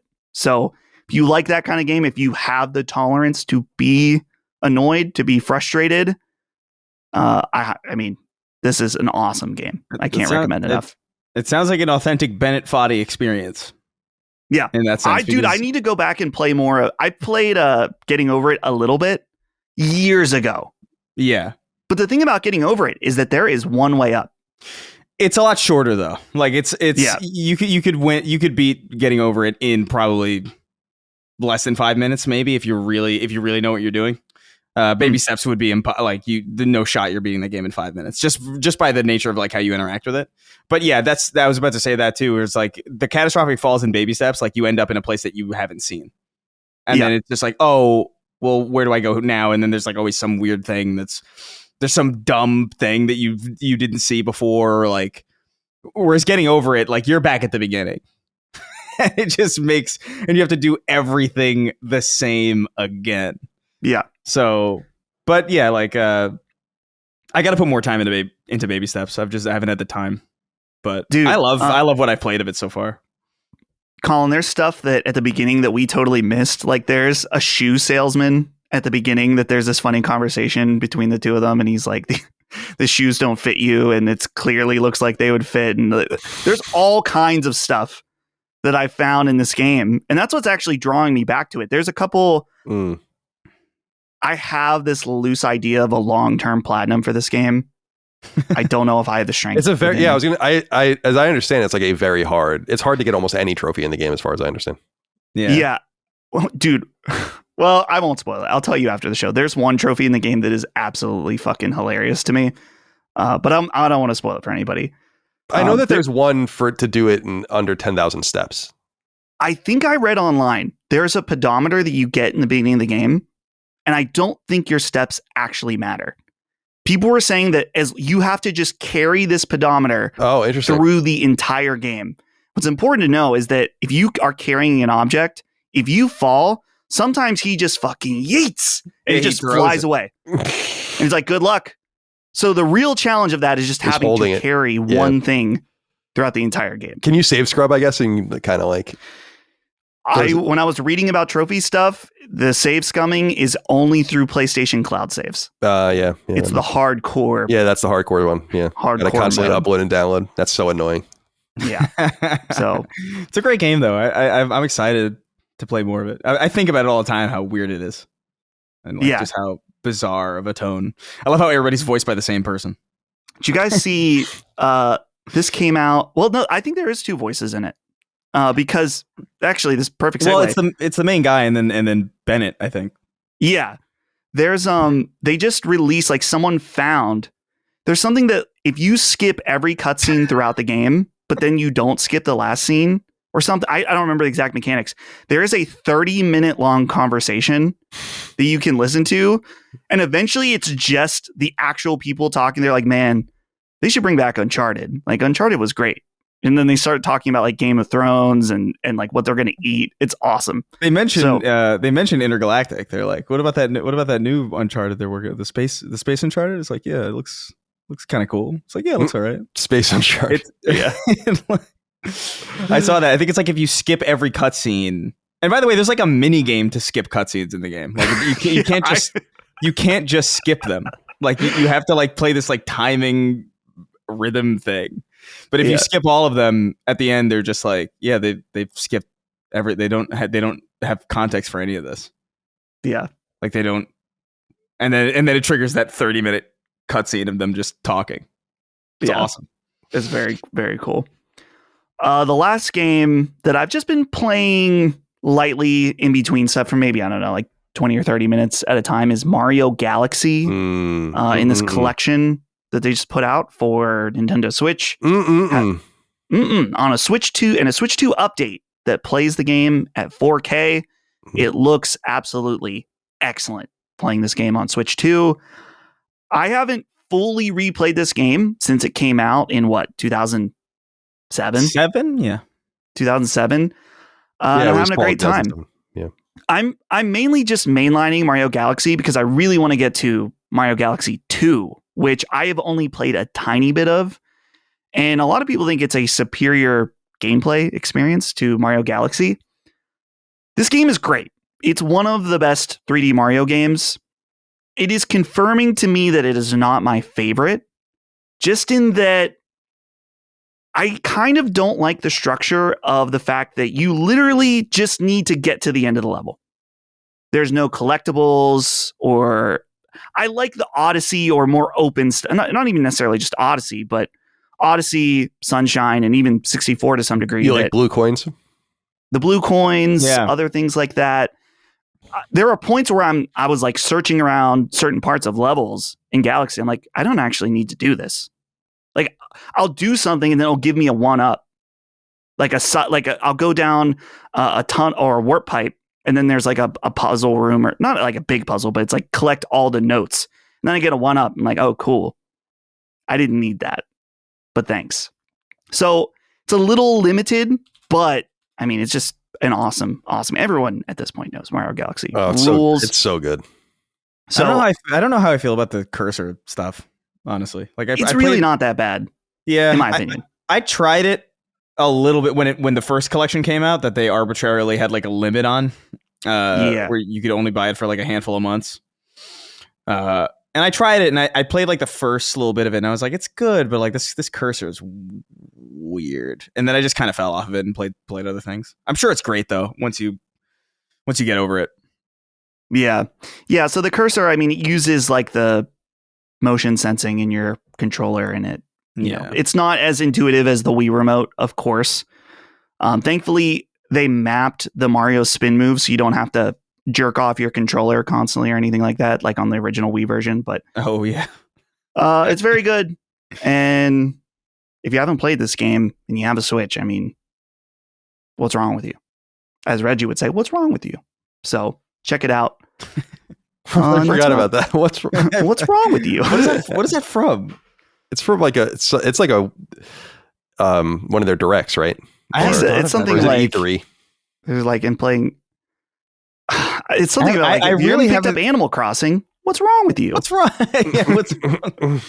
I totally forgot about that. That's it's like an old nugget. Yeah. I was recently Reggie thinking about there was a circular going around from the fall of 2007, I guess it was, or maybe the fall of 2008 from Target, and Wii Music had like a prominent place in it. And I was just thinking about the guy playing Wii Music at E3. The drum Yeah, guy. yeah.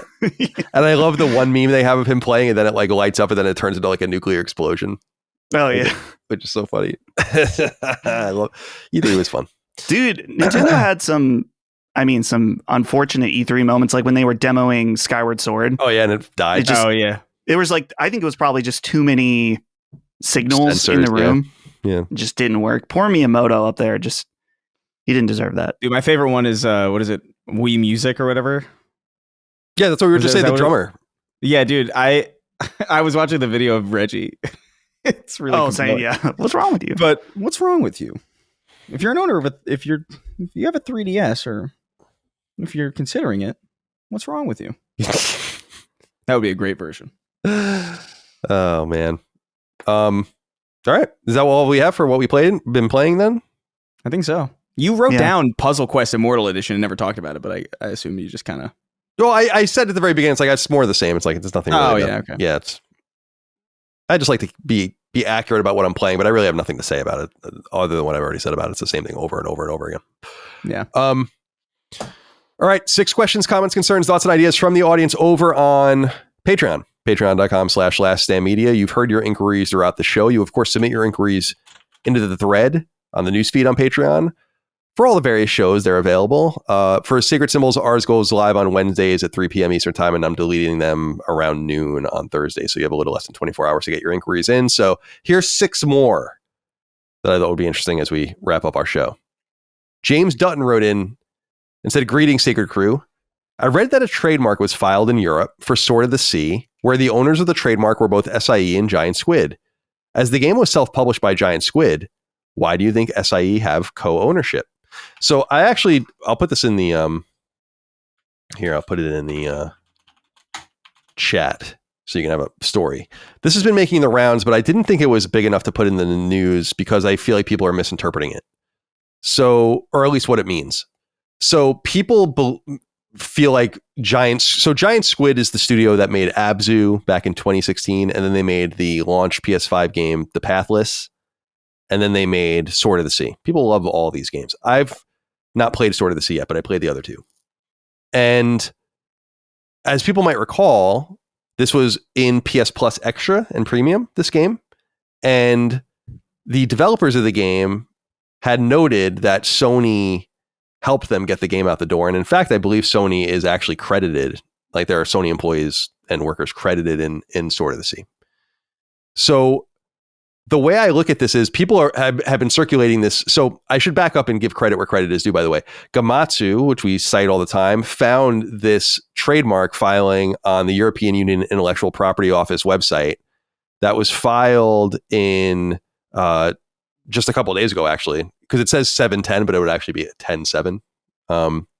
And it does have Sword of the Sea trademarked by Sony Interactive Entertainment and Giant Squid. However, while people are interpreting this as saying like, oh, is Giant Squid going to become a first party, or is that like what's happening? It's like, no, I don't think that's what's happening at all. Mostly because, I mean, anything's possible, but I don't know why Sony would be interested in buying that studio.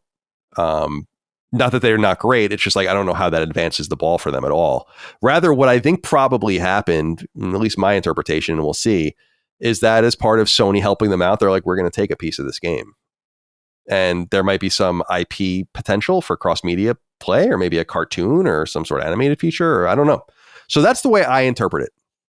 But we'll see what happens. Did you guys see this news making the rounds? People were really anticipating that Sony was making a new first-party acquisition, which could be. But I just don't think that that's kind of the acquisition they would need to make at this point, especially a studio that needed help from them to get their game out to begin with. But they could be a good replacement for Pixel Opus. Chris, you said no. Dustin, you did see it circulating? I saw it circulating, but I didn't sound quite right. Just because this isn't the type of team that I think wants to make giant AAA games that sell millions and millions of copies. I'm sure they would love to sell millions of copies, but they're not really interested in making that kind of game. Sony isn't really interested in having that in their first party, but certainly it sounds like they were willing to help out, which is cool, and get the game across the finish line. And people really enjoyed it. I played some of it. I thought it was cool. For such a short game, I didn't finish it, but maybe at some point I'll go back. Yeah, I'd like to get to it. It's on my list. Mental list, anyway.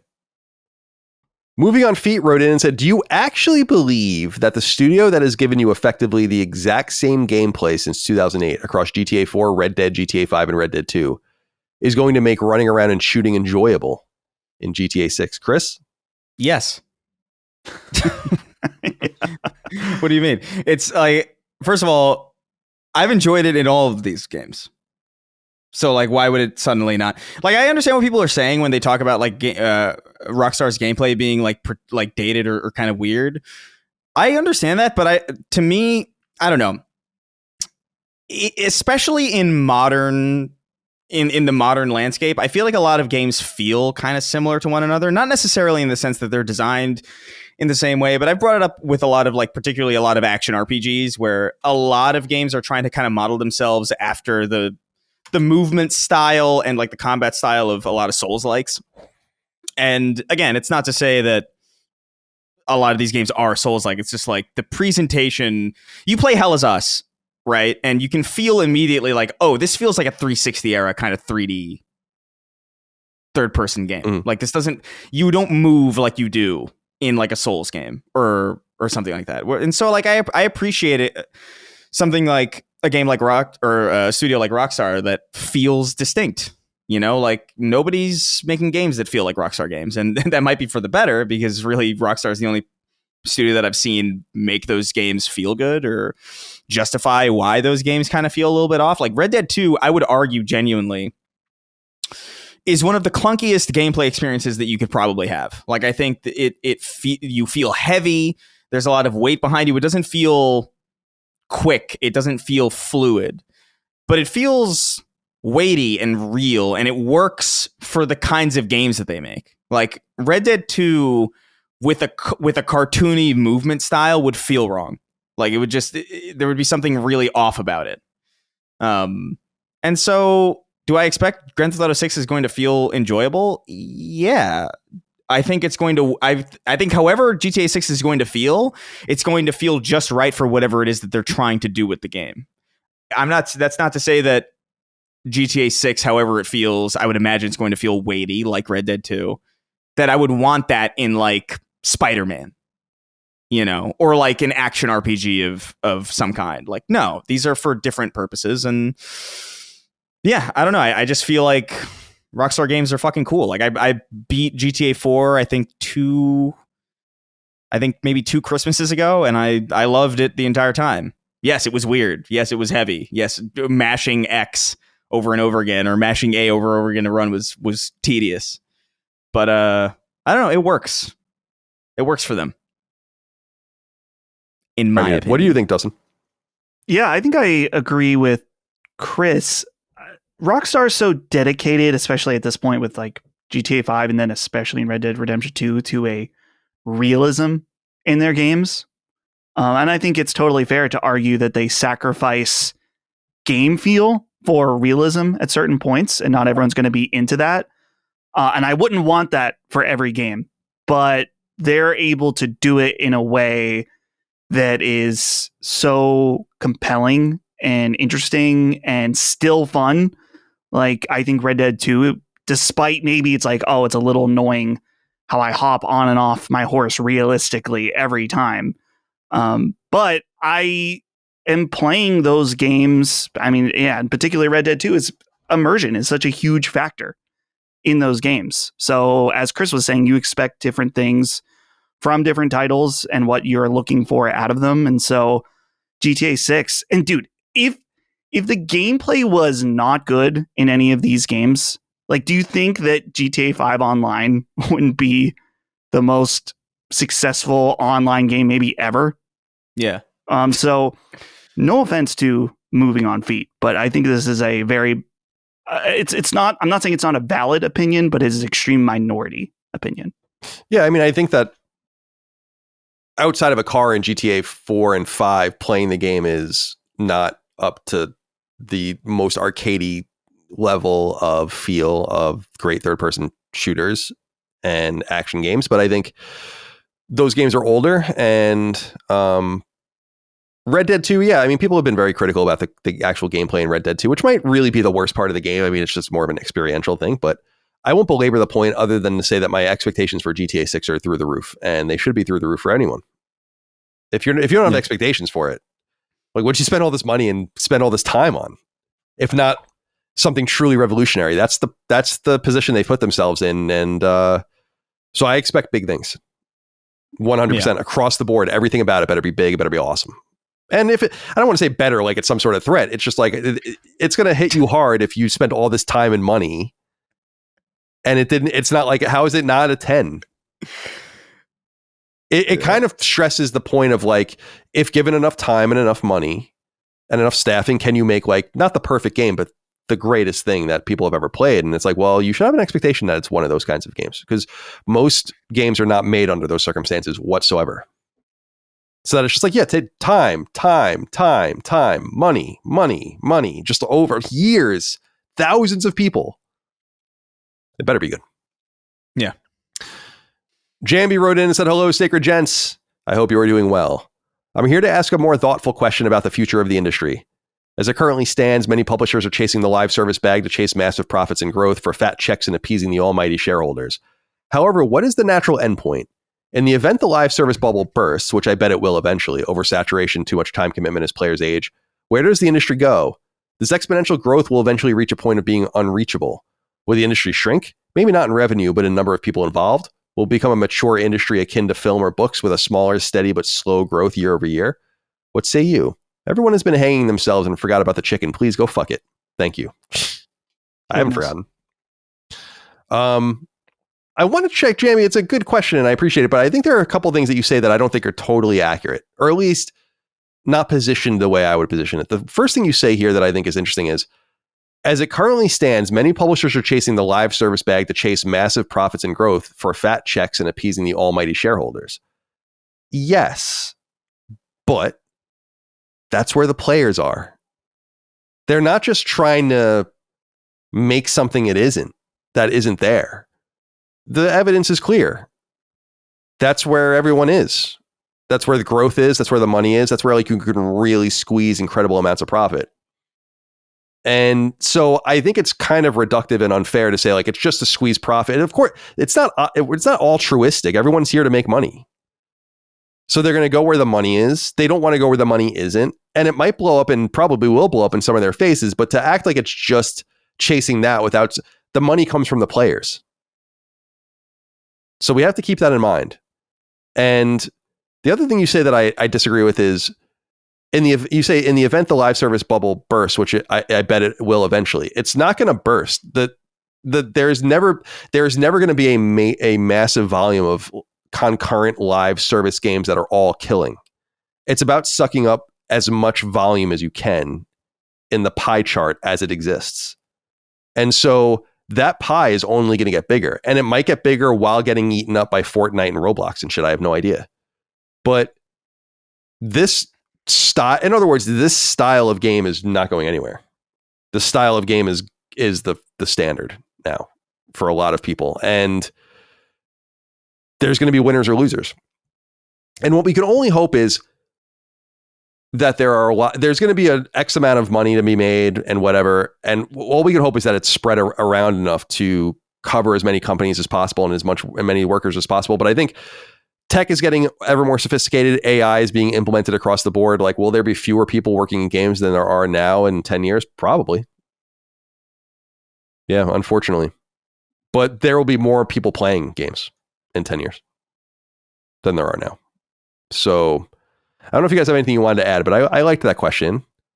I didn't mean to pierce it too much, but I wanted to throw those things out there nonetheless.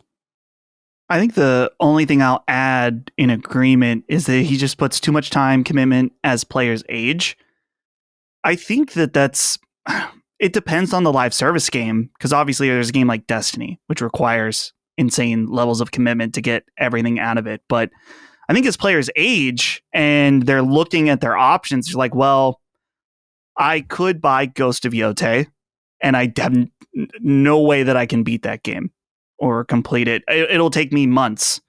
Or I can hop into Fortnite that's free, and my friends play that, and I can just jump in and jump out, and I'm out no money potentially. I mean, maybe you get a battle pass or a skin or whatever, but I think a lot of live service games, they can be as heavy as a commitment as you want them to be. And so I think that's not necessarily an element of them eventually going down. I think it's a huge strength, actually. Yeah, I think you're right, and I think because there's no sunk cost, like people are free to move on. But it proves the stickiness of these games that they don't. I mean, we keep saying this about Fortnite. It's like Fortnite is extremely high quality. You know, Genshin Impact is extremely high quality.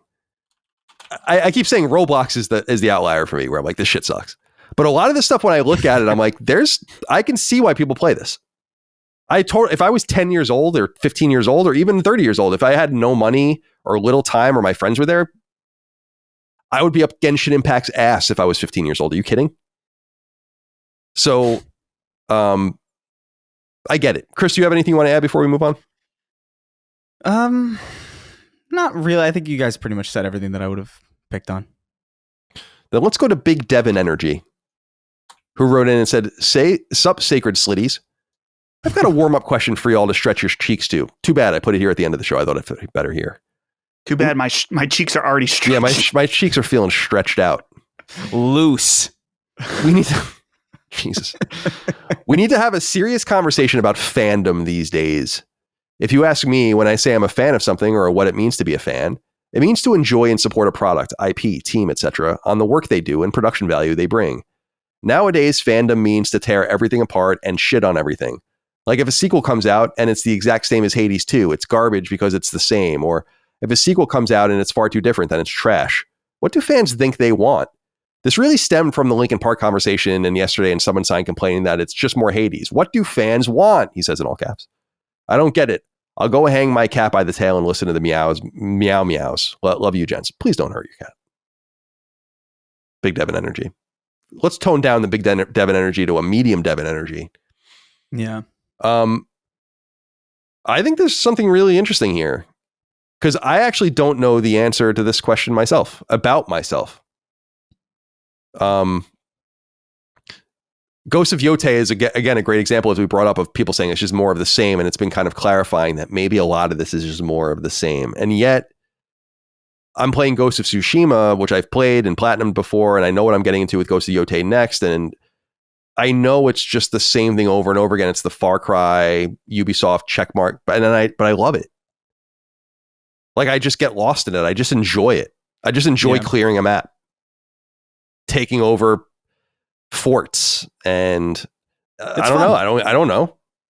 And so I think it's cool and it's stylish, honestly, for some people to pretend that they always want something new because they want to seem like they don't want to play the same old repetitive thing over and over again. And I feel that to a degree, but there are also series I love where it literally is the same thing over and over again. I mean, that's what I love about Mega Man.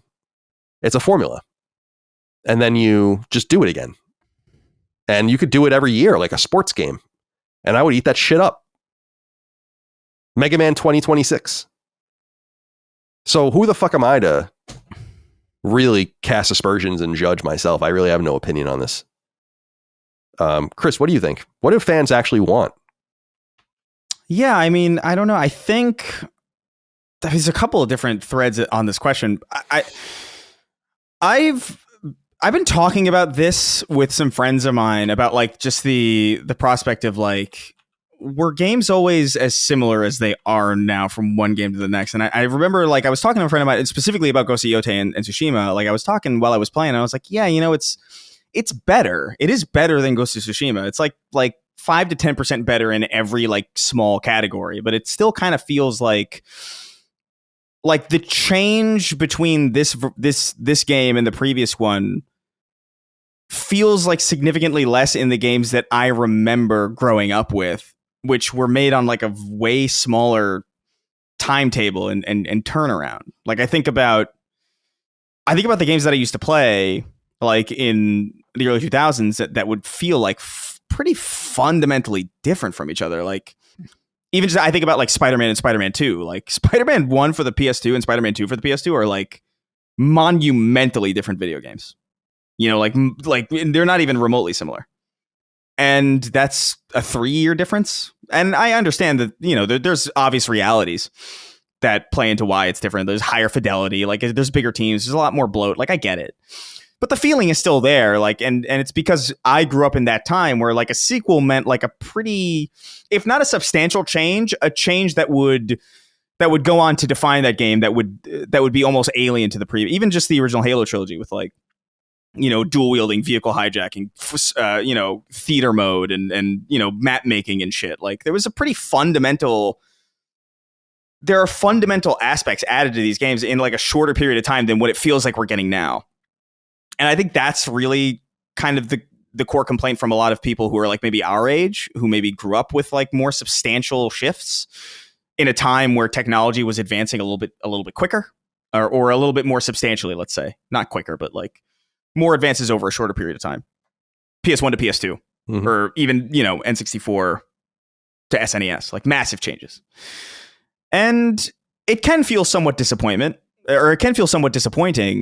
to experience something like even something like Hades 2, which for me, like the thing that drew me to Supergiant particularly was the fact that they don't make sequels.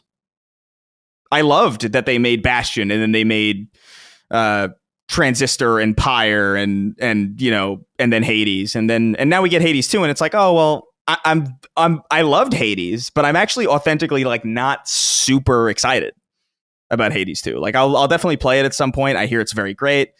There's so much to play right now. I can't even imagine playing that game at the moment. But I'll play it and I'll like it. But I imagine I'll feel the same way that I do about Ghost of Yotei, where it's just like, yeah, okay, this is good. But like I don't know. I think fans want the core fundamentals of what they love about a particular IP or a particular game to also move forward in directions that they themselves didn't know they wanted it to move. You know, I think they want that familiarity, but they also want something to latch onto that differentiates it from the thing they played before, because otherwise it's just more of what they played before. And I think there's value in just kind of understanding, even just through a studio's legacy. Like you think about what Judas is going to be in comparison to BioShock Infinite. No doubt there's going to be no fucking doubt there's going to be a fundamental similarity, a fundamental feel that is consistent. You're going to play Judas and you're going to be like, oh, this part feels like BioShock Infinite. But I assure you, there's like a huge swath of that game that's going to feel nothing fucking like it. And I think that's what people want. They want a foundation that they know they're going to love with new shit to excite them. Because otherwise it's not exciting. It's just good. It's kind of like going to your favorite restaurant, you know, where it's like, okay, I'm getting this again and it's reliable and it's cool and I like it, but it's not exciting. I think people want to be excited. What do you think, Dustin? I wanted to kind of take this from a different aspect of the question where he says like what it means to be a fan, and nowadays fandom is totally different. It's funny because the internet was kind of the ultimate awesome thing where it's like you can connect with people that are interested in the same things as you. Like we were talking about on our Silent Hill F spoiler cast, like the Silent Hill community or fans, whatever. And how, I don't know, back in Silent Hill 2, you'd probably need to search out a Silent Hill fan site in order to interact with these other people. It was much more niche. But now, literally every fandom, including the AIM community or the Shape community, has their own subreddit. And so the internet's greatest, one of the best things about it, has also now become one of its most annoying aspects, in that fandom has become this thing that is like all consuming of people's identities. And I know on the surface, it's like the three of us here, we are doing a PlayStation podcast, but obviously PlayStation is a core part of what our identity is professionally. But like, if PlayStation does something bad, or you can kind of see this right now with the Xbox community, how certain people are melting down and reacting, because it's like, this is what they've built their entire online identity around. So it's like, what are they going to do now? So it sucks. Making anything that any like brand IP, as much as you love it, you know, I'm wearing an Evangelion hoodie. I wear a bunch of Evangelion stuff. So maybe I've made that part of my identity, but it gets weird when you get into these the fandom communities where suddenly there's like a dick measuring contest. Who's the biggest Evangelion fan? Oh, you didn't watch this, or you didn't like this. Name You're all of the critical of episodes. this. Yeah. Or the movies, And there's whatever a it whole is. thing right now in Silent Hill where it's like, is Silent Hill F really a Silent Hill game? Doesn't take place in Silent Hill. Which, I mean, dude, saying it doesn't take place in Silent Hill and that's why it's not a Silent Hill game. That's the indicator. Fake fan, you know what I mean? So yeah, I'm joking about it right now, obviously, but there is some truth to that too, where it's just like, I don't know. I guess I'm just kind of openly complaining about the state of fandoms online and how they often can ruin fucking everything. I mean, just look at the Undertale community, dude. I think that also Toby Fox, I think, has maybe not openly said, but I've heard that he like openly dislikes his American audience from the game because they are just fucking cracked about Undertale and they make it literally everything about themselves. Just not healthy. Yeah. So yeah, the internet, it's done some great things. It's done some horrible things. Just enjoy what you like to whatever degree you like, you know? I think of like when I was in high school and this one guy I knew, he's like, you see that girl? She's wearing a Def Leppard shirt. I bet she doesn't know any Def Leppard songs, you know? And I was kind of at the time like, yeah, you know what? You're right. Fuck that girl for copping a style that she doesn't belong to. And now I think about it, I'm like, I don't care. Like if someone wears an Iron Maiden shirt because they thought the shirt was cool, great. There's no reason to take it that seriously. Yeah, I don't take very many things that seriously, to be honest.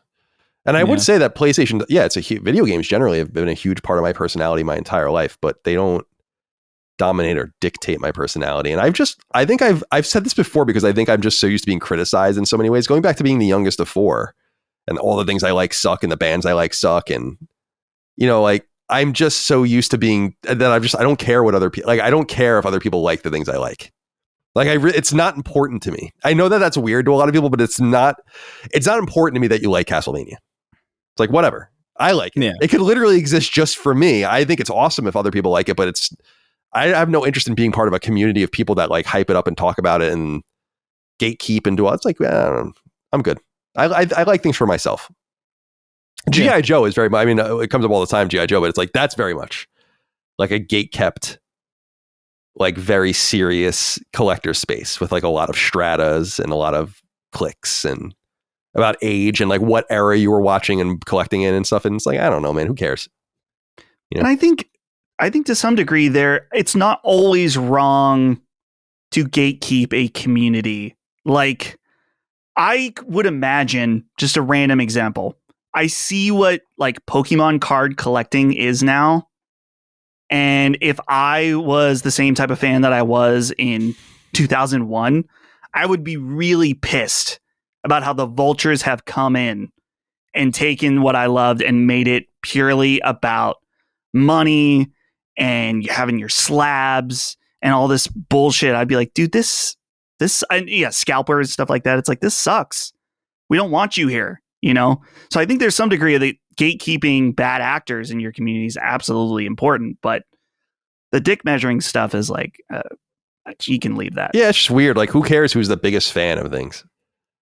Or who understands what real Silent Hill is? You don't understand what it really means. Come Yeah. All right. Two more. Trevor Cannon wrote in and said, "Hey fellas, I check the PlayStation app almost daily, and every time I notice that sad ass little PlayStation Stars icon sitting next to my profile. First off, why is it still even there? And second, when the program ended, I was only about 100 points away from earning a gift card, which just adds insult to injury. Looking ahead, I'm really curious about what's next for PlayStation's loyalty program. In my opinion, this topic deserves more attention than it's getting, especially considering what Xbox is doing right now to kill their fan base. A revamped loyalty system could be a major advantage for PlayStation, further strengthening user engagement and loyalty heading into the PS5 and PS6. What do you guys think? What I think is that there's an Achilles heel to the entire idea of a loyalty program in the video game space. And I think it can work. But the reality is that the people, and I was trying to kind of figure this out with PlayStation Stars, like, why didn't this work better? And I think a major reason for it, let me give you an example. I order Domino's once in a while, and you order points, right? Towards like an item. And you get emails every so often, or I do, saying like, you have 2 weeks left to use your points or they go away. And you eat pizza pretty often, and maybe you order one once a month or whatever, and so you're cool. It's like, all right, yeah, it's time to spend, and I'll get this free Coke or I'll get this free bread or whatever. In other words, it benefits everyone, and the heavy users are going to use it, but it kind of encourages naturally because you have to eat and all that kind of shit to like use the points.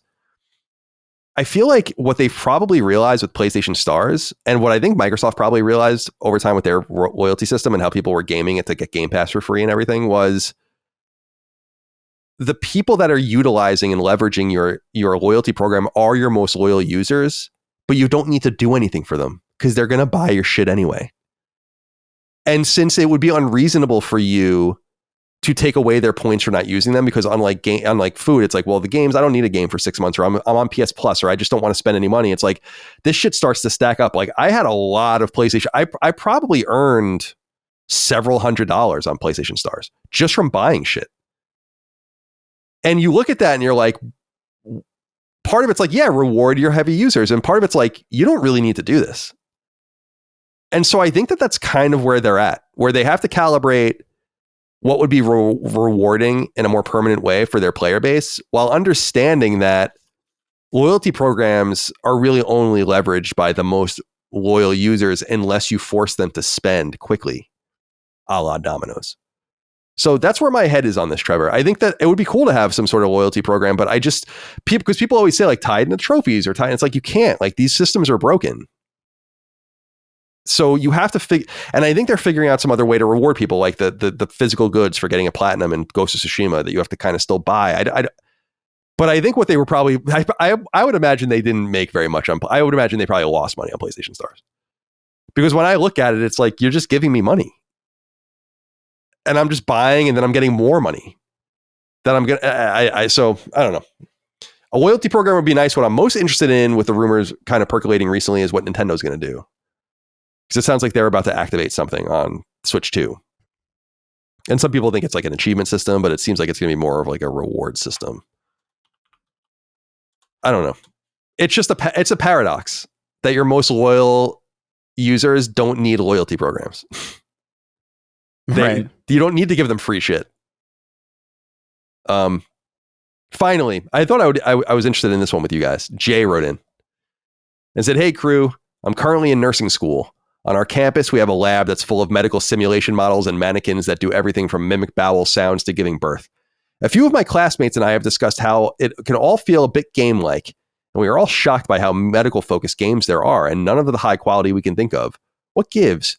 Medical dramas are one of the classic television genres. Why aren't there any games outside of Surgeon Simulator putting you in the shoes of a doctor or a nurse, or that you have you building and managing hospitals and trying to fix the healthcare system?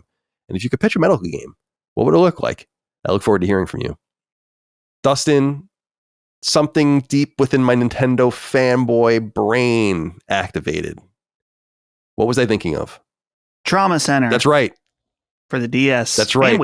That's right. When I saw this inquiry, it was like came back into my mind. I'm like, Trauma Center, Atlas, of course. And I was doing a little research on Trauma Center. I didn't realize there's like quite a bit of crossover between the Persona team and the people that made Trauma Center. Like the director of Persona 3, I think, created Trauma Center, which is like was the designer of it. Trauma Center was kind of like a visual novel. DS was awesome for these kinds of games, and it later went to Wii, which was also good with the Wiimote for these kinds of games. Not probably exactly what you're looking for, but there are there's 4 Trauma Center games, and then there's Trauma Team, which was the last Trauma Center game, and that was a Wii game. So Jay, if you're looking for something out there, Trauma Center is kind of the melding, very Japanese, of course, but the melding of the drama with some activities that were good with the little stylus on the DS and on the Wiimote. So good. It's good that you knew. The other game that immediately came to mind, because he specifically mentions building and managing hospitals, is 2 Point Hospital. Right. And Veeam Hospital back in the day, right? Yeah. Yeah, 2 Point Hospital. There you go. So that's another great. But we watch football, obviously, in this household. So we see commercials for like all these different sitcoms and these dramas on the networks. And have you guys seen the show? I think it's on Fox called Doc. It's about the woman. Again, we only know this because we think it's so funny too. Woman gets into this is where medical dramas are. Woman's a doctor, gets into a car accident, loses 8 years of her most recent memories, but still knows how to be a doctor.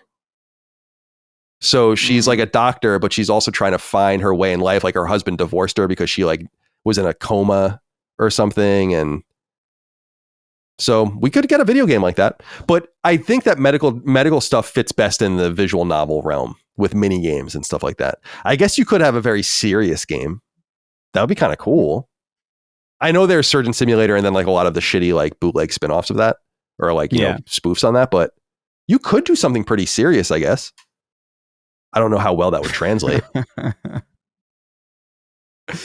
I just can't imagine it. I can't imagine it. When you said Nintendo, I was thinking, oh, Dr. Mario is the only thing that I know. Oh yeah. That's a good answer. That's a valid answer. Yeah, it's not really a medical game though. It is Tetris, but or like some weird version. So I think it's I just don't know how you would make doctor gameplay compelling in a scenario that didn't also kind of undercut the seriousness of it. Yeah, I think Surgeon Simulator works really well because it is that gameplay, but it's so unserious. And it is so like hyper, like it's loony and absurdist. Yeah, it's like in the same theme as like a Danganronpa almost, or like Phoenix Wright. Yeah, it would have to be something like that. You couldn't have like you couldn't have like Alan Wake, but instead of an author, he's a doctor. He's a doctor, yeah. Because like, what would that gameplay even be? They should do like a DS. What is it? DSM-5 rather now, or is it 6? They should just have a game where you diagnose people, like they come into your office. Oh, like LA Noire almost. Yeah, like right. Where you're just like you interview people and you're like you're autistic. Right. And then you digitally flip through the manual and you try to find like. Yeah, it's like a medical fusion of LA Noire and like Papers, Please. Right. Right. Get on it. Oh man, I like the idea though, Jay. Good luck in nursing school. It's tough. Went to a college with a lot of nurses. They were always studying. I wasn't.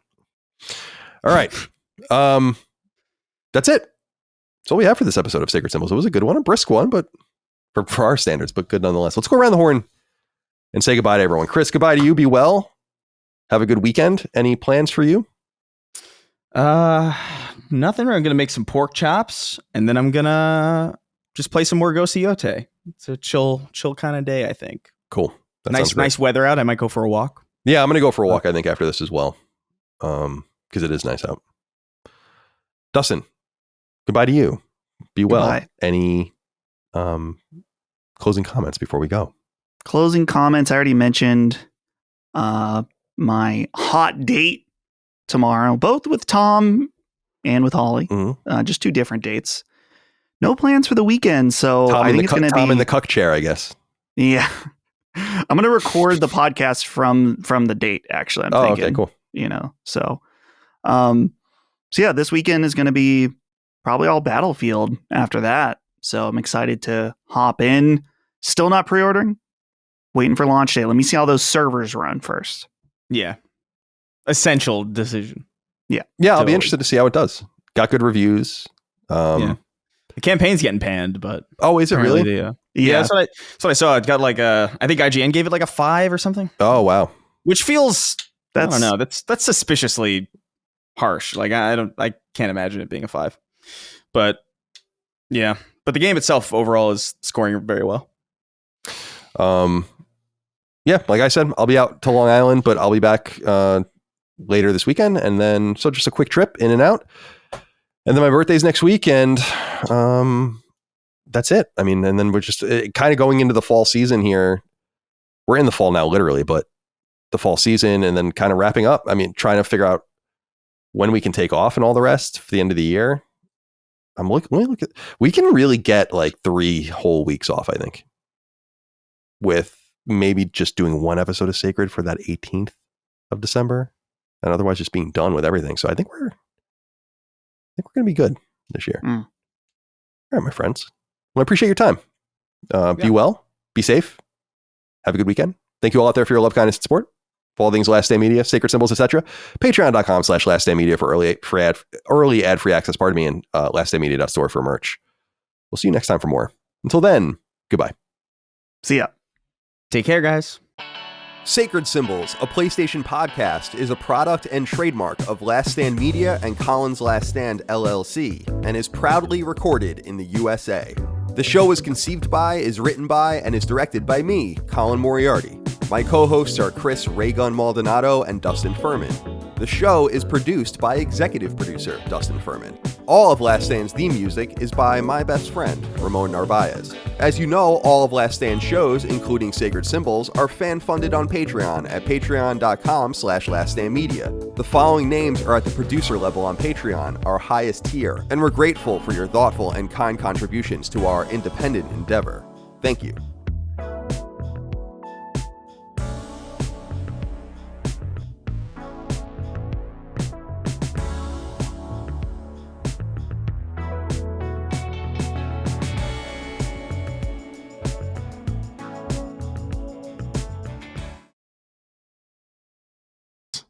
It's like Oh, did we lose Indiana Chris? Jones or some Did shit. we lose Chris? What? I'm Oh. right here. What do you mean?